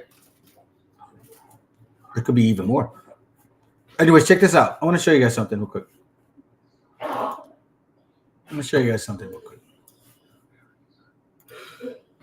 Here we see a picture of the land, right? It is right here. You guys can see it clearly. Picture of the land right here. Now, pay attention to how some of these things here are structured. What does that look like? They call them ziggurats, right? But that looks like our stuff. You know what I'm saying? Anyways, the point being is Ur the Chaldees is right here. So we know that Abraham, Isaac, and Jacob sojourn here back and forth. We also know and understand that Abraham made sure and told Eleazar. It was Eleazar, right? It was Eleazar. Sorry, my wife is here. We help each other out. It was Eleazar. He told Eleazar that make sure. No, I think he told him, yo, grab your nutsack and shit and promise me that you're not going to marry my son to no Canaanite. Make sure that you go back to my land with my people from Padam Aram. Padam Aram. Padam Aram is not in Africa. I mean, again, these are sincere, freaking point to the point questions. Let me look for the page real quick, and I'm going to read it to you. It's a really good book. I got it at is this the one I got to? I think it was the one I got to swap. Oh, I'm gonna find this thing. It's the one I showed you guys where it was saying that since the pictures dates back in 1900 BC, that we may imagine that Abraham and his family looked something like this, and we saw the Semitic people with the pictures on the pyramids. You know, with the donkey and then the baby walking with them and all that stuff, right? I mean, these are actual things like in books. You can read them, and you have people like these guys over here trying to tell us that no, it's different than that. No, Abraham had woolly hair. Show me where it says that Abraham had woolly hair. As a matter of fact, show me when the so-called African Americans here in America had smallpox, or even ate grasshopper, or even ate unleavened bread like tamal. Because that's what it is, unleavened bread is tamal. Or baked cakes like tamat. When did you guys do that? Or when did you plant tamarind like Abraham? Tamarindo is a very popular plant for us, a tree that we know that we planted for our families because it takes a while to grow. When have you guys been known to do stuff like that? When were you guys wearing sandals? You know what I'm saying? Like leather sandals. Or these baskets that us are known to make. When? I mean, I'm asking these questions in sincerity, and I never get answers. What I get is, well, you know, Revelation 1:14 says this, but that's it. Man, I don't remember. I think it was Genesis 17 or something. Let's move on. Let's continue with this. Hold on. And of whom concerning the flesh Christ came. So now the fathers are only Israelites. So that's the only reason Christ came, was for those fathers. not Moabite fathers, not Ammonite fathers, not Edomite fathers, or Hamite fathers. Then his verse says, not as though the word of God have taken none effect, for they are not all Israel, which are of Israel, meaning being in Israel ain't enough. You did now. This is ooh. Hold on, Cesaria. I got a question. I want to just get an understanding here real quick, just for myself as I'm really learning. When it comes to, especially because we're talking about salvation, so just to be clear for myself and the audience, does this mean that anybody that is not a descendant at all or related to the Israelites, they will not be able to achieve heaven in the afterlife? That is absolute facts. And if you wouldn't have interrupted me, I'm not saying that to be funny. It's not serious. I'm just saying it to be funny. And when I read these next verses, let's see what Paul says. You ain't got to listen to me. Let's just see what Paul said, Kyle. Verse 7, neither because they are the seed of Abraham are they all children. Why is that even important? Because Abraham had 7 fleshly sons. He didn't just have Ishmael and Isaac. He had 5 other sons. So it says, neither because they are the seed of Abraham are they all children, but in Isaac shall thy seed be called. That's what God said in the Old Testament, and that's what Paul's saying in the New Testament. So if you're not the seed of Isaac, you are not even the seed of Abraham. You're not even the child of Abraham. Verse 8, that is, they which are the children of the flesh, these are not the children of God. You know what's the heaviest part of this conversation? When Paul is saying this, he's not even talking about Hamites. He ain't talking about other Japhites. He's only talking about Abraham and his 7 other sons. Okay, so you brothers that wonder why I may have a problem with these people here. Well, I don't want to say these people, with this doctrine. Because if he is our people, for example, he's teaching good. But what they believe is this, family. Okay? This is what they believe. I'm going to show you this right now. In case you guys are not familiar with their doctrine, you come to the right channel to find out how deep their doctrine is. Meaning in a sense of like devilish and fucking demonic. This is why I call this, well, actually, not this class, but I have another class called Demonic Dominion. Anyways, so let me show you something real quick. We all know that they go to this Revelation 1:14, right? Now, a lot of us don't realize that psychology tells us, and so does the Bible, that repetitiveness is conditioning. Repetitiveness is conditioning. Okay? So, these camps always say, Revelation 1:14, his head and his hairs were white like wool.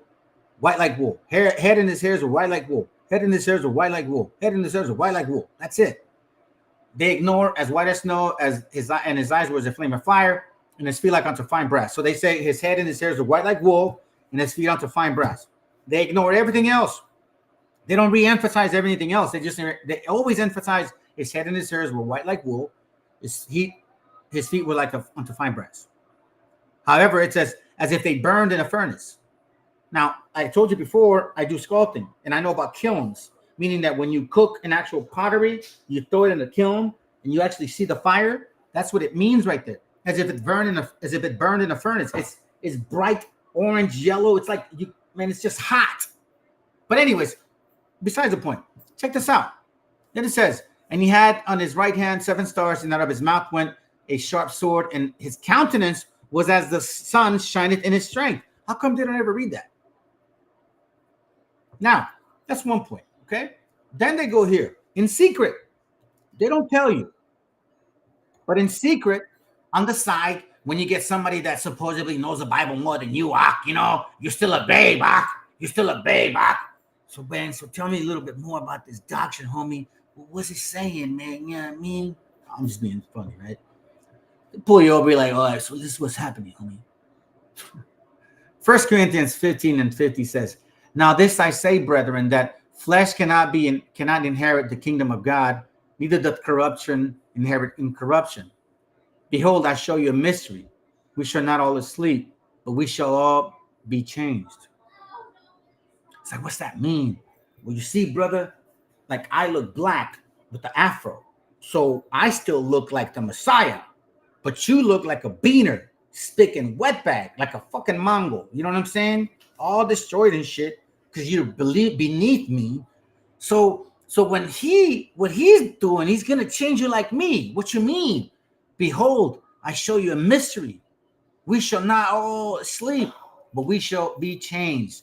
What? Yeah, bro. What you mean by that? In a moment, in a twinkling of an eye, at the last trumpet, for the trumpet shall sound, and the dead shall be raised incorruptible, and we shall all be changed. Because you see, I'm not corrupt because I still have woolly hair and I still look like the Messiah. But you're incorruptible because you changed like the white man. You see what I'm saying? Oh, I see, bro. So we come out of your nutsack. Yeah. I'm Judah. For this corruptible body must put on incorruption. You see, because you're incorrupt. I'm not, but it's just more of a spiritual change for me, right? And this mortal body must put on immortality. So when this corruptible shall have put on incorruption, and this mortal shall have put on immortality, then shall be brought to pass the saying that it is written, death is swallowed up in victory. So he's like, yeah. So how do you confirm this? How do you know this, man? What are you saying, bro? So he's saying that the Messiah is going to return, and I'm going to turn black? Yeah, I'm going to show you. I'm going to show you how that happens, bro. I'm going to show you how that happens. Check this out. I don't even know how that's just spelled. Check this out. Let me show you. Let me see. Is this one? Is it 3? No, it's 3. My bad. Show you how. You go to Philippians 3:24. It says, so they say this: you're incorruptible because you don't look like me. But don't worry about it, because the Messiah, when he returns, because he got woolly hair, he's going to turn you back into the you're corruptible, but you won't be incorruptible because you're going to look like us. What do you mean? Yeah, because he's going to change us like you and I and us, right? Okay. How so? Because Ephesians 3:21 says so. Who shall change our vile body, that it may be fashioned like unto his glorious body, according to the working whereby he is able even to subdue all things to himself. You see, so when the Messiah returns, you're going to be blackety black like me. That's their fucking doctrine. That's exactly why this guy's saying black. He ain't saying Hispanics. He ain't saying nothing about Hispanics. He's saying black. That's it. You so-called Hispanics or indigenous brothers and sisters, they don't give a flying fuck about you guys. You need to wake the hell up. Let's go. And also wake the fuck up from Christianity, like people like Hopeful Soul and shit with their confusions. Look, I presented you guys the links. I don't understand what's going on, bro. Enjoy the class. And he's eliminating all of them. Now, if he's eliminating Ishmael and those other ones, he's definitely eliminating everybody else. Then it says, for this is the word of promise. At this time will I come, and Sarah shall have a son. And not only this, but when Rebekah also had conceived, even by her father Isaac, for the children being not yet born, neither having done any good or evil, that the purpose of God according to election might stand, not of works, but of him that calleth. As it was said, the elder shall serve the younger, as it is written, Jacob have I loved, Esau have I hated. And Paul, knowing how they would react, the very next verse, what shall we say then? Is there unrighteousness with God? God forbid, because Paul knew he was bringing about something that was separating the children of Israel from everybody else. And before I go, when you drop down to verse 24, it says, even of us whom he have called, not of the Jews only, but also of the Gentiles. As he also said in OC, I will call them my people, which were not my people, and a beloved, which was not my beloved. And it shall come to pass in the place where it was said, so white people are not the people of the Bible, bro. I can tell now that's what you're trying to do. You're trying to squeeze that shit in. I can see it now. You are making it up. None of the shit that you're saying matters. None of the shit that you're saying is even real. There's absolutely nothing that white folks had ever proved that even show, even have a comprehension of spirituality of the book. Since you guys have had power, you consumed everything unto its fucking endless form. How many species have died under your hands, white hopeful souls? What land have you not conquered and said, no, you guys can have that?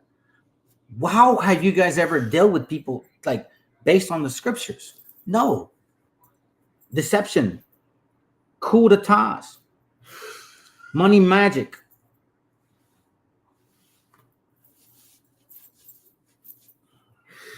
The fucking dollar bill, sanctions. You never play fair. You guys are not the people of the book. You're the last people you would ever be considered. It is what it is. What I don't even know what that means. The sad part is that you guys are still here trying to prove something to somebody, and you're looking more and more dumber. Matter of fact, you're not proving anything. You're really embarrassing yourselves. I mean, as a matter of fact, I think the people here watching you guys would have more respect if you hit the link. And maybe you're wrong, but at least you hit the link. To them, ye are not my people, there you shall be called the children of the living God. When it says OC, it's talking about Hosea. And Hosea, God told the children of Israel that they were no longer the children of God. But there will come a time when they would be called the children of God. And Christ's death, blood, and resurrection allowed them to then be called the children of God. You want to say something, Kyle? If I may, I just want to crystallize. I just no. want to crystallize what he said. He said, does this mean that other nations will not be allowed into the kingdom of heaven? That's correct. I would like to read Revelations chapter 21, verse 10. And can you also address this for me? Akkad, can you also address this for me too? That's myself. I want you to also address this for me too as you go about driving this home. Because I think a big point of that, because that means there's a big racial element to access to heaven. How do we also identify who exactly is it? Is it just because you're melanated altogether, that means that you have access? Is it a certain place and region of the melanation that qualifies you? And then go ahead and also answer this before we get over to my brothers. I'll do the melanin one before I give it to Akkad. Melanin has nothing to do with this. We don't suffer from colorism. Colorism is something that plagued us with slavery, where they would take a light-skinned person, and now because you light-skinned, like I got to get told all the time because I'm light, I got white in me, and I ain't got no white in me. Or a dark-skinned person has to be black and has no white in them because they're dark-skinned. Your skin tone means absolutely nothing to the Israelite School of Universal Practical Knowledge. You see what I'm saying? That's a fucking lie. Your skin tone, but your phenotype does. You fucking liars, man. Like, what is this? Where is this going, bro? Just like this hopeful soul. Now he's like, oh, the R1, bro. You guys, listen. There are branches of R1B, and there's one R1B that is predominantly European, which has nothing to do with the Hebrews of the Bible. So you're already lost at that point. Now, if you, in case, well, you probably saw my channel. That's why you're bringing that shit up. I already determined and showed that my bloodlines has been here for more than 2,000 years, and my family comes from that region. Okay, with that bloodline. But at the same time, guess what? There's black folks saying that they're also R1Bs. So then, what are you talking about? I don't have any white in me whatsoever. My DNA proves it. Hopeful soul. 0. I will match my DNA compared to yours, and I'll show you how fucking crackety crack you are. You're just mad at the fact, bro, that you wish you had some of this, but you can't. Continue to celebrate Christmas, man. Do your Thanksgiving, bro. Go ahead and vote for Donald Trump. You guys don't give a damn rats about our people whatsoever. I don't even know why the fuck you're even here in the first place. You're not proving anything to anybody. You're not confusing nobody. It doesn't matter how many scriptures you put, Jeremiah 43, Babylon, whatever. It doesn't fucking matter, hopeful soul. You don't give a damn about the real truth, bro. You want to push your narrative. And here, people here, they don't listen to your narrative. You know what they do? They get entertained by your stupidity. Because I always say, they love to come by my channel, but they'll never hit the link. You want to know how embarrassing that is? For all you guys that claim to know the Bible and you never hit the link, you never fucking step up to the plate. You never actually stand by your ground and say, this is what I'm about. Not one fucking time. So I don't care what you say, bro. You can use DNA all you like, but guess what? It says very clearly that the region of R1B is not of Europe. It's not of Europe. I said it before. But a lot of you guys want to, it's like you want to rip off the coattail. And a matter of fact, I'm going to say this right now. A lot of natives here in America do have that R1B. So what are you saying? That we got that shit from white people? Is that what you're saying? Because supposedly white people came and made us whiter, and that's what the wrong part is, bro. We're light skin and dark skin. We come in different forms. We come in different colors. Y'all didn't make us white, and Negroes didn't make us black.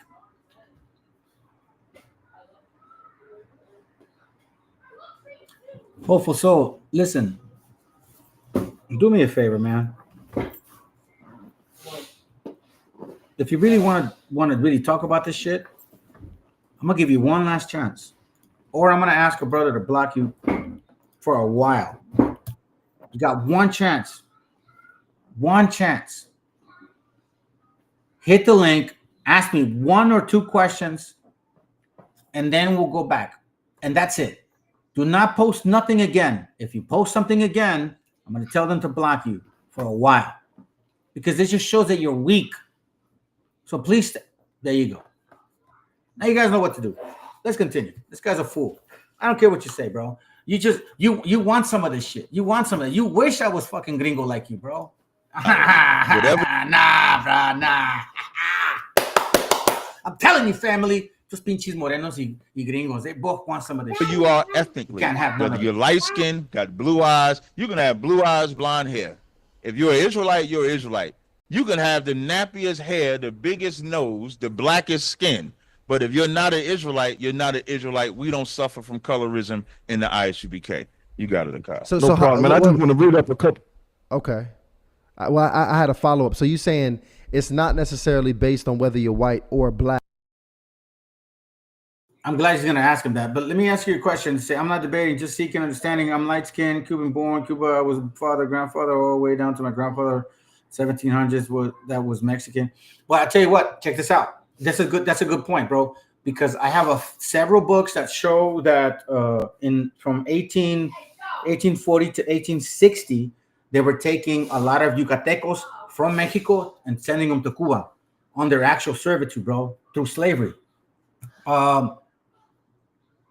I'll try to find the video on while we're listening to this to see if maybe I'll play a little bit of it, bro, because that's actually cool, bro. I'm glad you brought that up because it really did happen. It really did happen. So look, it has nothing to do here in America, bro. We had light skin, dark skin. Again, we were people of the sun. We're people of the sun. We get tan. You know what I'm saying? We would use bear grease or red shoot to make us a little bit more browner, more redder, whatever.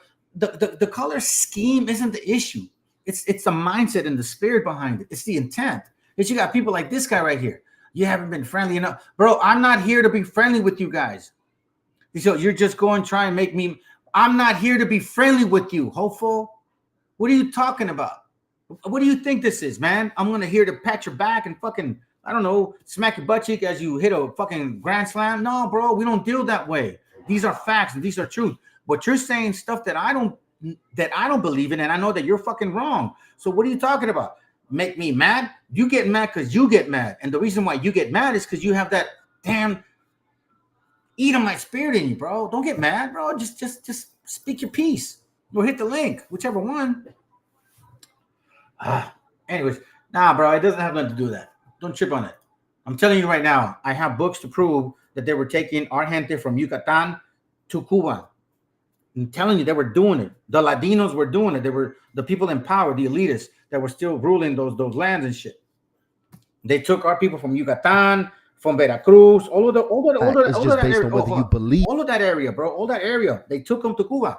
I kid you not, bro. I'm gonna look for the video right now. Matter of fact, let's go. If you're an Israelite, It's not based on color, is what he's saying. It's not based on your pigmentation. So can it's based on the woolly hair, though, right? About nationality, but it's not. No, it's based on the woolly hair, though. It's based on the woolly hair, though. But how the fuck do black people get white skin? The only reason why black people get white skin is because they mix with white people. Shut your asses up, bro. Based on your pigmentation. Fuck, they can't even be mad about it. Brothers who are very, very fair-skinned, who are Israelites. Captain Zarek is saying that it's not about the color of your skin, is what he's saying. But you can't be white. I don't even. When you say can't be, just so I can understand. Caucasian. When you say can't be, when you say, so I'm gonna give y'all an example. Bob Marley is not black to us. That's a white man, because his father is a white man. That help you understand now? Bob Marley's father is a white Irish man who married or had sex with a West Indian woman. And so although he has melanated skin, he just looks like his father in blackface. So to us, he's not one of us. But then you take Blake Griffin, who has a black father, a Haitian father, and he has a white mother. Not only does Blake Griffin look light-skinned, his son looks light-skinned because I think he married a white woman too. We would identify them as Israelites. So the Caucasian term, we wouldn't look at that. So if a person comes to us, the first thing we would ask them is like, what's your father?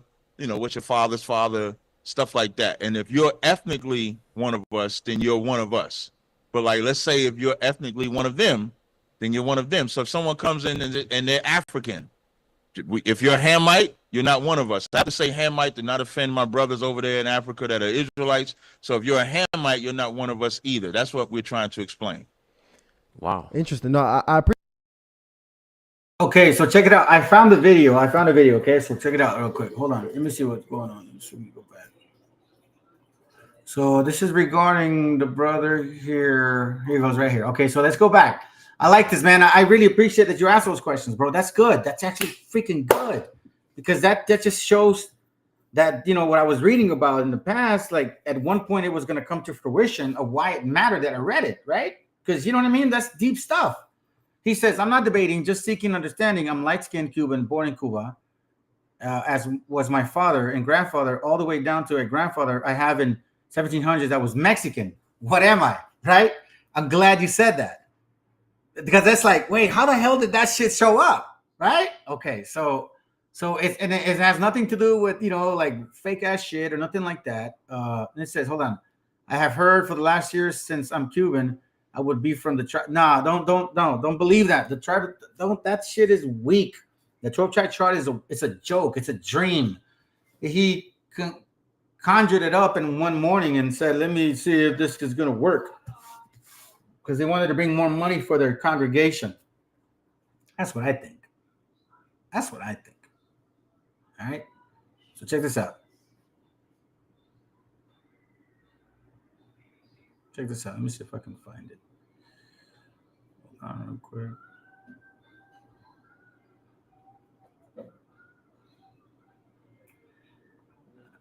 Okay, here it goes. So to answer your question, here's the video that I did on that topic. Para que vean, my brothers, I stay strong in the Lord. But with brethren that want to they want answers, I got answers for you, because I do thorough stuff. Okay, so here's the video here. Hold on a second real quick. All right, check it out. It's going to burn your spirit today. And you better hold on your asses real tight. Because you see what happens is this. When you go into your own history, this is why the scriptures say, prove a friend first. Don't be quick to credit them. Y'all jumped in that 12 tribe chart and just gave them mad credit. You guys don't know anything about them. Nothing. You don't know anything about them. Okay? This is facts, because guess what? If you ask any black American from Florida, do they know the history of Florida? They're going to think just America ruled the whole time. And no, they didn't rule the whole time. Okay? America took Florida after 1821. 1821. Okay? The Spanish-Mexican War. See all of these things. Here we go. Look. Watch this. North America in 1783. Look at the territory. British territory. The U.S. territory. Florida. You're not there. Cuba. You're not there either. What do you mean, Ak? I'm going somewhere. With this shit. Excuse my language. 13 colonies. Florida isn't there. But Georgia, South Carolina, North Carolina, Virginia, Pennsylvania, all of those countries, states are there. You see? Golfo, Mexico. There's a point to this, family. Now we go into Adams-Olney's Treaty. We start seeing the takeover. Okay? Challenges to Spanish rule, yada, yada, yada. All right? Just want to show you guys a little history about so-called Spain. Now, let's talk about this whole whenever Mexico and America work together, it's the sound of freedom that just rings in my ear. Shut up. No, it's not. Look, okay, first of all, Mexico became independent, okay, in 1821. Now, I'm going to show you this. This is something that people don't realize, man. People don't realize this here. Let me say, where are you at? Let me see if I can find it real quick. Nah, I'm not going to lose it. Hold on. Let me see if I can look for it. I thought I had the link. Mexico oil history. All right. So petroleum history. Here we go. Right here. All right. Okay. Give me a second. Let me see if I can find this. I need the history about it. First of all, please. The history of oil. Mexico. History of Mexican oil. Let me see if I can find it, family. Here we go. Okay. So I want to show this all correlates. So just stay with me. Look at this. And I should have had it before because that's kind of the topic too. And I called it Gringo Cubanos, right? Because in case you guys haven't heard of this, the caste wars of Yucatan were ignored a lot. Matter of fact, to this very day, not really people know about this, okay? But let me show you something. Before I continue, is this the one I'm looking for? No, where are you? Hold on a second. Give me a second, fam. Did I grab the right one? Oh, my bad. Okay, here we go. The history of petroleum. You guys are probably thinking, where's this guy going? Just follow me. Be patient. Check this out. In Mexico's colonial era, from 1521 to 1821, that's 300 years, okay? That was the whole fight from becoming independent of Spain. Finally, in 1821, it happens. But check this out. Throughout this period, ranchers lost cattle to tar pits in Gulf Coast regions. So it was considered more of a hazard than a valuable resource. Exploratory wells were first drilled in Mexico in 1869 by U.S. entrepreneurs. In 1846, the first modern oil well in the world was drilled in South Caucasus regions of Russian Empire, blah, blah, blah. Now, if you follow the money, you'll follow wickedness. So here we see now how this so-called this doctrine of discovery or manifest destiny seems to start kind of creeping itself here, right? So was the purpose of this oil? Was there oil involved? Listen, family, it never went well for anybody here when you're dealing with these people. Let's go back to the history. So finally, 1821, we become independent, fighting many massive wars, okay? Wars that were created since the beginning of time. Since, when was it? 1786, Thomas Jefferson stated this, all right? And you even have more people here. Let me see if I can quote one more. I'll read this one. James Monroe, the Declaration, December 2, 1823, Doctrina Monroe or El Destino Manifiesto, the Manifest Destiny. It reads, I'll read it to you guys quickly, okay? Just so you can see what I'm talking about. It says, habremos de considerar cualquier intento por parte de los poderes europeos para extender su sistema a cualquier porción de este hemisferio como un peligro para nuestra paz y nuestra seguridad. No podremos ver ninguna interposición dirigida a controlar a cualquiera de las naciones recién independizadas de este continente americano por parte de cualquier potencia europea, sino como la manifestación de una disposición hostil hacia los Estados Unidos. The Monroe Doctrine basically stated that if any foreign country comes in and supposedly assists any of the lands here or Latin America, that's an act of war. So, sounds of freedom, 1821. But then in 1823, that's when they write the Monroe Doctrine. 1836, all of a sudden, Texas wants to seek independence? By Ladino men. Watch this. 1846, Mexican-American War. 1848, 1853, 1862, Europeans invade Mexico. 1888, U.S. Railroad recruits Mexicans. 1810, Mexican Revolution, which was established by the Wright Society, the Yorks, the Masons. Yeah, but I'll go somewhere else with that. 1914, the Tampico affairs. 1916, chasing Pancho Villa, which, by the way, I got a book that's a heavy book that because of so-called Pancho Villa, Mexico owes a lot of money. He did a lot of stuff, so they put it on Mexico. So because of him, Mexico's liable.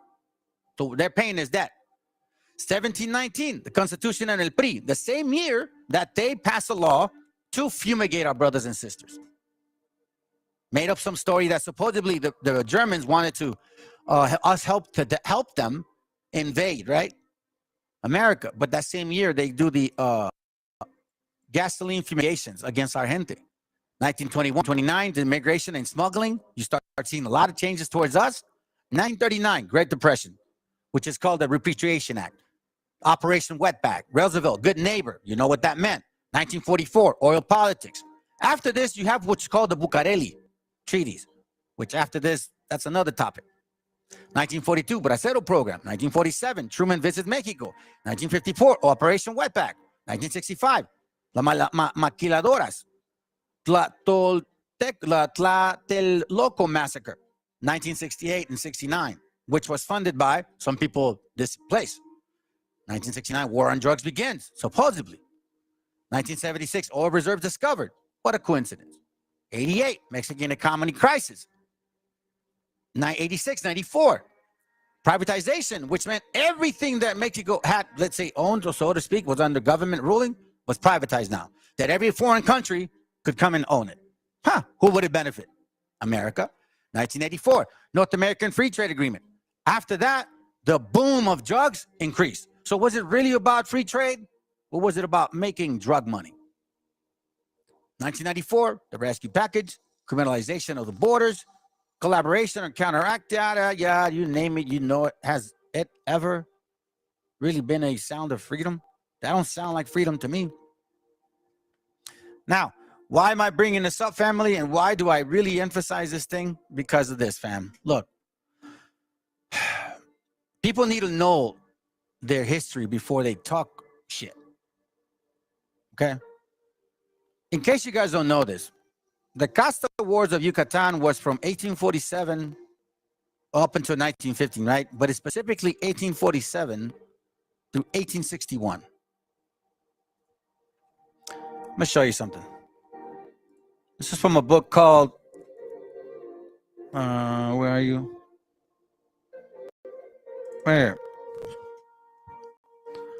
I'll kind of skim through. Oh, hold on a second, family. Let me close this because I was working on something. My bad. Just shared some info. Shit. Probably gonna get in trouble, man. I'll erase it. All right, so check it.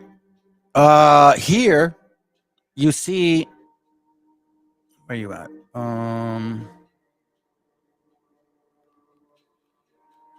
All right, in Yucatan. This is from a book called, which one is this one? La Guerra de Castas de Yucatan. Okay. And you can see some things going on here. In this page 131, it says here, un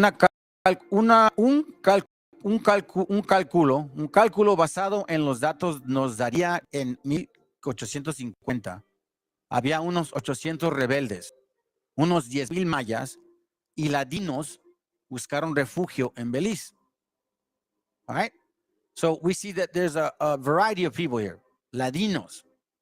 Ladinos, what do you mean? And these Ladinos se embarcaron para ir a Cuba, Tabasco o Veracruz. Okay? So now, there's a caste war in Yucatan. And it's basically a race war. That's what it means. Okay? Now, check this out. In page 132, look what it tells us in Spanish here. And this is why I tell you guys, you Cubans, you so-called Cubans, you You ignorant, racist dumbasses. You need to learn your history, okay? Because check this out. This is on page 130, same book. This is history. So all of those people that claim, like let's say the BHIs or the so-called Hispanics don't fit the curses, well, we're still being sold, sent on slave ships.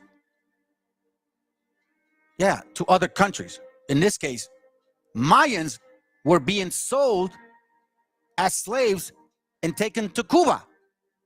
Now, I know that, what is it, 6 of you, 5 of you, all praises, man. I appreciate you guys. And I hope this matters to you. You take this information and you slice it however you want, because this is fact. Okay, so this answers a lot of questions that maybe some of you guys are kind of concerned about or confused about. Why I don't believe in the 12-tribe chart? Because in this case, if the Mayas were taken to Cuba, then who are they? Is that Issachar? Is that Manasseh now? Or who is it? And then remember, I showed you the map of Florida, right? Well, I'm also going to show you another book that it shows that several people from Florida went to Cuba too. So are those guys Manasseh, Judah, so-called, or Issachars? Or no, Gads, maybe? You see what I mean, fam? Now, a lot of history here. So let's read it. Teniendo presente todo esto, el gobernador Barbachano, remember that name, dio un paso por el que todavía se recuerda su nombre en México. Se puso a vender. You hear this? Se puso a vender mayas a Cuba. Había muchas justificaciones en apariencia.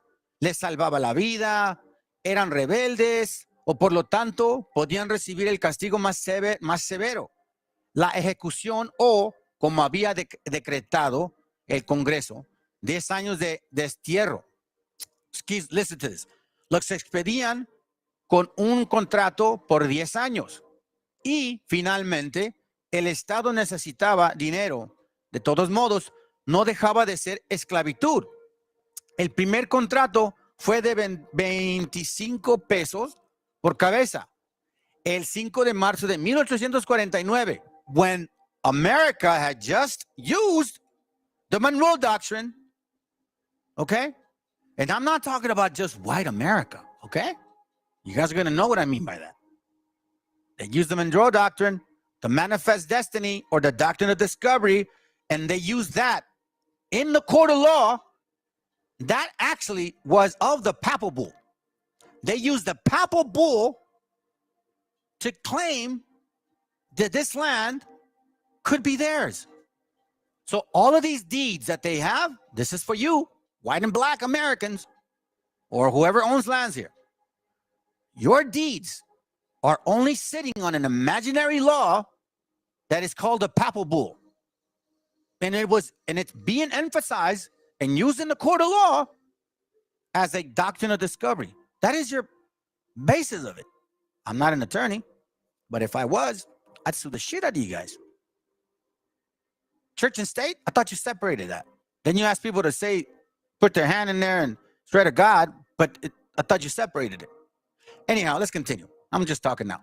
It says, excuse me, el primer contrato, I'm going to go to the top, fue en 25 pesos por cabeza. Y el 5 de marzo de 1849 embarcaron para La Habana 140 y el 15 de mayo 195. Los 8,375 pesos que produjeron se utilizaron para transportar la 7A, División Expedicionaria, a Balcalar. El cónsul de México comunicó a la capital de la nación la llegada de los prisioneros de La Habana y al clamorear la prensa mexicana pidiendo la cabeza de Barbachano, ordenó el regañadiente que cesara aquel tráfico. No se habían derramado lágrimas por los cautivos enviados a Veracruz, porque aquello era territorio nacional. Pero los indios daba igual. Lo malo era de que México también tenía bastante trabajo esclavo. En un artículo del periódico no tardó en proponerse que se enviarían 10,000 mayas a Cuba y que se emplearan $50,000 de adelante recibidos. Pero la cuestión de los esclavos mayas recordó a México la desesperada situación de Yucatán. Se renovó el subsidio que subió a 10,000 pesos al mes. You guys can continue to read it. That's just one book. Let me continue with this one. This is from La Guerra de Castas, la venta de indios de Mayo a Cuba. Okay? This stuff matters, family. ¿Qué hacer con estos indios? Okay? It says here on the top. Justo Sierra O'Reilly. He says this. Yo quisiera hoy que desapareciera esa raza maldita. ¿Ok? ¿Se oyeron, cabrones? Ustedes son una raza maldita. Dice, yo quiero que hoy que se desapareciera esa raza maldita y jamás volviese a aparecerse entre nosotros. Yo los maldigo hoy por su ferocidad salvaje, por su odio fanático y por su innoble afán de exterminio. Dice Jorge María Luis Mora, echar fuera de la península a todos los elementos de color, multiplicar en ella los de la raza blanca y tener el más grande cuidado en que los de esa raza en la línea divisoria sean exclusivamente españoles. Damn, bro. O sea, a ver, que alguien me explique. And it says, en febrero de 1849, cuando comenzaron a embarcarse los primeros indios mayas hacia la isla de Cuba, la rebelión había causado ya graves trastornos en la economía peninsular, y si bien poco a poco la lucha se fue focalizando en la religión oriental, el grado que los indígenas lograron el control territorial de esta zona, las consecuencias directas se pudieron sentir en la economía que se vino bajo rápidamente. Para 1851, no solo estaban ocupados por los rebeldes las 4/5 partes de los terrenos agrícolas, sino también las 2/3 partes del total de las haciendas, y en la misma proporción los ranchos azucareros y foresterales habían sido devastados por la guerra. La propiedad territorial, valuada en 6 millones de pesos en 1845, disminuye solo. Now, I can continue to read this, but what is really saying in a nutshell, let me just kind of show you this real quick, is that they were sending our people over there under blind contracts through the excuse of guerras de castas or other things for perpetual servitude. Now, you didn't know what kind of work you had, fam. You could be a gardener, a concrete guy, work, I don't know, picking up trash, whatever they needed you to do. That's kind of like here. Has it changed for us in our own land? Because everywhere I see, this is called manifest destiny. You guys aren't the people of the Bible. No, that's reserved for other people. So let's talk about those other people. Now that we're on the subject of these other people. Okay, man. So I hope that was helpful to you. You know what I'm saying? And that's why I wanted to interject with that video, man, because I did that class and there was not a lot of people that watched it. You know what I'm saying? But again, it's all about the Most High, bro. Like, he puts this stuff in front of us, and when it's time to answer, we're here at the calling, bro. You know what I'm saying? That's how we know. Let's go. Appreciate you breaking that down, because I think let's continue this, because this, to me, this is interesting, bro. This dude got debunked and destroyed. Matter of fact, this is the first time I have not heard them bring so little scripture in a long time. It was just talkity talk. It was just Christian shit today. their foundational point when we're talking salvation and who has access, because that's that's a huge part. I think that's built can I into the chime in theology. for a We're gonna show you access right now. Adam got a We're gonna show Okay, you my who has fault. access. We're gonna show you who has access to salvation right now. All right. Revelation chapter 21, verse 9. And there came unto me one of the seven angels which had the seven vials of the seven last plagues, and talked with me, saying, Come hither, I will shew thee the bride, the Lamb's wife. Who is the Lamb? The Lamb is Christ. Who is the bride? The people that follow Christ. The people that follow Christ. You understand? Let's keep reading. Let's keep reading. And he carried me away in the spirit to a great and high mountain, and showed me a great city, the holy Jerusalem, descending out of heaven from God. Okay, first of all, what does this even have to do with it? Like, seriously? Oh, wow! I could do the same shit. Matter of fact, I could go to Isaiah. What is it? Isaiah 51 and Isaiah 56. I'll read it real quick. Let me show you. You could do this too, but this means nothing, man. It means nothing. What are you talking about, bro?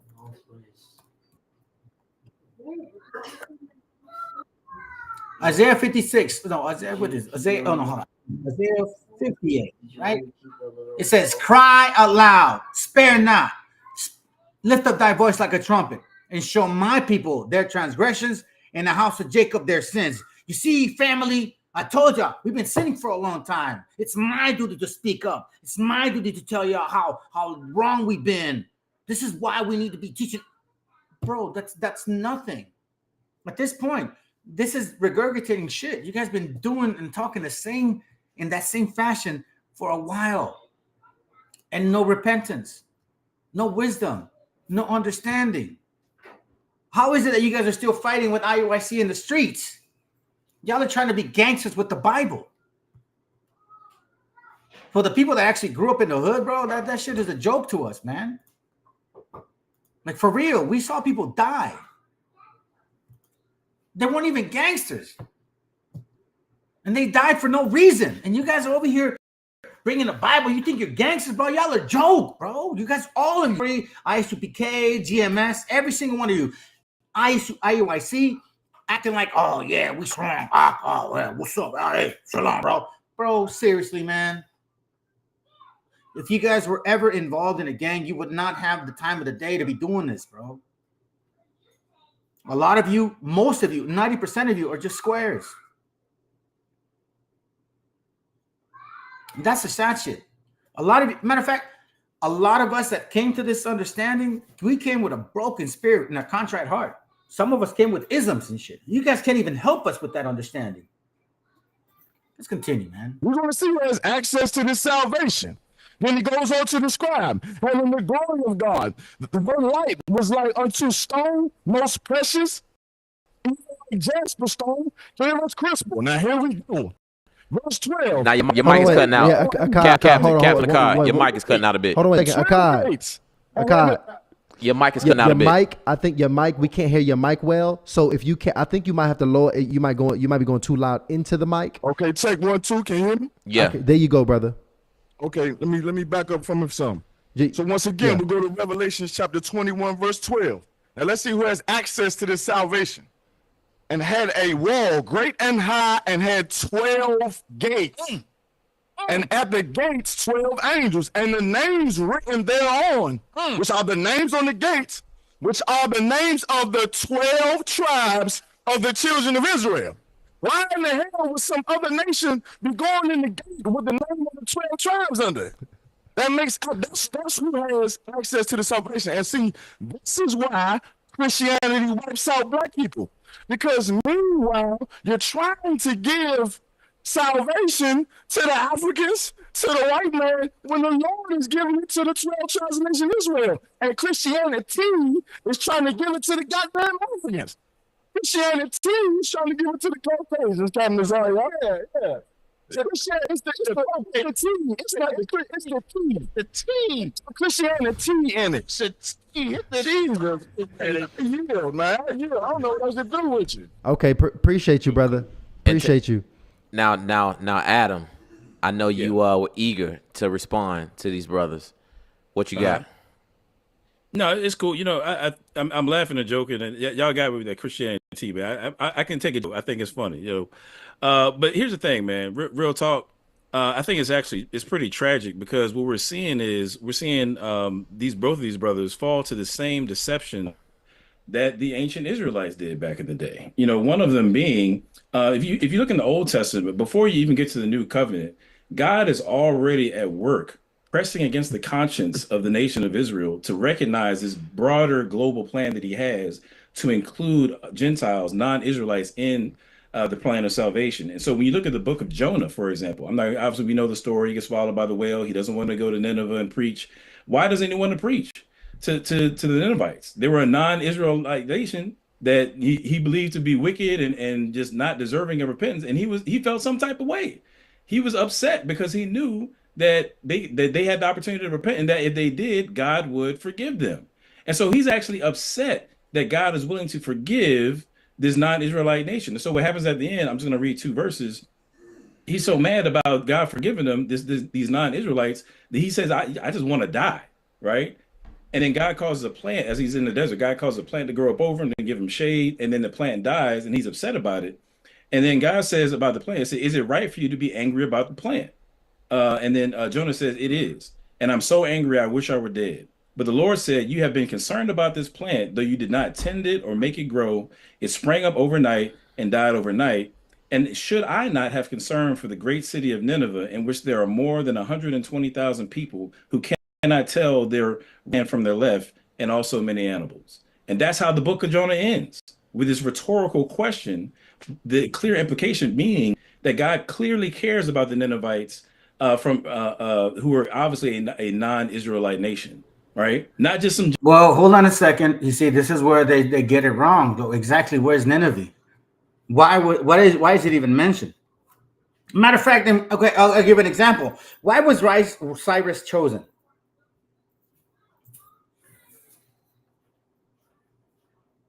You see, all these people have a lineage connected to Abraham. This is why Christianity wants to run away and run to Abraham. So I ask you, Christians, how come Abraham circumcised at 99 years old, and then you don't follow that part of his, progression of faith? This is where I get confused by what you guys are trying to say. So let me skip this, because honestly, this is not even a good point. There's one argument right here. This one right here. Okay, here. This is a good one. Let's go. It's absolutely impossible Christian by today's standards and still be about your people, because Christianity forces you into a God loves everybody premise. What I want to highlight when I spoke, what I first like to also highlight is that we have been the most respectful 2 brothers on this whole panel. I want to highlight that first. Second, the question of when he says we're about white supremacy, no one addressed Isaiah the 60th chapter when it says we're going to take their sons and their kings, and the nation that will not serve the children of Israel will die. That's what the Bible says. So how are you going to be Christian, be about your people, when God said the nation that will not serve the people of the book will die? Now, you can't call that white supremacy. You got to call that God supremacy, because that's in the text. That's Isaiah the 60th, and it's so merciful. It's such mercy from God, because God says in Isaiah 60, let me read it again, because nobody wanted to touch that scripture. Because if we're white supremacists, y'all got to tell me what God is. And this goes right in conjunction with your question. Isaiah 60 and 11 says, therefore thy gates shall be open continually. That's a mute point, honestly, fam. Let's go to the next one. I thought it was this one. I think it's right here. Okay, let's see. Be child molesters, and men dressed like women, drug dealers, and men having sex with other men's wives. Come on, man. I got be killed according to God. That's what they talking about. Not But Captain you Kai. brought that up. What's his name? Captain Kai. A You brought that up. couple things. We stayed on topic. Hold tight, Captain Kai. And Captain Kai, your mic. You still having issues with your mic. Yeah, so I think when you go a little too loud, that mic is having issues with the sound. But yeah, now we get but ready. we heard we was able to make it out, but it just kind of goes down a bit. Just giving you a heads up on that. Yeah, now we get ready to bring some people from backstage. And Adam, while we do that, Adam, go ahead and say your piece. Okay, I'll try to be quick with it. First of all, Isaiah 60 was fulfilled in Ezra chapter 2. We can start at verse 60. You know what the most interesting thing is about this whole situation, family? That black folks are telling black folks that white folks enslaved them. And that's why they lost who they were. But then other black folks are telling them that that's not true because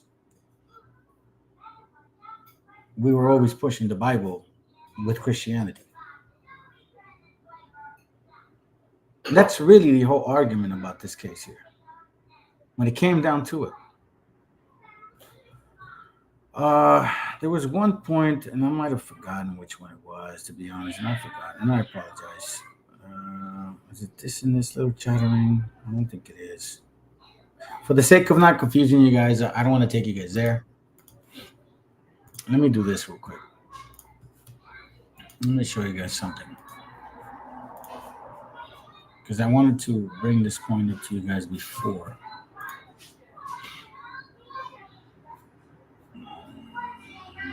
Let's see where you're at.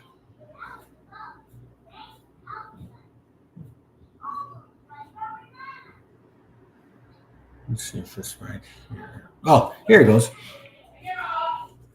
This is for you brothers, man, and I appreciate you guys. Sharing stuff like this to me. This is something I did not know. I'm gonna kind of. Why is it not showing?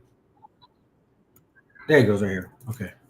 So let me show you guys this video real quick. I'm gonna change subjects at this point because I'm done with that. And I thought I wrote down the last part that I wanted to talk about, but it's not there. So I don't want to we'll look for it because it's gonna take a while. Anyways, I want to show you guys this video. I think this is gonna be good. This is from Aztlán Revolutionary Chicanos by Paola Crisostomo, episode 2. I found this to be very interesting. I'm going to show you guys a couple more videos, and then maybe I'll come back or we'll call it a night. All right, one of those two things. We'll play by ear because I know you guys. We ain't trying to like do this whole celebration New Year shit because technically it's 1 month in December. How is it New Year's? You that know how to harvest, you understand what I'm talking about. Let's go. Para pesar el dinero que toditas semanas le roban al pobre obrero. Para pesar el dinero que toditas las semanas le roban al pobre obrero. Cuando querrá el Dios del cielo que las tortillas se vuelvan. Cuando querrá el Dios del cielo que las tortillas se vuelvan. In the rich tapestry of Chicano history, Paola Crisostomo emerges as a beacon of resilience and activism. Born on June 6, 1950, in a housing project in Boyle Heights, Paola grew up as the eldest girl in a family of 8 kids. Her mother, a community leader, organized the local mothers, planning events and meetings for the neighborhood. Paola's upbringing instilled a strong sense of responsibility as she juggled cooking, cleaning, and babysitting her younger siblings. In the turbulent 1960s, East Los Angeles faced rampant racism and inequality. Paola, a bright student at Lincoln High School, confronted adversity. Inspired by her mother's community leadership, Paola's connection with her roots deepened. At Lincoln High School, Paola met her mentor, Saul Castro, one of her teachers who invited her to the Mexican American Leadership Conference, sponsored by the County Human Relations Commission. Paula's worldview expanded. This experience ignited the spark of activism that would define her future. March 6, 1968, marked a pivotal moment when Paula, along with thousands of students, orchestrated the East LA walkouts, a historical stand against substandard education and racism. The walkouts aimed to shatter the chains of inequality and awaken the nation to the struggles of Chicano students. This courageous act led to arrests, police brutality, and opposition. Paula's resilience and commitment to justice became evident as she faced adversity. On March 31st, 1968, Paula, Sal Castro, and others faced charges of conspiracy. The legal battle captured the nation's attention, turning courtrooms into stages for their fight against educational injustice. Paula's quotes from interviews during this time underlined the challenges they faced. I had a geometry teacher. We were supposed to be working quietly at our desks, and I got up to ask him a question. He very loudly, because he wanted the rest of the class to hear it, said, "Oh, Paula, why are you wasting your time? You're not going to go to college." Absolutely disgusting behavior from someone who's supposed to be your teacher. Why did the administration ultimately give in to some proposals? The lengthy process requiring changes in law and the students politically unsophisticated at the time faced challenges. Over the years, spurred by community pressure, some of the larger demands were implemented, reflecting the impact of the walkouts. I'm really awed by these students, by standing up when the adults did not, just as we did, Paula. Amidst victories and setbacks, Paula's leadership persevered. The struggles inside and outside the courtroom shaped her into a symbol of resilience. In the aftermath, Paula continued her activism, contributing to the empowerment of the Chicano community. Her dedication extended beyond the walkouts, creating a lasting legacy for future generations. Side note, Paula is also part Filipina. Knowing about the long struggles in the Philippines, it's understandable as why, too, she is so resilient. How does Paula see the legacy of the movement in current student activism?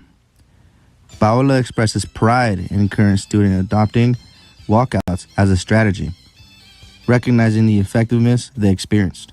However, she questions the vilification faced by movements like Black Lives Matter, highlighting the persistent challenges faced by people of color in activism today, still to this day. I had the privilege of having Sal Castro as a teacher, and he was an out-of-the-box sort of guy, especially for those times. Paula. Paula is a leader in the struggle for Chicano equality and against racism. In March 1968, at the age of 17, she led the largest high school student protest in American history, known as the East LA Walkouts. To stand up against the deplorable quality of education and racism, she is a longtime activist for Chicano equality and currently serves as a director of government and community relations for Occidental College in Los Angeles. Cristomos is also the assistant dean of students for intercultural affairs at NASPA.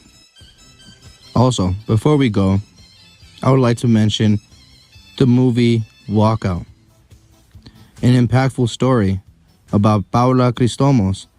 The film stars Alexa Penavega as Paula, yes, Carmen Cortez from Spy Kids played as Paula. The movie vividly portrays the historic 1968 walkouts, offering a compelling visual representation of Paola's pivotal role in the Chicano movement.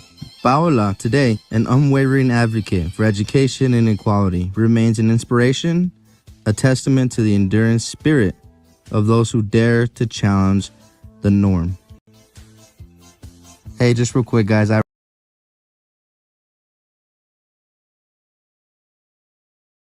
Okay, fam, check this out. I also want to show you guys something that matters to me a lot. I don't think we ever talk about it in this channel, but this is some real stuff.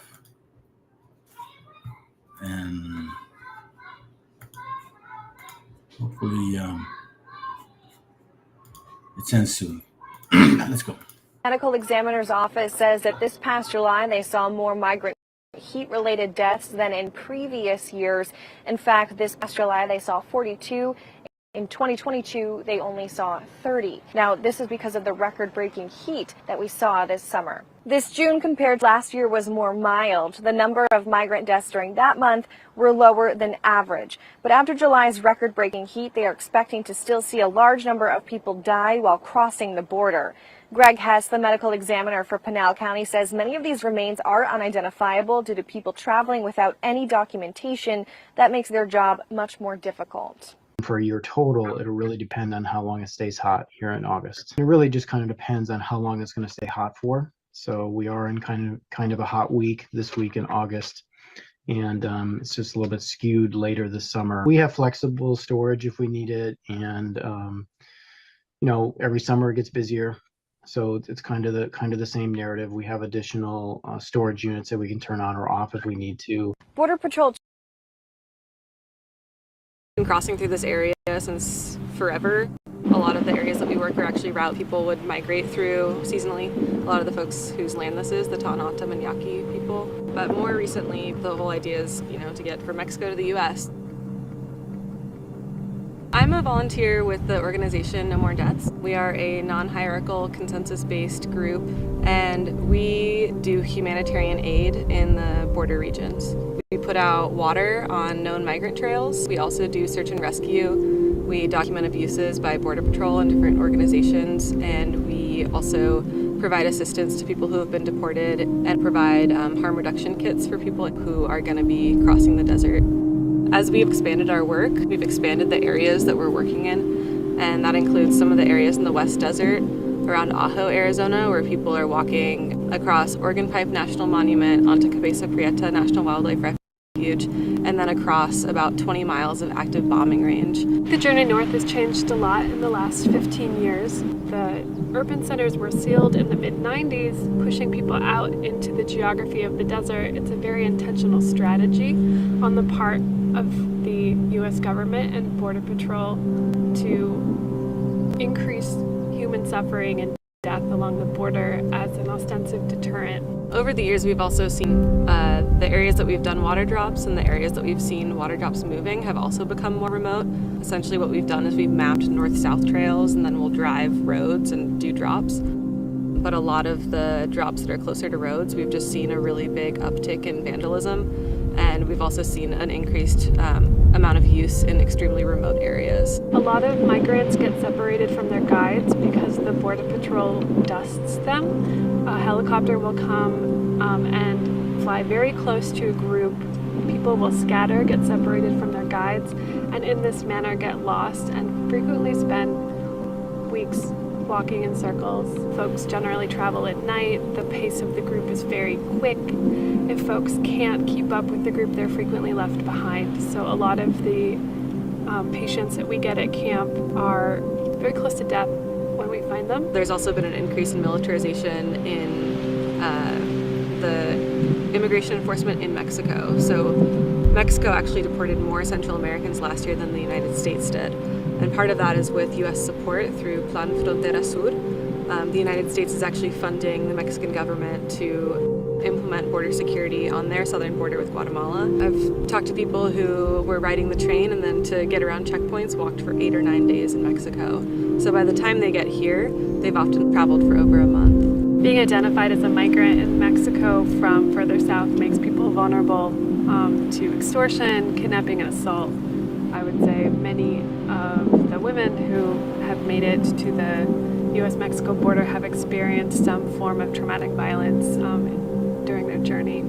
The goal is for people to have such a devastating and traumatic experience crossing that they are deterred from further attempts. It's very short-sighted, and it does not take into account the reasons that people are migrating north.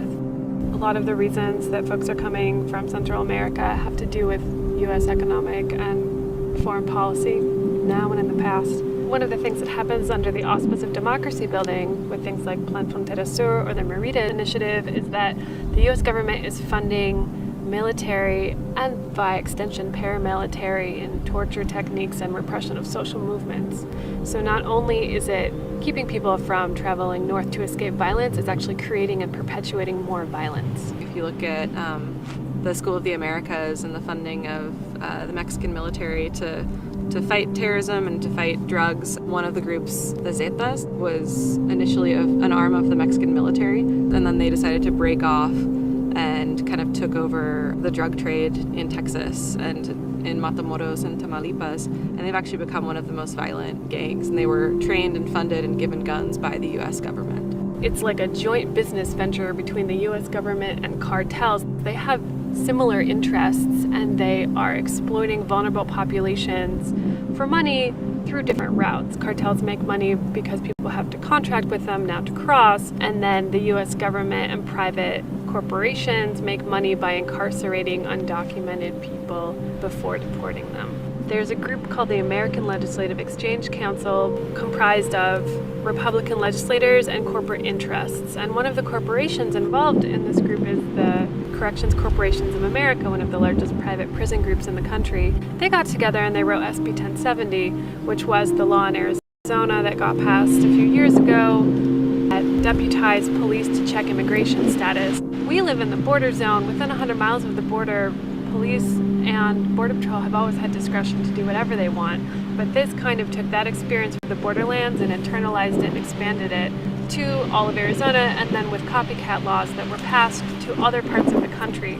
It makes the risk of deportation that much higher. So if, an employer refuses to pay their employee and they want to seek justice, it's really easy for an employer to just threaten calling ICE on them, and it creates an extremely, extremely vulnerable population. And that seems very intentional because it definitely benefits a lot of companies who are able to exploit this group of people that are now here.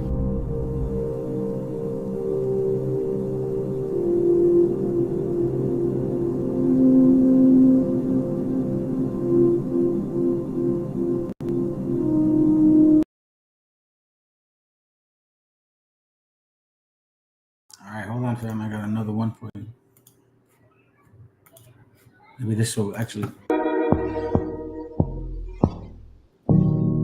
The desert will kill you, and then vultures will rip you to shreds, and then your body will disappear.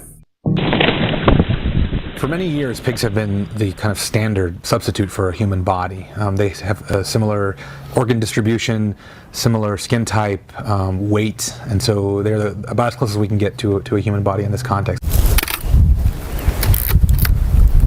Pigs have been killed on site.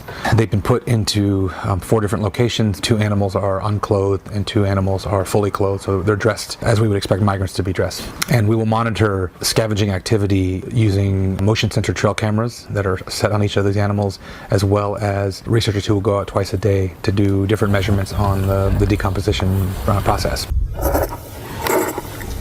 We see these increasing number of deaths in the southern Arizona desert, but we don't necessarily know if we have the methods or the ability to assess accurately how long it's been since these people have died.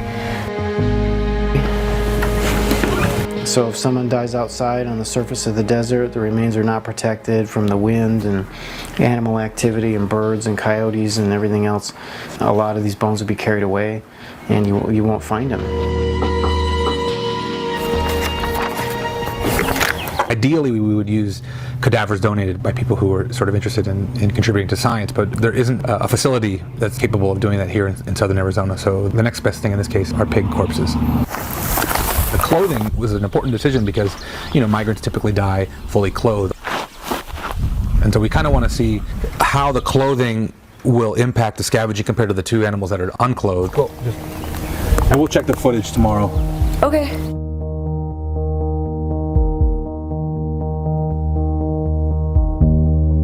We are seeing, obviously, a huge difference in scavenging activity on the pigs that have clothes versus the ones that don't. In fact, we expected that scavenging would kind of disperse skeletal elements along the way, but I don't think anybody expected that an entire body would be completely missing. This looks like a toe. Now that we've seen that an entire pig has been carried away, that tells us a lot, especially that, if a body is found in the desert, that doesn't necessarily mean that that location is where they died.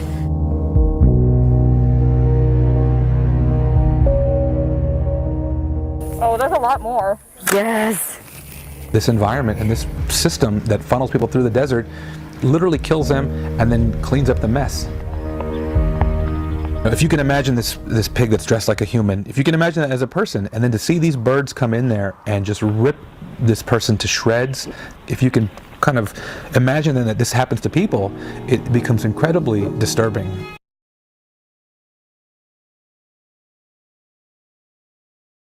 So now you know how relative this book is to us, man. Deuteronomy 28:26. And thy carcasses shall be meat unto all the fowls of the air. You guys saw that. A body dies, the birds come down, and thy carcasses shall be meat unto all of the fowls of the air, and unto the beasts of the earth. The coyotes came there too. And no man shall fray them away, meaning no man shall find you, because they'll be scattered. Your bones shall be everywhere. We saw birds, vultures, crows, all kinds of crazy animals. We saw what? Coyotes. The Bible is real, family, and they're talking about you. We don't have to go to Deuteronomy to prove we are. We can go to a lot of different things. And that's the beauty about this Bible. Anyways, so listen, fam, y'all have a good night. I hope it was edifying. I think, what is it? 9:21 my time.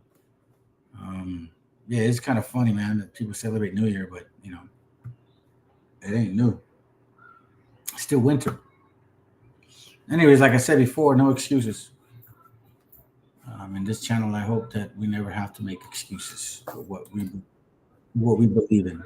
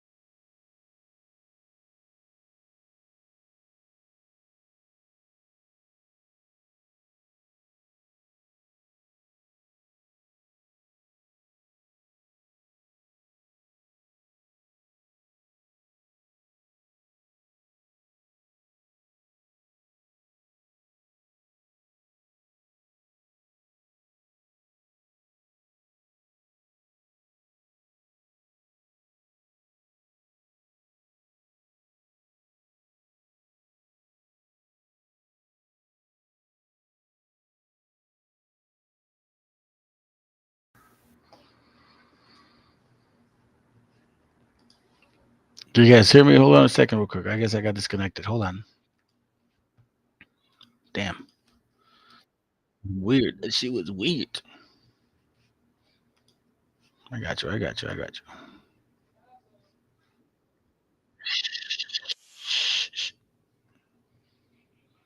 you, fam. Here we go, right here. Let's do. Hey, have a good night. From the real nigga, show them. Più nigga on a microphone. Can't I sit in number 15? Rock you in the studio. Bomba, claro. ¿De qué manera sufre el alma cuando alguien se va? No hay medicina que cure esa larga enfermedad. La vitamina de la vida en esta sociedad es tan divina que por nombre tiene libertad. Libérate de la mentira que está por llegar. Mide tu orgullo antes de empezar a hablar. Cierra la puerta a quien no merezca entrar, porque hay mucho que se fue y sueña con regresar. Hablemos en silencio y así no me mentirás. El poder de la palabra muere cuando hablan de más. No me fío de oraciones que se dicen por detrás. Si me miras a los ojos no te mentiré jamás. Que besar por besar es jugar por jugar. Y vivir sin amor es vivir sin amar. Solo queda la fe, solo queda soñar. Ponte de pie, ready para luchar. Some love, I can just smoke and there are some love them. I can just smoke and there are some love. I remember no fire, no girl. Ribby, ribby day. Cali with a mama soul, yeah.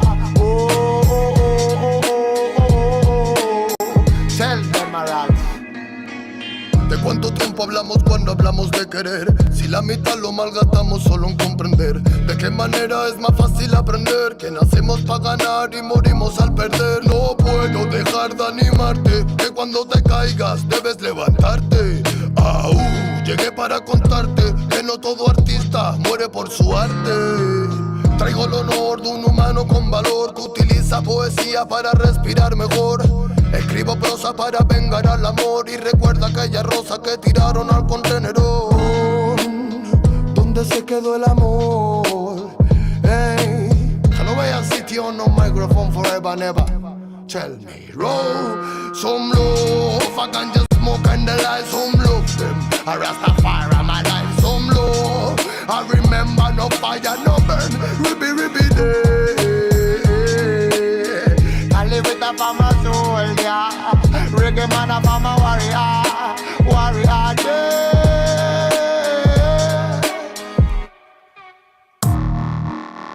Not a really thing. Oh, yeah man. Y se piensa que la música es un juego, lo lleva claro, hermano.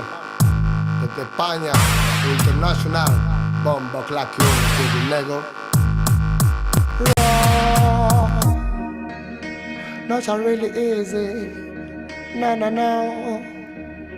You nigga on the microphone. Hey, tell us any tree. Tell if I'm a rasta, feeling on my sin. Hey, more love.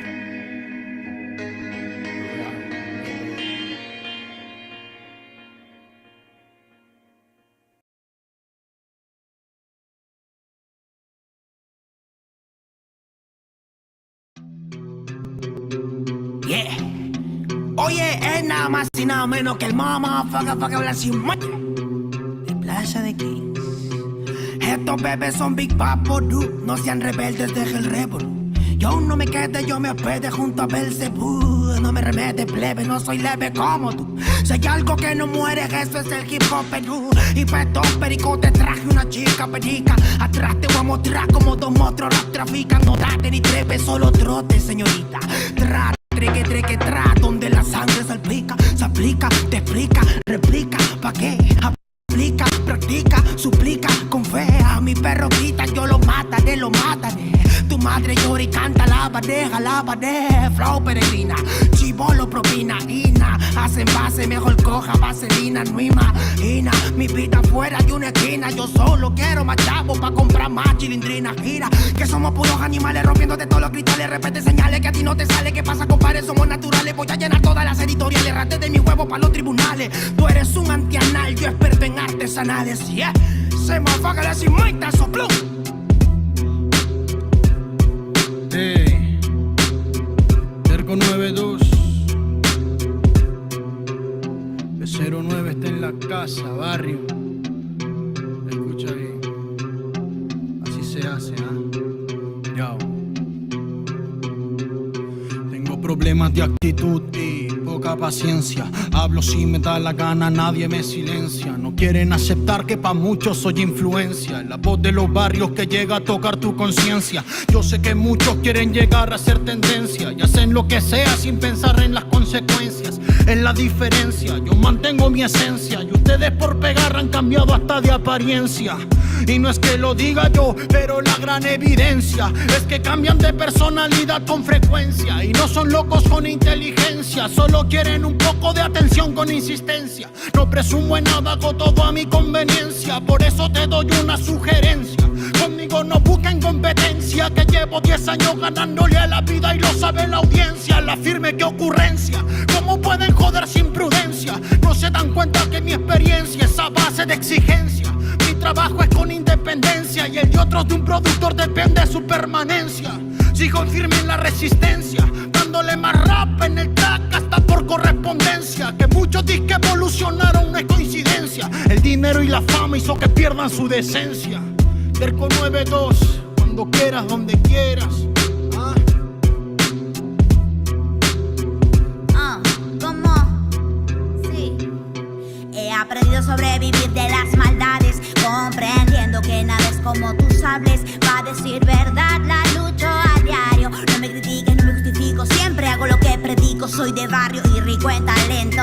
De una me sacan por mi forma de ser y mi acento en el yauca. Mi gente la está rompiendo por ser parte de este movimiento. Quiero saludar a las personas que nunca confiaron en mí, que hoy por hoy se paltean cuando me ven venir. Bye bye motherfuckers, en estas líneas bye bye a fluir. Déjate llevar como hay people in the street. Yo. Déjate llevar como hay people in the street. Hey, hey, hey, oh, yeah, hey. 1, 2, 3, 1, 2, 3 es la torita aquí en la casa, primo.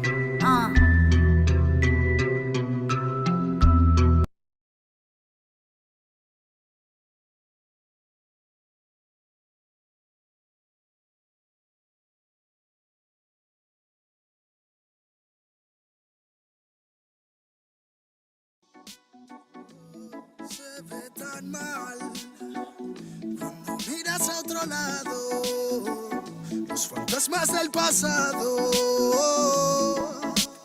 no se detendrán hasta verte derrumbado. Peores lo hemos pasado.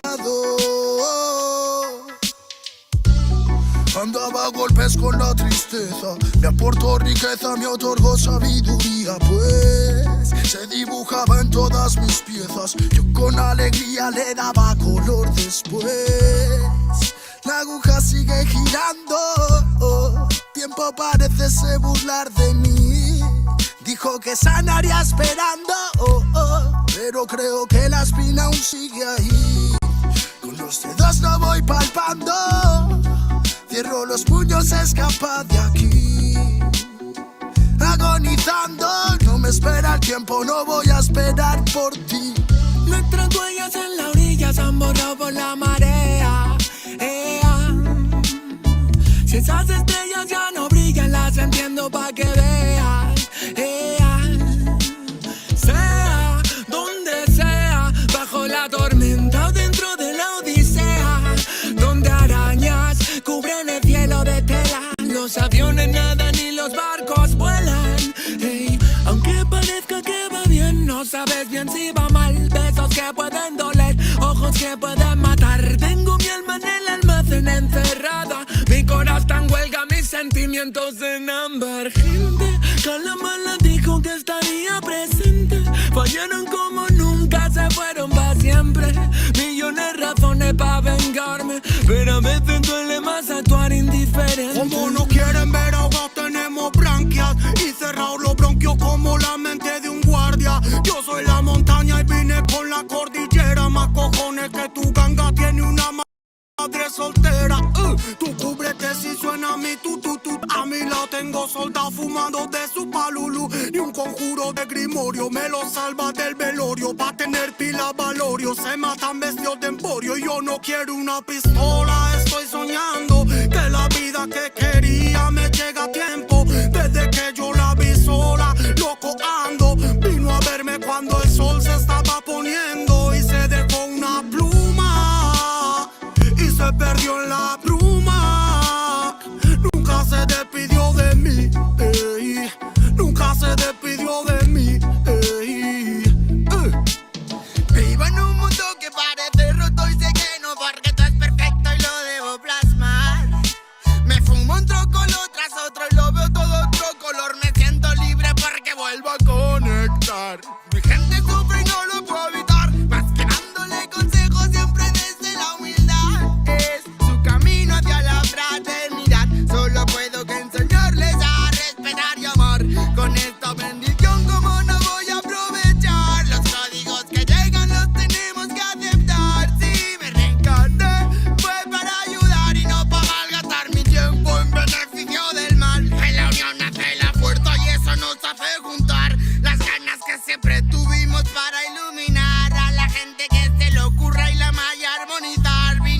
para dar fuego a la que no nos va a quemar. Oh. Arda y por dentro la llama, no puedo contener la ras. Churruscao el corazón, el armazón no puede llegar a pesarme más. Si abro la boca, tu tumba al suelo, me muelo a diario y sobrado de gas. Escupo ristas perfectas, paladas de versos eternos, no mueren jamás.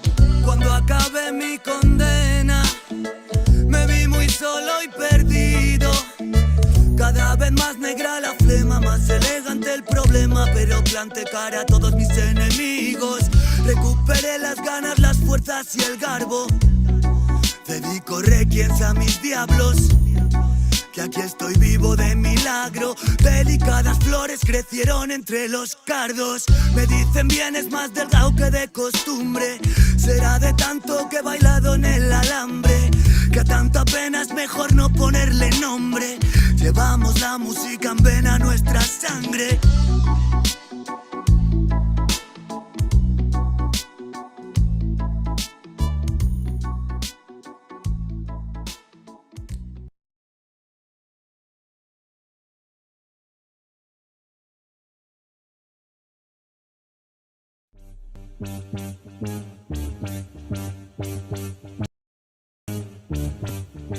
Yes.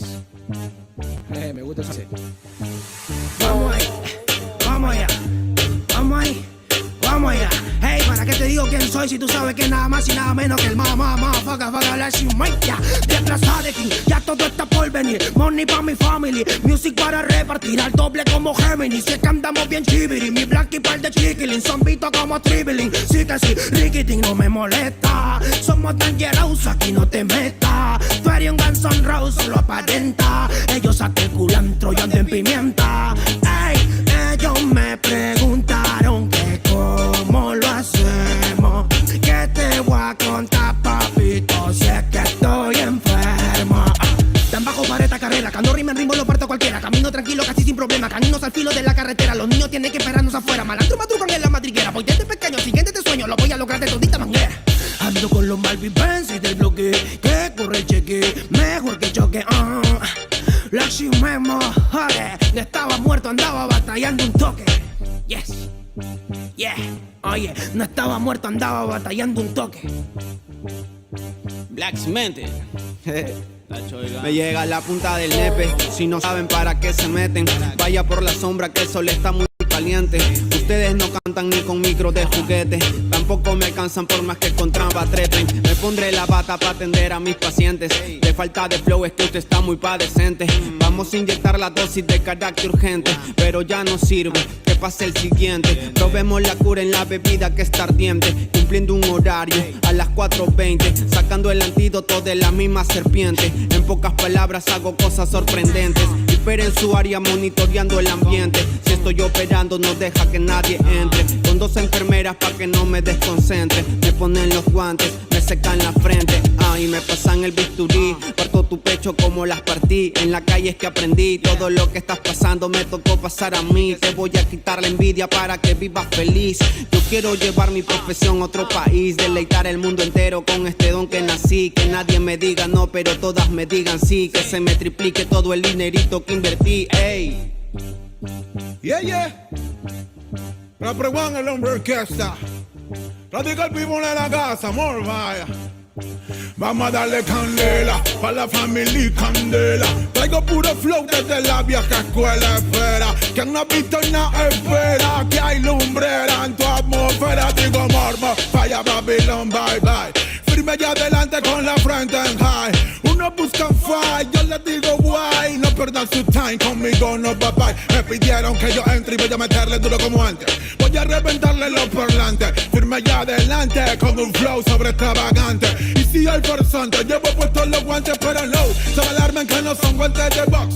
Son guantes de seda para tratar el corazón. Corazón son, bajo de presión son, desesperación son, mala condición, Yo solo vine para traerte mi mensaje, Vine para decirte que se puede y soy fe. Vine para decir no te rindas, socio no te rindas. Pon tus ojos en el que está arriba en Jesús, el caballero. caballero de la cruz, el único que está contigo cuando te apagan la luz. El verdadero sol y neto real batería, te cuida todo el día, por si no lo sabía. Cuando llega la resaca y todos te abandonan, cuando llega la bajada y todos te abandonan, cuando llegan los problemas y te abandonan, no es Rexona, es Jesús el que no te abandona y te perdona. No, no te abandona. Radical people in the area, more fire.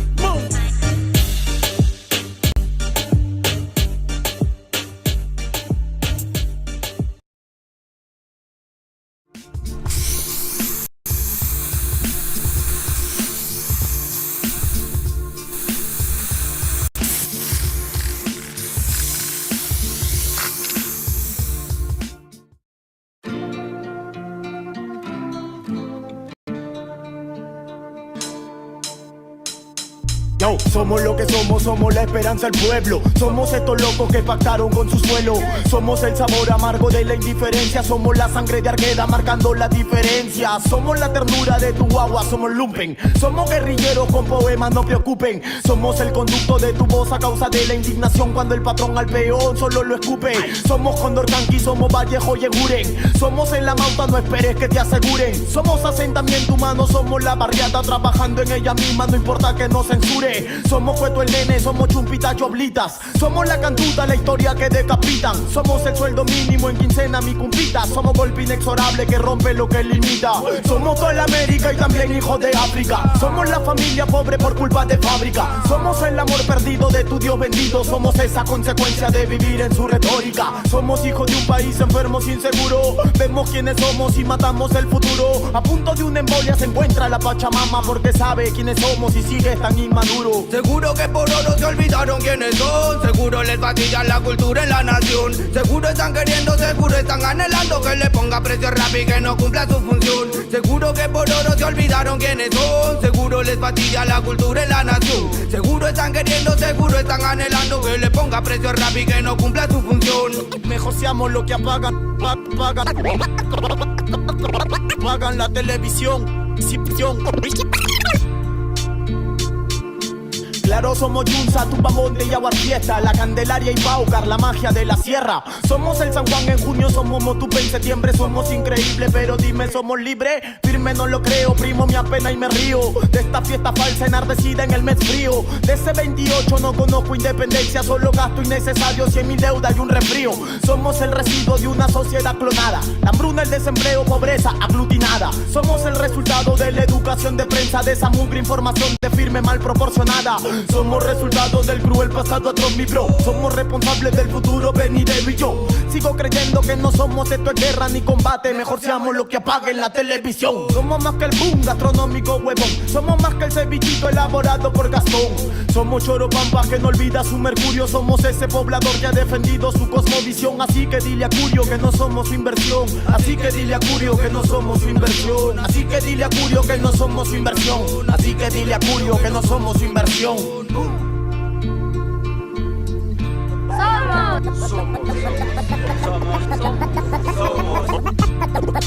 2015 Family Red Comité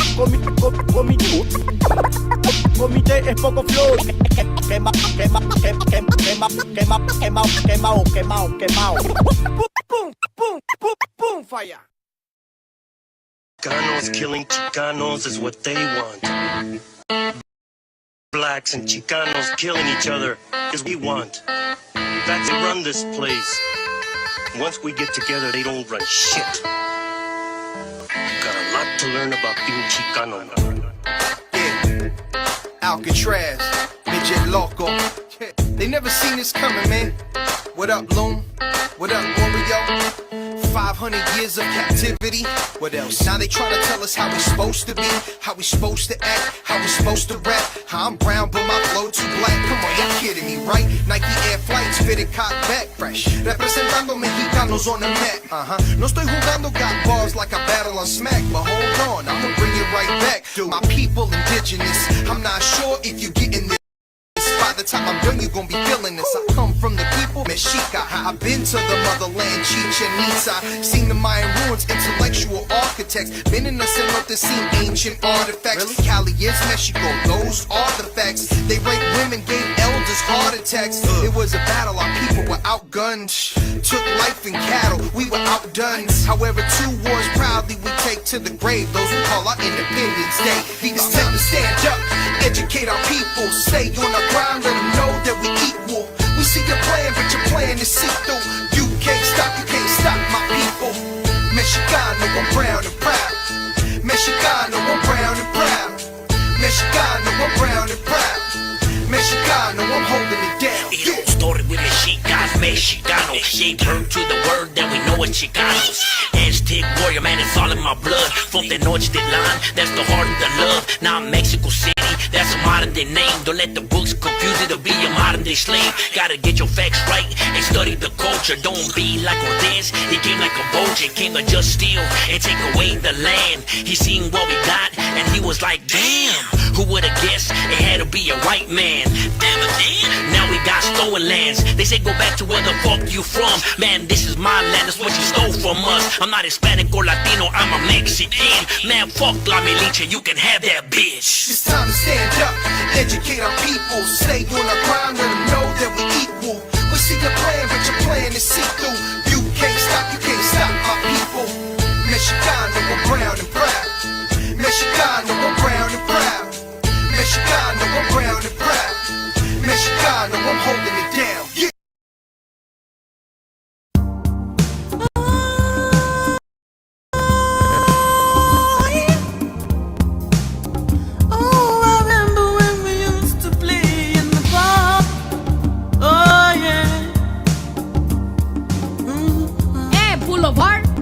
Rushed into the barrio ese. Hey, hold on, carnalito. Let me tell you a true story that might change your mind about being in a gang.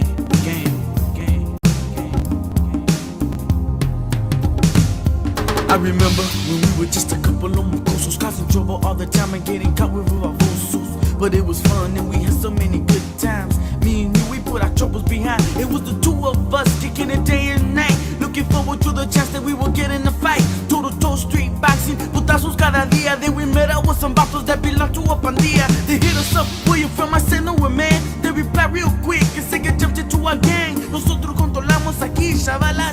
We heard that you were tough, but sabes que we call the balas. I looked at my carnal, my homie, my dog. Before I had a chance, the guy says hit him with the log. Ran up to homeboy and I gave him a putazo. Pues tremendo grip, but todavía no hizo caso. They jumped me from behind, I tried to hold my ground. Before I knew it, man, my bitch body went down in a daze. De verdad no me recuerdo. All I could remember was my homie Sufierno. It only lasted about a minute or 2, but to me, it seemed like it would never be through. After they rushed us, they came and shook our vices. Now they respect us before they despised us. We're in a gang now, pues ni modo. Me and my homie became 2 damn cholos. I remember you. I remember you. I said I remembered you like if it was yesterday. Yes I do. Pisteando for la primera vez. I knew that I was late, but I could care less. Me and my homie on a mattress, with hands to the right and hands to my left. I felt firme, nada me vale. I'm with my homeboy listo para desmadre. A la brava, I felt like doing a Harley. I asked around, but everybody said shyly. But you know what? Here goes mi perro. He said I got your back, homies, tú sabes te quiero. So we went off in la primera misión. After our mission, we fell out chingón. So we got some yesca and went up to Mulholland Drive, bumped the oldies and kicked it loud. You like to play Bretton Woods' greatest hits. His favorite song was Baby, You Got It. When he would sing, it would echo through the canyon. It used to seem like this person was his companion. Oh yeah, I can hear it now. That fool used to sing it loud. The precious memories, man, cause that's all I had. Sometimes I kick it and just think it loud. Sometimes I kick it and just shed a tear. I love you, homie, I miss you. I wish you were here. I remember you. I remember you. They say I remembered you like if it was yesterday. Yes I did. Una noche loca, fin de semana. I was cruising, bumpy Santana. That night tenía mal sentido, like someone would die, yo andaba torcido. I I thought I was tripping, so I got onto the highway, left LA and headed to the Valle. Got there, my homie was waiting for me. He never let me down, he was a down homie. I picked him up and headed to the spot. On the way over there, I told him what I thought. He said, hey carnal, no te preocupes, brother. Nothing could happen cause we're down with each other. I felt much better when we got to the boat. Once I could hear the people there pumping the boombox. See no kind of glittering lights, man, it was sparkling. Rafas to the side made it hard to buy parking. Finally we spotted when I parked my Rafla. Soon as we came, they see what's up, que pasa. My homie was anxious to get high. I was checking out the Highlands, it looked fine. Then all of a sudden, we seen another gang. They were driving up slower, everybody hit the floor. The shotgun rang, it was bang, bang, bang. I let out a roar because tenía dolor. I see my homeboy dying, man, I was crying. Holding him tight because I was trying to keep him alive, so the Lord wouldn't take him. His heart stopped beating, so I started to shake him. I said, please, don't die me, carnal. If you do, then everybody van a pagar. He responded gently as a dove. He said, take care of my heifer cause it's her that I love. Man, I went crazy, what would you do if you see her tightest homie down in front of you? I remember you, I remember you. I said I remember you like if it was yesterday. Yeah, carnalito, ¿entendiste now, little brother? Yeah, Boulevard, I understand what you said, cause I don't wanna die like my big brother. Yeah, I remember when we used to play shoot 'em up. Alright. Yeah, I remember when we used to play shoot 'em up, shoot 'em down, bang, bang. Oh, me. Ooh, I love you, brother. Oh, how I missed you now. Yeah.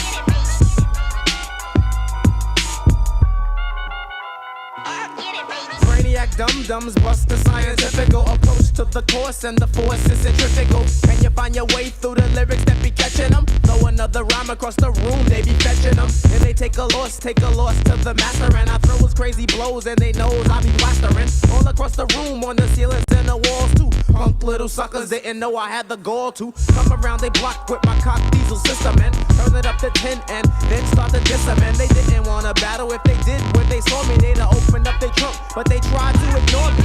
Hey little suckers, I know you hear me calling you. Thought you wanted something, but I see that you're all into frontin'. Ain't no future in your frontin', so let's get it on like Marvin Gaye.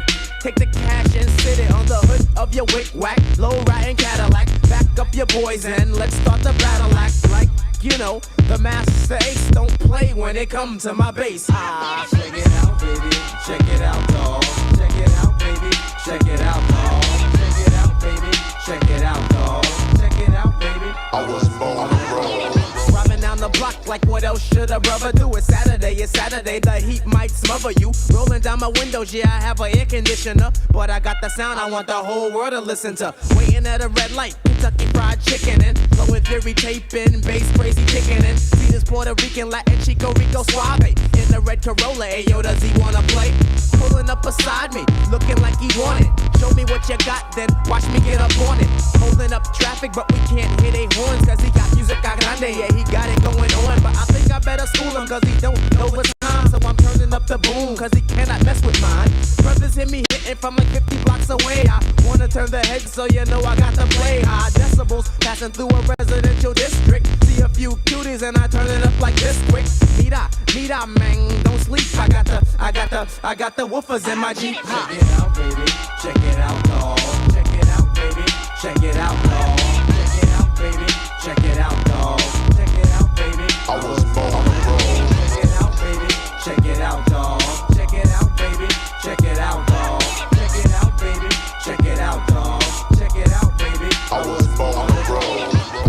Black boy, turn that shit down. You know that America don't wanna hear the sound of the bass drum. Jungle music, go back to Africa. Nigga, I'll arrest ya if you're holding up traffic. I'll be damned if I listen, so cop save your breath and write another ticket if you have any left. I'm breaking eardrums while I'm breaking the law. I'm disturbing all the peace, cause sister soldier said war. So catch me if you can, here's a donut. Cause once you drive away, yo, you know I'm gonna go nut. And turn it up to where it was before. Nice try, but you can't stop the power of the bass in your eye. I wonder if I blasted a little Elvis Presley. Would they pull me over and attempt to arrest me? I really doubt it. They probably start dancing, jumping on my tip and pissing in their pants and wiggling and jiggling and grabbing on their pelvis. But you know my name, so you never hear no Elvis. Strictly the hardcore, dirty street level hits. Guards on my side, so watch what the devil gets. Positivity hitting 50 levels deep. Coming out the woofers in my Jeep. Check it out, baby. Check it out, dog. Check it out, baby. Check it out, dog. Check it out, baby. Check it out, dog. Check it out, baby. I was born on the road. Check it out, baby. Check it out, dog. Check it out, baby. Check it out, dog. Check it out, baby. Check it out, dog. Check it out, baby. I was born on the road.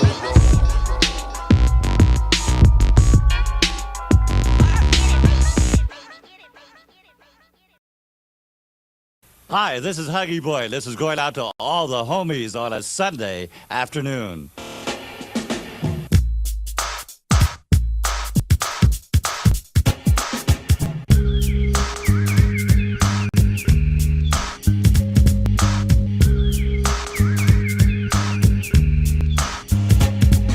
Sitting in the park on a Sunday afternoon, me and the crew just jamming the oldie tune, sipping on a cold bottle, a brewski. Gave over a swig, he passed it back to me. Right about then, up came some other homies, Micah, Eli, Pete, J, Smooth, Phil, and Larry. Busted out the ice chest, Phil popped the cooler. Eli and Pete drunk brew, nothing better to do. Micah's cup, yo, was filled with bird. J, Smooth had a cold glass too, you know it. Word, girls at the picnic mess preparing the food. The sky was clear and the weather was cool. Kids at the playground playing on the merry-go-rounds. All the cars cruising, bumping their funky sound. Cause it's Sunday, last day for a fun day. Back to business as usual come Monday. At the park, everything went real smooth. On a Sunday afternoon. We were chilling in the park, just waiting for the sun to go down. It was me, Shiro, and the homies, a lighter shade of brown. I said chill. All the vatos in the park stay ill, playing horseshoes to win a bill. The carne asada lamping on the grill. So now we eat. The cops cruise by looking for the booze, but what Ruben had was plain and simply apple juice. Coming up short, just like a fool. A back to his car with nothing he could do. All the cars in the parking lot, low profile, and everywhere you look, you see somebody styling. Cars with lifts rolling deep with booming sounds. It's a good time to cruise around in the parking lot where the brownies were stacking, and all the vatos were looking for some action. We were chilling in the park, just waiting for the sun to go down. It was me, Shiro, and the homies, a lighter shade of brown. The sun was setting and it began to get dark, and we were getting ready to leave the park. We had a good time, yeah, we had a good day. Packed our stuff up and we was on our way. Yo, macking the brownies as we all cut them off at the pass. But they was all like the song as we pulled up. They were acting all shy to us, but essays, yo, wanna know who's the flyers. We found out and Jimmy hats were passed out. Una está fea, so hey, yo, peps, you jacked out. Coming up short, they gave us no run. So yo, homies, consider this a dry Time run. to crew the boulevard, time to have fun. Guaranteed to find a brownie while the night is young. We were rolling, yeah, looking real smooth, cause cruising witty is how we ended our afternoon. Smooth, chillin', just kicking it. With the top down, I low to the ground. I know they be watching me. Smooth, chillin', just kicking it. With the top down, I low to the ground. I'll pump it up for you. Smooth, smooth, just chillin' on a Sunday afternoon.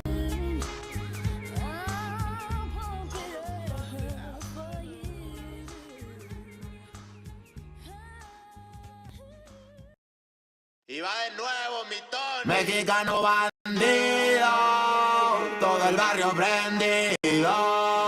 Siempre ando bien juido, siempre poniendo ruido.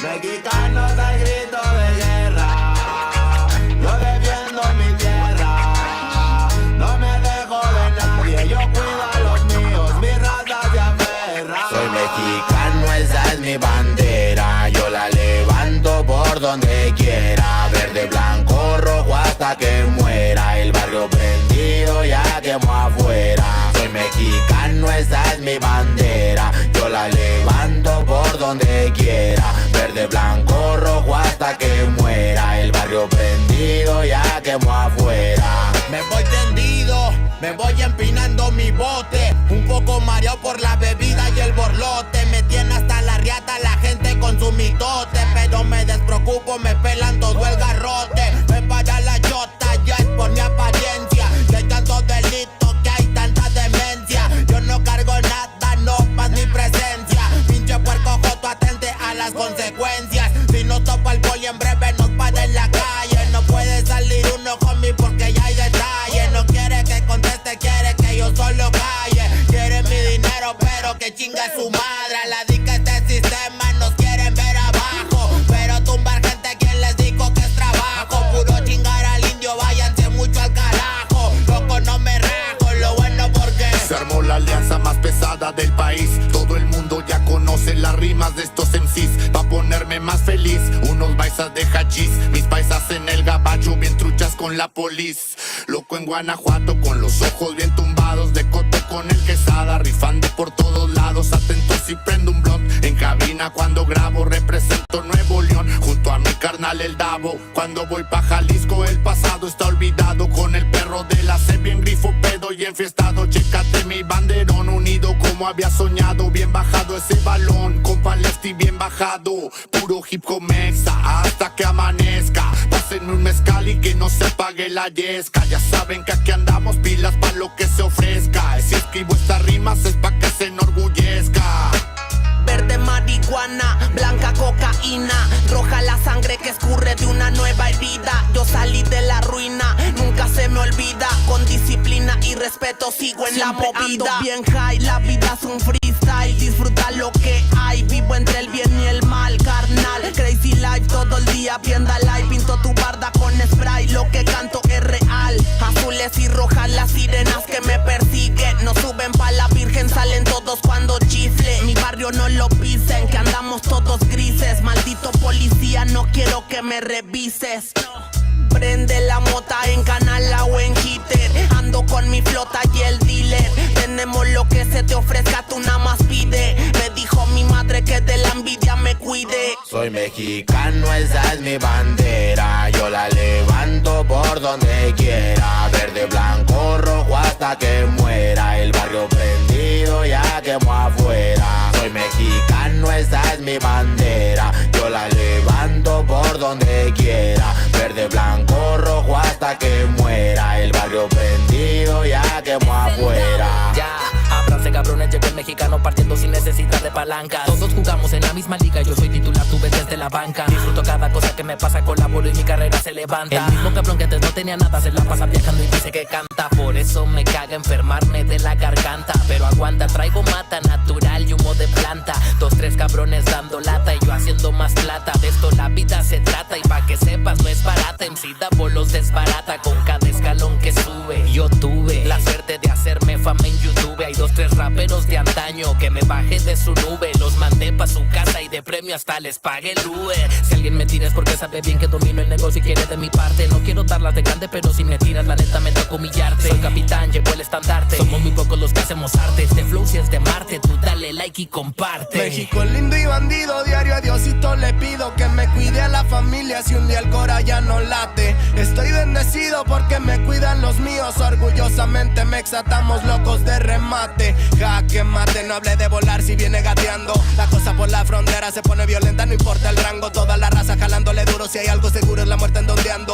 Sudor y la sangre en la frente, los de alzada controlando. Se roban la atención, ya saben quiénes son. Vatos locos con sazón como el de un corridón. No quiera tomarme el pelo si ando todo pelón. Levantando la bandera, viva México cabrón. Es el perrito de la C. La bandera con un águila, Simón, mi tierra es esta. Me vale si mi piel o si mi acento les molesta. Acá jalan horas extras, nunca duermen la siesta. Están los que van pa'l jale y los que la viven de fiesta. Otros que en el pintón se tatúan de corazón. 3 colores en el pecho, morirían por su nación. Aunque su puto gobierno los puso en la situación de no terminar la escuela y terminar en la prisión. ¡Viva México, ladrones! ¿Qué hubo, les presidente? Ya saben que por mí policías chinguen a 20. Y ahí están mis 20 pa' la cagua. Agua, que es tierra caliente de Chiapas hasta Chihuahua. Wow, wow, wow, yipi-yo, yipi-yucas. Buenas, Montequín, Aguas, Tijuas y San Lucas. San Luis Potoyes, Mataulipas, La Puebluca.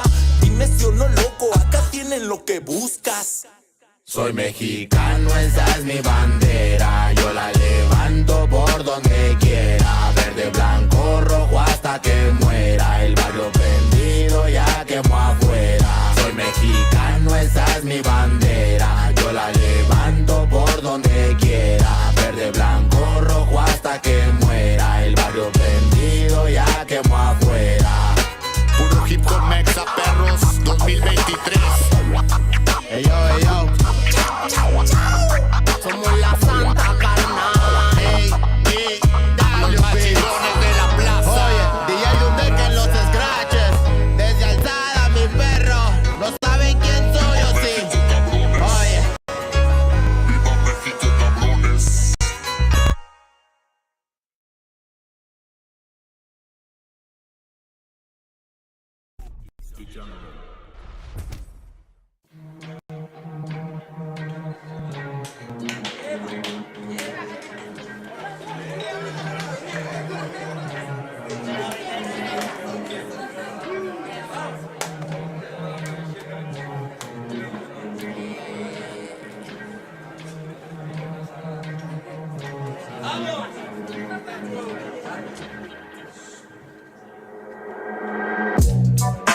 Yaman a real. This is the Cypher 3. Ahora Babylon Real. En esta ocasión traigo a los gangsters más gangsters de la zona. Y vengo con la familia gang. ¿Cómo dice? Yaman a real. Traigo el mensaje puro y crudo pa'l momento. No palabras vanas que rompen los sentimientos. Lucharé y derribaré los muros del lamento. Pídeme pues te daré los sueños que están muertos. Nunca el demonio dio mensajes de amor, pero tampoco los dio el ángel que nos abandona. Quizás miremos diferente el reloj, pero tu cielo es el infierno donde el amor murió.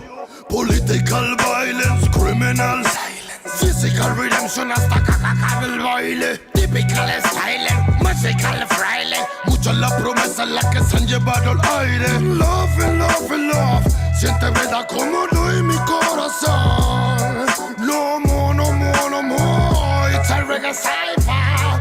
Feed the world. What time is it? Es de reventar el beat. Throw the jungle in the street. Reggae music on the hit. Romperemos las barreras que crearon para ti. Pues llegaron los señores y la paz de nuevo aquí. What time?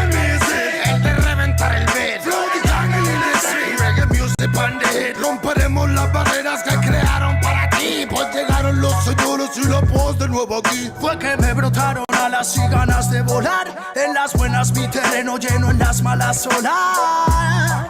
Un muro que decorar, mis hermanos me sirven de guía, mi estrella polar. Guarda los hilos, me duele hasta respirar. Solo quiero ver verdad. Sigo buscándome lejos de lo que piensas. Más fácil de lo que crees, el esfuerzo trae recompensas. Vale la experiencia si es intensa. No tires de la cuerda si está tensa. Miraban al ocaso con tristeza. Las estrellas devolvían con grandeza su mirar. Nos vimos floreciendo en la maleza. La belleza de las piezas y comienzan a encajar. Es de reventar el beat. Reggae music on the hit. Romperemos las barreras que crearon para ti, pues llegaron los señores y la paz de nuevo aquí. What time is it? Es de reventar el beat.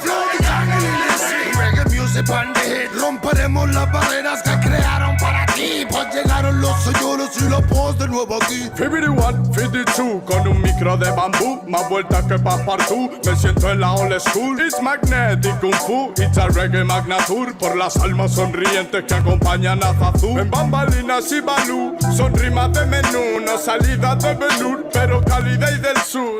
Homie, always lonely, but I feeling like a gangsta. 52, 53, a mí sí me ves venir, por eso me llaman King, ese fue mi devenir. De marchar o seguir, nunca tuve que elegir, la music me eligió a mí, no tengo nada más que decir. Saifa, Puniga, Loba, Grimble, Fire, Killerman, Smoker, Chusta, feel like a Rasta, Child Metal, King Manes, original a reggae, Saifa again. Interna en la villa del pingüino, donde los calen en la antena y los que se encuentran dormidos zarandean tus emociones cual barril de vino, cosas feas quizás en tus ideas, pero aquí no, yo no atino, disparo sin mirar a todo aquel vampiro que el diente quiera hincarme, bro. Si lo digo, no es para pensar, sino para aclarar lo que de siempre estás pensando. Acaba el tan magnífico, imposible de torcer metal, so start my friend, reggae warriors again, making connection after connection, my new world, creating the freedom from them, me more. Nanny boy, represent this game. What time is it? Es de reventar el beat. Jungle in the street, reggae music on the hit. Romperemos las barreras que crearon para ti, pues llegaron los señores y la paz de nuevo aquí. What time is it? Es de reventar el beat. Jungle in the street, reggae music on the hit. Romperemos las barreras que crearon para ti, pues llegaron los señores y la paz de nuevo aquí. Falta presentación si existe nivel. Sobreviviendo en Babilonia escribí al papel mis problemas cuando al final pude entender que para ser feliz solo tienes que querer, que solamente hay una vida y es para vivir. Busca siempre una alternativa para seguir. No dejes nunca que te digan que no es así, y prende un poco de sativa para estar chill.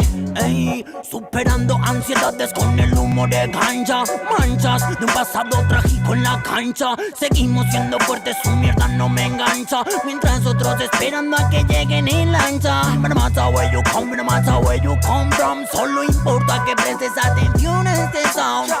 Desde the original, Killer Man al mando. Oh na na na. Mira, soy un warrior, sonido legendario. Disfruto cada segundo cuando me subo al escenario. Tengo fuego en los labios, sigo cual mercenario. Pasos de gigante y cora revolucionario. Siento que es necesario, suena el reggae en los barrios, para que cale el mensaje y para salvar a los más sabios. Entre mi imaginario, que mocheques bancarios. Si vienes con la mala vibra, mejor bro, cambia tu itinerario. Ya, ya, ya, ya, ya. Cuando ruge el león suena la música real. Venimos con el ya, ya, ya, ya, ya. Sonido de guión es el sonido original. Ya, ya, ya, ya, ya. Reggae de corazón es el que se hace en unidad. Ya, ya, ya, ya, ya, ya, ya, ya. What time is it? Es de reventar el beat.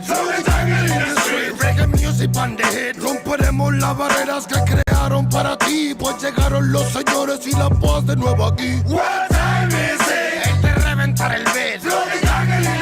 Reggae music bandit. Romperemos las barreras que crearon para ti, pues llegaron los señores y la voz de nuevo aquí. Real. Estoy con mi hermanito Rasta International burning in Selassie every day and every night.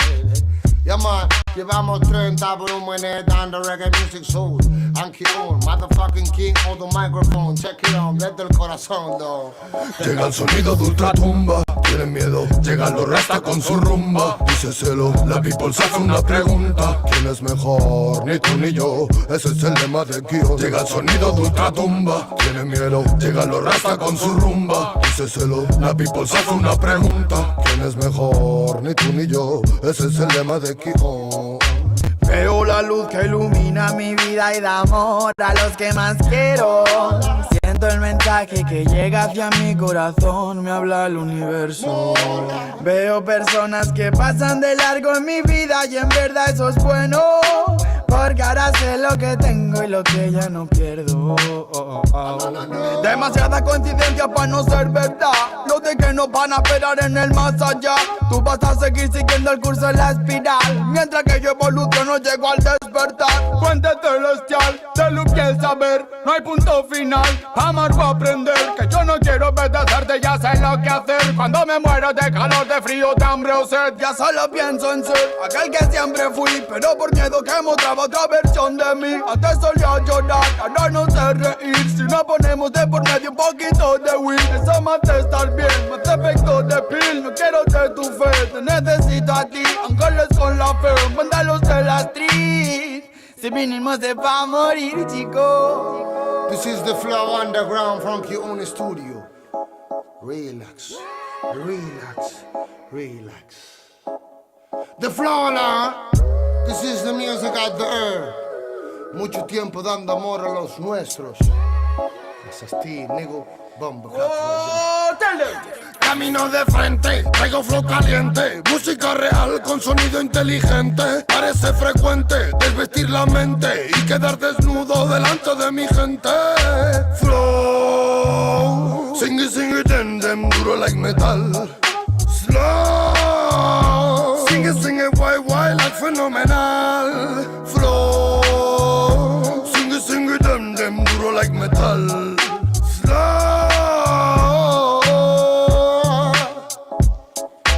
Cada palabra y balada que parte la sala, para nada son bobadas atrapadas en miradas. Pues mi familia es sagrada, aprenderá toda la grada. Camarada, se alabada la persona que te daba su calor, su sabor, el perfume del honor. Coreando la canción de un humilde servidor. Pues tu amor seguidor es alivio para el dolor y energía para seguir siendo tu compositor. Flow.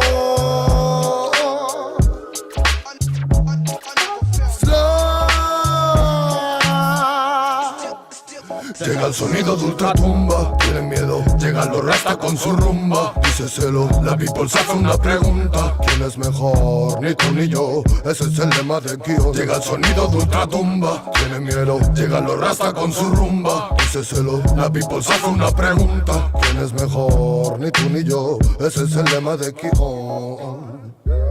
Yaman regenerated. It's a man pussy that remain on the ganja from the Rastafari, niggas. Llegan los Rasta con su. La people se hace una pregunta. Yaman real. Llega el sonido de ultratumba. Llegan los Rasta con su.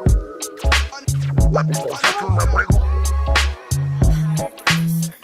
Bomba clap them, nigga.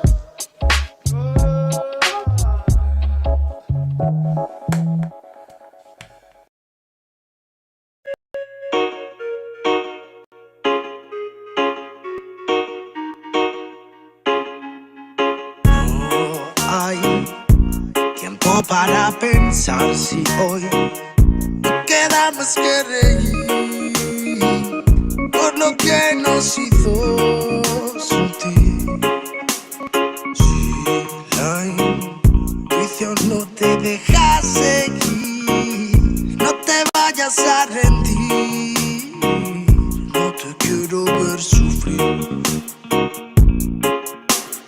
Búscate, escúchate, lucha que mucho Mucha de tu fuerza nace de ti. Vas a ver que alimañas muerden tus entrañas. Con sus artimañas extrañan tu fin. Sigue pues si tus pies tocan el suelo. El anzuelo no tira de ti. Grita fuerte si la vida te duele. Que vuele el dolor, lo expulsamos de aquí. That me ya no go.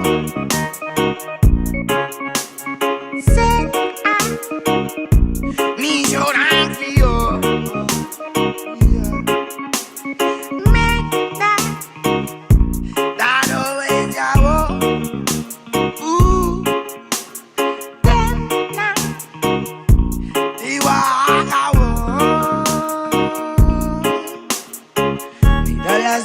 Antes de perder las formas, sé la luz del sol cuando no lo puedas ver. Cierra su boca cuando te hablen de más normas. Todo lo mal montado se ha de romper. Aunque que tú te rompas no hará más que estorbar. Si es bajo el castigo y mando de Lucifer, en verdad tú sabrás con lo que te conformas. Y yo con el super amor traer. Hablan sin sentido y se enamoran, pero todo llega y solo te queda esperar. Pasan los segundos y las horas y sin darte cuenta todo vuelve a comenzar. Todo parece lógico en este mundo de plástico. Hay que ver la fe cómo se va perdiendo. Quizás me quede afónico de ser mi propio médico y crecer sin ser un hombre que va muriendo. Tal vez me estoy volviendo loco. Tal vez viviendo poco a poco. Take me so high, there's nobody low. You take me too high, there's no way to go. Así que let's go, vamos a bailar lento, sintiendo todos los movimientos de acá adentro. I won't let you down, thinking this moment of happiness right now, now, now, now. El agua refleja el alma del que se aleja. Cuando te quejas, se retrocede de atrás. No te pierdas, o te perderás. Abre la puerta de tu portal, que te arrastrará en la profundidad del mar. Mar, me dejaste arrastrar. Ya ni siquiera ve la luz refleja. Solo un pelín internado en la oscuridad.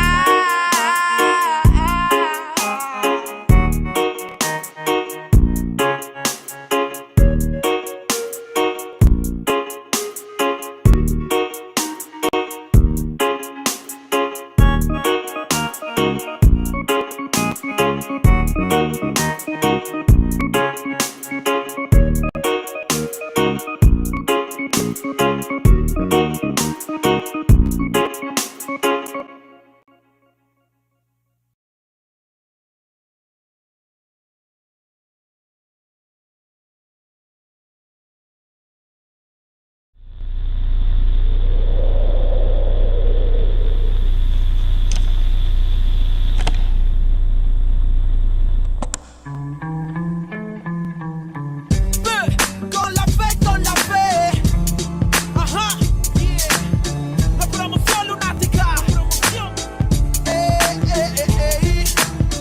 Na, na, na, na, na, na. Ey, ey.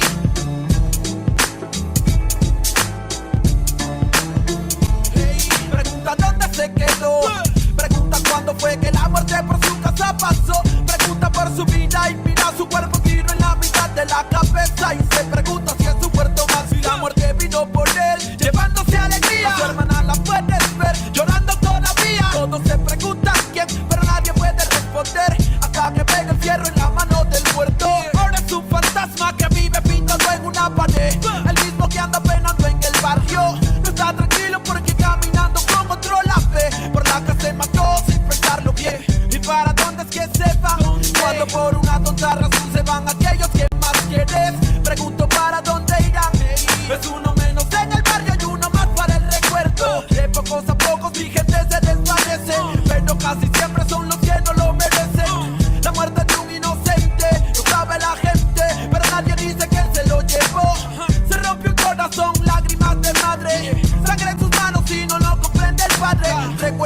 vida no tiene un valor y grita al cielo, mejor recógeme a mi Señor. Pase lo que pase hoy, siempre con la mente tu recuerdo en mi corazón te llevaré. Para donde quiera que yo voy, pienso diferente, es que el amor que ahora está presente. Pase lo que pase hoy, siempre con la mente tu recuerdo en mi corazón te llevaré. Para donde quiera que yo voy, pienso diferente, es que el amor que ahora está presente. Dime dónde están los que desaparecieron, los que no volvieron, los que de uniforme se vistieron. ¿Dónde están los que ya no están del soldado Juan, que una bala traspasó su cuerpo con el ruido de una? Son historias como mi prima Gloria, que su cuerpo no aparece pero queda su memoria. Niña de 5 años que su aliento ya es agónico, encuentra cuerpo pero envuelto está en periódico. La vida es una tumba que la suerte te depara, la muerte está en la mano de aquel hombre que dispara. Padre que espera a su hijo que vive en la urbe, pero al día siguiente lo recogerá en la morgue. Se cuentan horas, días y también los calendarios. Primo, nadie sabe si caerás en cementerios, como mi amigo Mario que jugaba a ser sicario, hasta mató a su hermano y lo tomó como algo serio. Se cuentan horas, días y también las estadísticas. Para la policía un expediente más en balística. La lista aumenta y también el desenfreno, como aquel niño que golpeado en el hogar se siente ajeno. Le pone freno y toma la decisión, sacando la pistola de su padre en el cajón. Su lápida ahora pinta: hijo mío, te queremos, y la muerte nos permite, algún día nos veremos. Pase lo que pase hoy, siempre con la mente tu recuerdo en mi corazón te llevaré. Para donde quiera que yo voy, pienso diferente, es que el amor que ahora está presente. Pase lo que pase hoy, siempre con la mente tu recuerdo en mi corazón te llevaré. Para donde quiera que yo voy, pienso diferente, es que el amor que ahora está presente. ¿Dónde van? ¿Dónde? Dime dónde van las almas que se pierden en el camino de la vida. ¿Dónde van? Dime dónde van. Que detienen pulsos, otros por impulsos para el diván. Penas que se cuentan en la esquina, cuidado con la neblina que la muerte se avecina por la acera. Joven estudiante muere en una balacera. Otro lío de pandillas que en el diario aparecerá. La vida se desaparece como el humo de un cigarro, locos disparando desde un carro. Otra vida que se pierde bajo el cielo gris. No se puede ser feliz cuando gente muere en un desliz.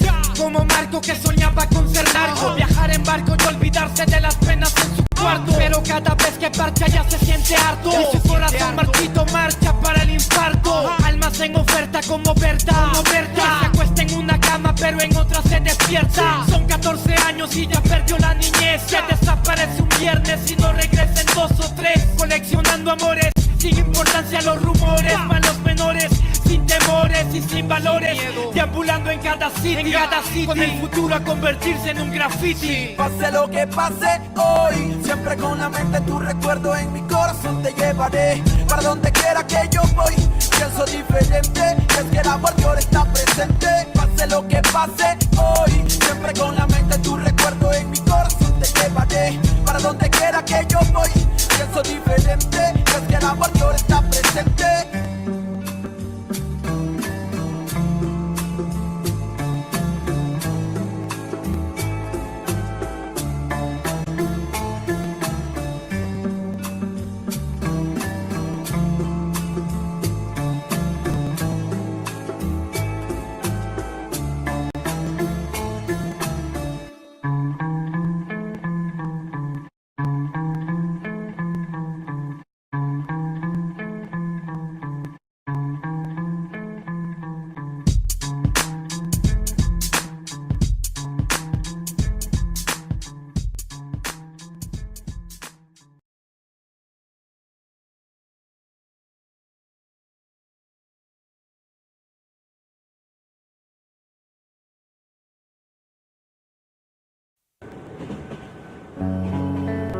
Hey, pure nigga on a microphone, studio of Kion, gangsta sound, my brother come over.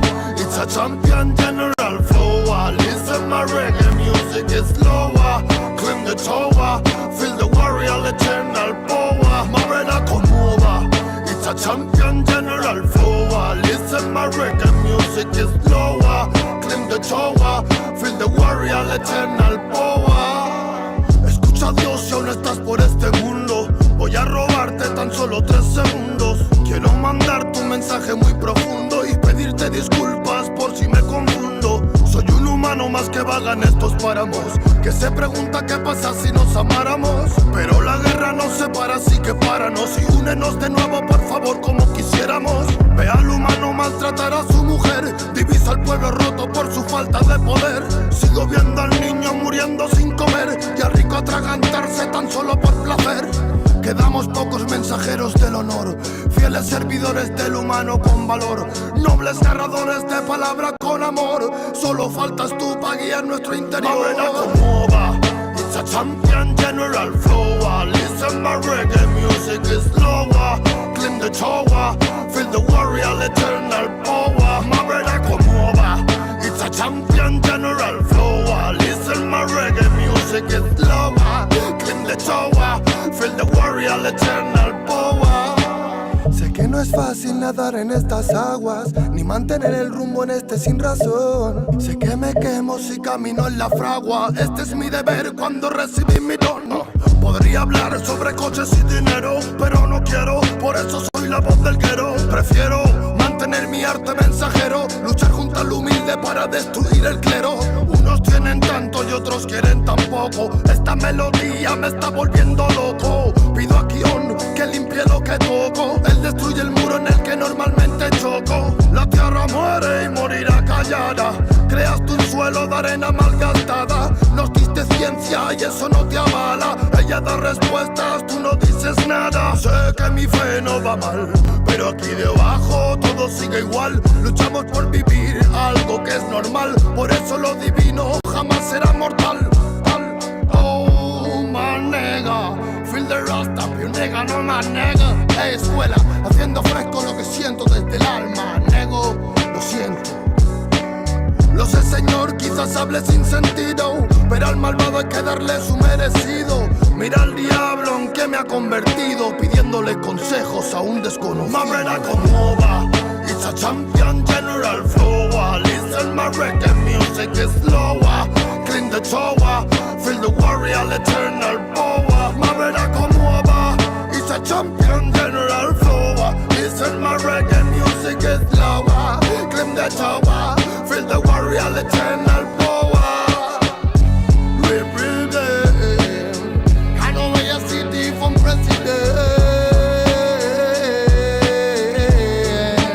Oh, gangsta shit, gangsta style, gangsta pure nigga, Kion in Selassie. I represent, soldiers. My brother come over, it's a champion general flow. Listen, my reggae music is lower. Claim the tower, feel the warrior eternal power. My brother come over, it's a champion general flow. Listen, my reggae music is lower.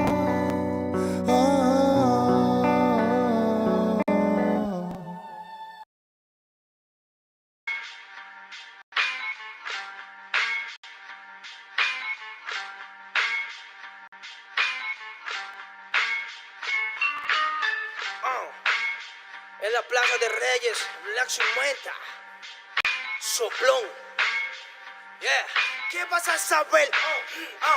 ¿Qué vas a saber tú? Oye, chibolito, faltomé. Pulpín de los pulpines, batería de Rapunzel, de rapeos, de raptos, de lagartos en cuartel. Cualquier la pega de cruel con un viejo coronel. Soy flojo, se me antojó dormirme en el laurel. Elevé mi level con un label y un Faber-Castell. Ya un papel, lo empape con sangre de todo aquel que se jura Nobel y no ve mis trenes en la riel. What's so man? ¿Por qué no sacan la tablet? Juro por mis aguas que no te hablo por las powers. Soy chinchado neto, búscame por Pico Sour y te voy a meter al centro loco como Beckenbauer. Escúchame atento mi bro, que estamos rompiéndole en pro. El negro de Plaza de Reyes como siempre rompe de este micrófono. Que quiere meterle como yo pero no puede meterle tacoplón. Si te pensaba que solo era un gallo, déjame decirle que se equivocó. Real motherfucker feeling on the street. Es el Black Shit, Black Sea Metal de Plaza de Kings. Motherfucker, soplón.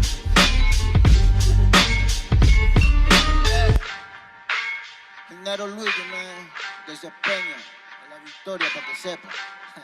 Incas Mo, it's money gang, gang, yeah, yeah, Yo también he llorado, gente, también me han desplazado por mi rasgo afrodescendiente. Sí, un perro no habla pero siente. Cuento historias callejeras pa' barrios de delincuentes. Soy un perro que te ladra, que te muerde y que te huele, nene. Soy más que Lene, ustedes para mí son pelele. Con mi jauría todo el día en busca de los cheles. Tengo un perro en fiscalía que nos mueve los papeles y otro en la comisaría para evitar el susto. Muchas veces me han llevado por solo como luzco. Perdón, madre mía, si yo le causé un disgusto, pero en esta vía yo crecí rodeado de perros chuscos. Yo sé que me quieren ganar, yo sé que me quieren tumbar y no pasará porque soy de verdad. Está súper rafina la Dodo Style, metido en latina aprendiendo quizá. Yo tengo el style, no mido la raza del perro, yo mido por la lealtad y yo soy leal. La calle te enseña lo que no te enseña la universidad. Saliste ese peña aquí con una seña te tiran para atrás. La calle limeña aquí nadie la dueña, ya nada es igual. Tiene que respetar, tiene que respetar. La calle te enseña lo que no te enseña la universidad. Saliste ese peña aquí con una seña te tiran para atrás. La calle limeña aquí nada le dueña, ya nada es igual. Tiene que respetar, si yo soy tu papá, Cinco Mob, negro. Cinco Mob, nigga. Nero Luigi, man. Incas Mob, It's money gang, gang, gang, Hey, Yango en la maldita casa. Me llaman pa' que les dé al menos una vez al mes. Se metieron al lago y olvidaron que era el Ness. For everybody bless. La fama es una puta, me está llamando a las 3. Dile que llame después de las 16 y 25. Volví de la infancia de Abraham Lincoln. Con fuerza ya inco, luchando para salir del rincón. Letra callejera en CD brinco. Under del under, puede que tu viejo te lo mande. Sale de vez en cuando como el cóndor por los Andes. Mi cuerpo no es de madera como Dandy. Antes que me branden, yo seré el ola que los expande. Aunque esto me pique en la madera, no sirven ni para romper el ticket de un evento afuera. Loco por la carrera, desafían la gravedad. Yo espero tras la barrera y llego con la novedad. Niña, tú solo espera que ya encontré la manera. He visto bastante por querer lograrlo saltando escalones dentro de la escalera. La vida me puso al depósito, yo soy de púlpito pa' que el mundo conociera. De esta parte mejor interprete que paro de esta cordillera. Sin luz afuera, que el espectáculo es dentro. La calle es mi templo, tiembla el pavimento. Cuando yo me concentro, mis disparos son temas. La calle un poema, se siente desde cuando entro. Y a toditos estos drogaditos que creen que rapean, los regreso al centro de mi balcón. Yo he visto el clon del clon en la misma gestión, pero a la malla no llega el balón. Y para esta pantalla no soy el patrón. Yo ya me sé la cuestión y doy fe por cada renglón. Consciente de la operación del final Mbappé con la edad de bufón. De Yango, la maldita casa, Plaza de Rey, papá.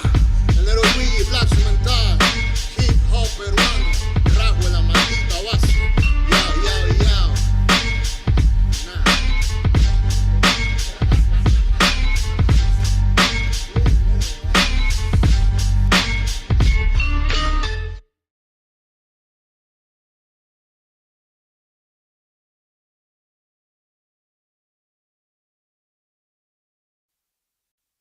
Yeah man, real bomba clock and I set the volume 8. This is the music from the Eman niggas. Yeah man. Oh, ribby damn, ribby damn. Hey. La la la la la la la la la la la la. You man a tribute from Black Uhuru Ray. Hey. Broken microphone, mystic lover sound, a dream of soul. Will my head alone, living in Zion, but Babylon. Broken microphone, mystic lover sound, a dream of soul. Will my head alone, living in Zion, but Babylon. Por soñar soñé que todo cambiaría, por pensar pensé. Luchar a sangre fría sin perder la fe. Viviendo el día a día, más con sentimiento que marcó mi sinfonía. Darle pan al que no puede comer, darle bendición al que sepa renacer. 3000 errores solemos cometer, pero solo un gran hombre lo sabrá reconocer. Y me di cuenta hoy de tantas cosas, algunas crudas, otras bastante hermosas. Son los más sabios, personas poderosas, no aquellos bastardos que destrozan nuestras prosas. Es la perdición, mala situación de manchar tu corazón por tu mala acción. Dame una razón para darte mi perdón. Siento que tu alma se consume como el humor esteblón. Derramo poesía, arte mensajero que reclamo cada día. Pretendo ser sincero, más comparto mi alegría con todo caballero que mantenga la presión cuando andamos bajo cero.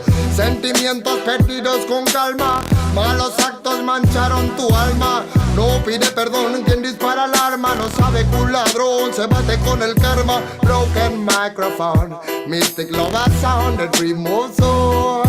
Real my head alone, living in Zion, but Babylon. Broken microphone, mystic love a sound that removes all. Real my head alone, living in Zion, but Babylon. Wanna ganja respect from Volumen 8. My niggas on Volumen 8, this is Key on the studio respect. Alright. Bad boy kills, criminal of sound and rich. Money is a gun for me. Respect the nation. Below the time like this. Bad boy kills, criminal of sound and rich. Money is a gun for me. Respect the nation. Below the time like this. Bad boy kills, criminal of sound and rich. Money is a gun for me. Respect the nation. Oh, la la la la la la la la la la la la la.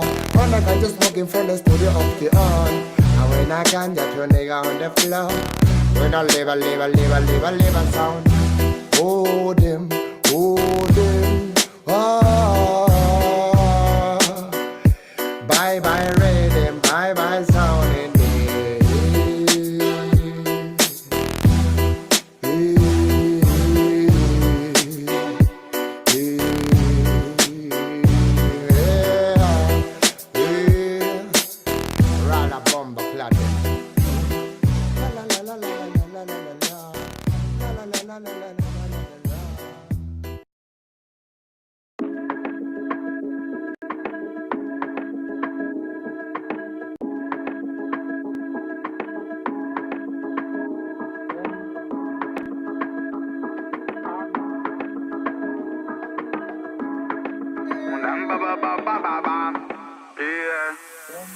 Viven muriendo de la envidia como los niños en Siria de la bomba que le manda el Pentágono. Y todo el día, mamá mía, keeping it mood, that's so real. Love man, I never fear, never, no.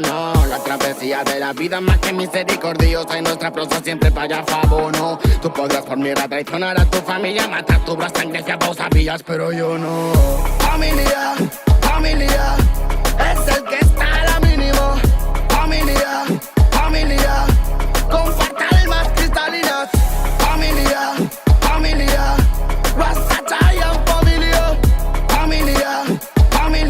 Magna White son familia, ya no maniga. هوا ديالي شو من حالي وشو من حالي، هني بالك ربي كبير وربي عالي، هو اللي جاي يديني اليوم وباغي سالي، ربي يغفر لي يا ولد دراري. هوا ديالي شو من حالي وشو من حالي، هني بالك ربي كبير وربي عالي، هو اللي جاي يديني اليوم وباغي سالي، ربي يغفر لي يا ولد دراري. Un sueño donde no había amor, se perdía el color de una flor, se marchaba lentamente con el sol en el horizonte. Pude hacer algo para calmar mi dolor, y es por eso que le pongo flow, viviendo alto siempre. Burruco bimba, y es que todo por la familia. Burruco bimba, y es por eso vengo a bendecir. Burruco bimba, y es que todo por la familia. Burruco bimba, y es por eso vengo a bendecir. Familia, es el que está a la mínimo. Familia, con falta almas cristalinas. Familia, Rasatayan familia, Magna White son familia, ya no maniga. Magna super slalom, subiendo a nuevo escalón. Metallic in the salon, esquivo like si de Stallone. Esos tres van del palo, pero bitch no rascan balón. Aunque me enrollo nada, cáñamo, nunca me paro. Aunque van tras de mí, no se pueden medir. Buscan el elixir, está metalizado. Y es que yo soy así, no van a descubrir sexy flow y skill con este descaro. Si familia necesita de ti, Figaro. Burruco Connection, Antarctic Field, dígalo. A mí nadie feria du Paris, día yo. Los magnates han llegado, están aquí, píalo.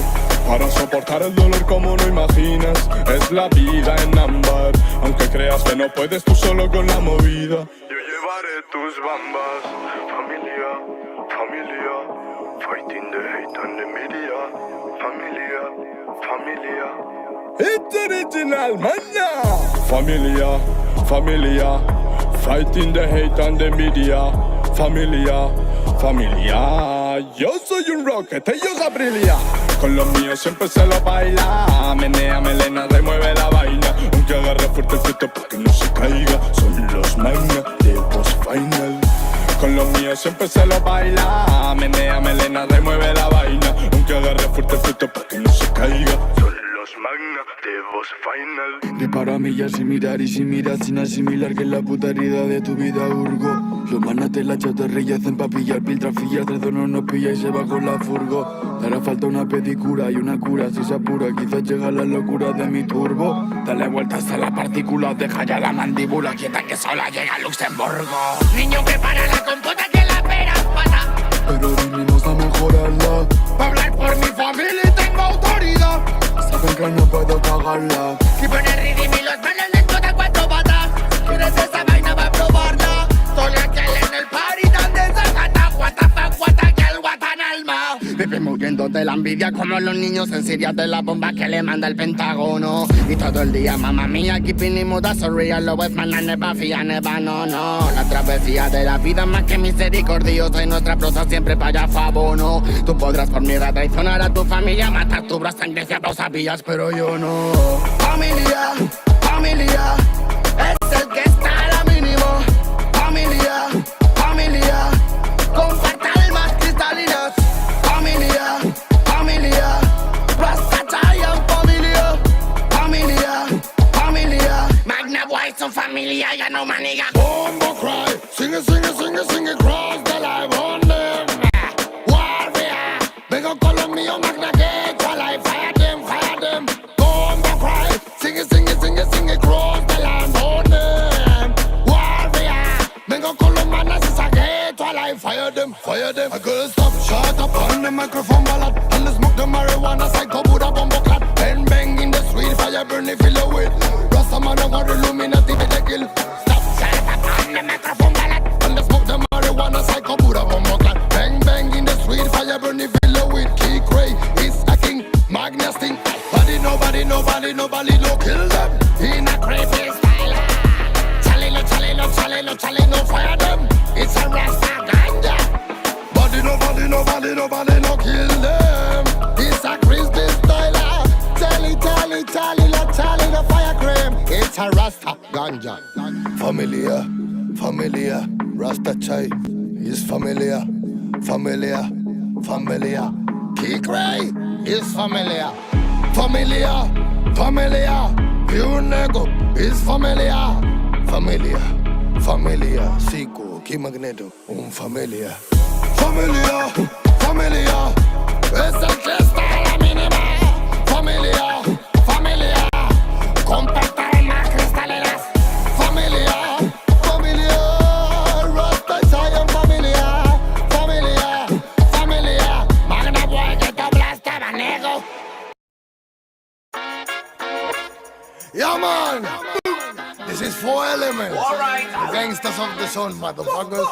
Cypher, volumen 1. He sentido miedo por verme desolado. He tocado el cielo por teneros a mi lado.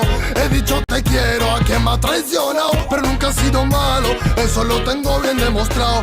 Muévelo, bailalo, el sonido tómalo, cántalo y con tus amigas gózalo. Body, body, body, body, así que apréndelo. Estamos envueltos en llamas, DJ, gózalo. Hey, nigga, track over track in a mid-up bomba, but don't stop it, reggae it up, a nigga coming to the top. All of them, fire burn them for the club. Keone in the area is the only general. Track over track in a mid-up bomba, but don't stop it, reggae it up, a nigga coming to the top. All of them, fire burn them for the club. 4 Element is the only general. no pueden competir contra esta fiera. Tan distraído me vi mordiendo las barreras. Sufre menos quien nada espera. Aprendí mirando, me empecé a buscar ahí fuera. Analízame, no soy cualquiera. Guardo mis demonios, lloraría si los vieras. Pero los tengo bajo llave. Quizá conversemos durante la noche, ellos tengan la clave. para escapar de mí mismo cuando no puedo salir y me precipito al abismo del fatalismo. Todo se torna tan negro que cuando veo la luz resulta ser solo otro espejismo. Fui noqueado, caí como un titán dormido, al fin me he levantado y todo es caos. He estado distraído, persiguiendo sueños que eran vaho, arena, olvido. Ey, no quiero dolor, tampoco su ley o su opresión. Yo quiero un skate, decirle adiós, jamás su sistema no favoreció. Grité Mayday, nadie me ayudó, ni la policía, ni el rey, ni su Dios. Yo quiero saber dónde se quedó aquel pueblo libre y su revolución. Llegó tu condena, te moverás y romperás los problemas, no es novedad que no verás otra forma de olvidar las penas que queman tu órbita vibracional. No quiero ser normal, tampoco singular, no hay norma que transforme mi moral. Logré quitarme los prejuicios, admito que estoy completamente enamorado de todo género musical. Con represión la condición es infrahumana, la religión paga con prisión al que nada trama. Piensa en fama, frustrado tumbado en tu cama. Te mojarás si llueves si no te mueves con ganas. Romper ramas por envidia, tu mamá no te deja plantar. Y en guerras en Siria y tú quejándote por no afrontar problemas de mierda o niñatos de mierda que viven en su burbuja, la cual nunca va a explotar. Nadie es una mentira y en ella tu vida va a acabar. No ves la verdad, en la tele no la vas a encontrar. Tus padres te mienten porque ellos también creyeron que todo es normal en el mundo que construyeron. No me queda nada de ese ruido del sistema. Vengo con mi pana construyendo una epopeya. Como Popeye, marihuana, comida y cena. Las bajas vibraciones, mi luz le quema again. Venimos armados de fe y no nos dejamos arrastrar por la corriente. Hacemos todo al revés. Y si hoy no sientes, porque de dentro afuera, que estamos creando despacito la tortuga, ganó a la liebre. 4 elementos fusionados con el éter, conectando realidades de la calle, volando tu mente, despertando al ser consciente. Esto es pa' que lo cantes, liberando tensiones y abrazando lo que sientes. Oh yeah, Pongo clave, 4 elementos.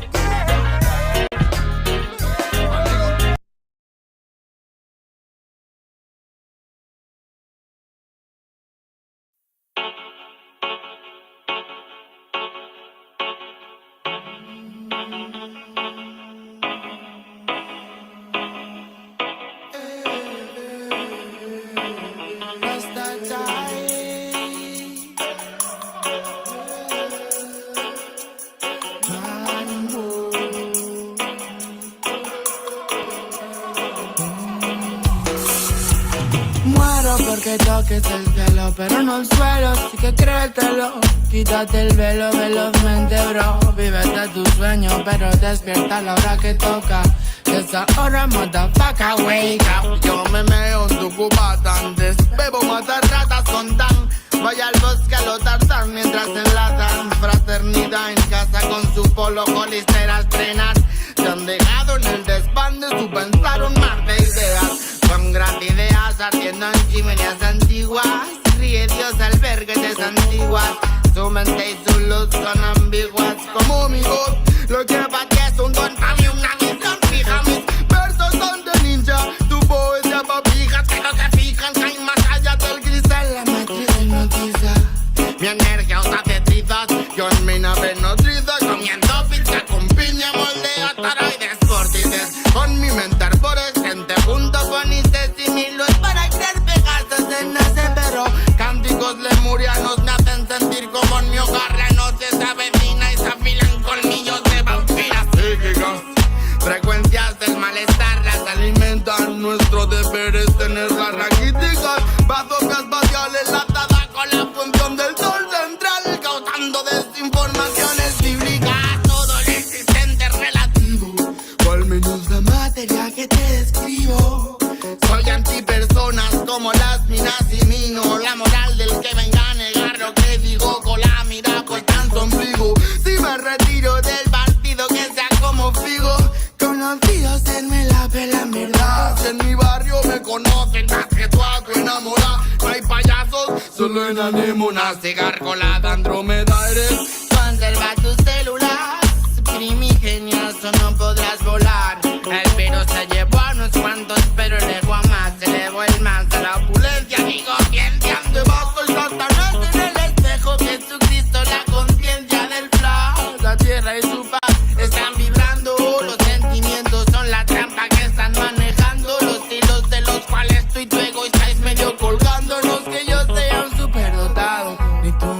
tú. Solo lo que tú sabes de mierda, yo sobre el cosmos. Que lo estudio y profundamente sano me lo tomo. Si no, ya hubiera ido a visitar al doctor. Porque no soy devoto, mucho menos un santo. Yo jamás voto, pero dale que asalto. Cuando en verdad sé que tendría que sudarme todo la polla, pero pienso que hay que vivir por algo. Que en el letargo cure lo enfermo, sabor amargo, remedio eterno. Me pregunto a toda esa gente que le he hecho y canalizo desde el cielo un verbo al cielo, bro.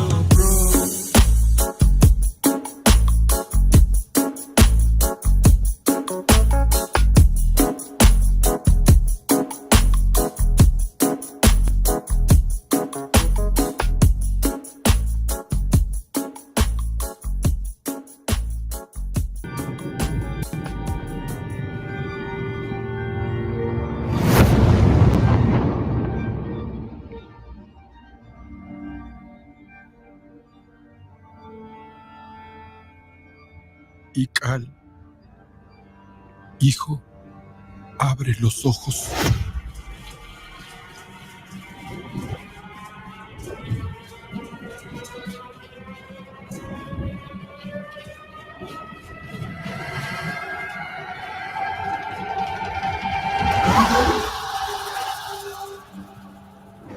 Tu cuerpo se queda con nosotros, pero tu espíritu debe seguir.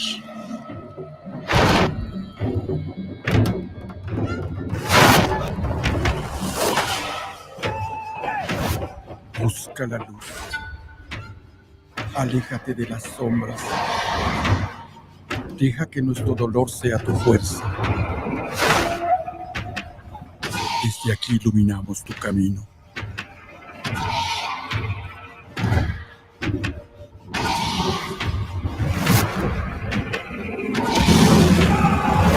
Lucha como nosotros ante esta pena tan grande.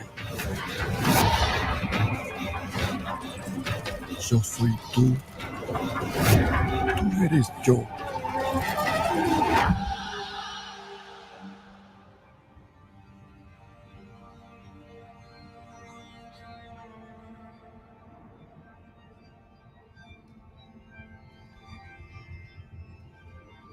La muerte que hoy nos separa, mañana volverá a unirnos. Eres libre, hijo.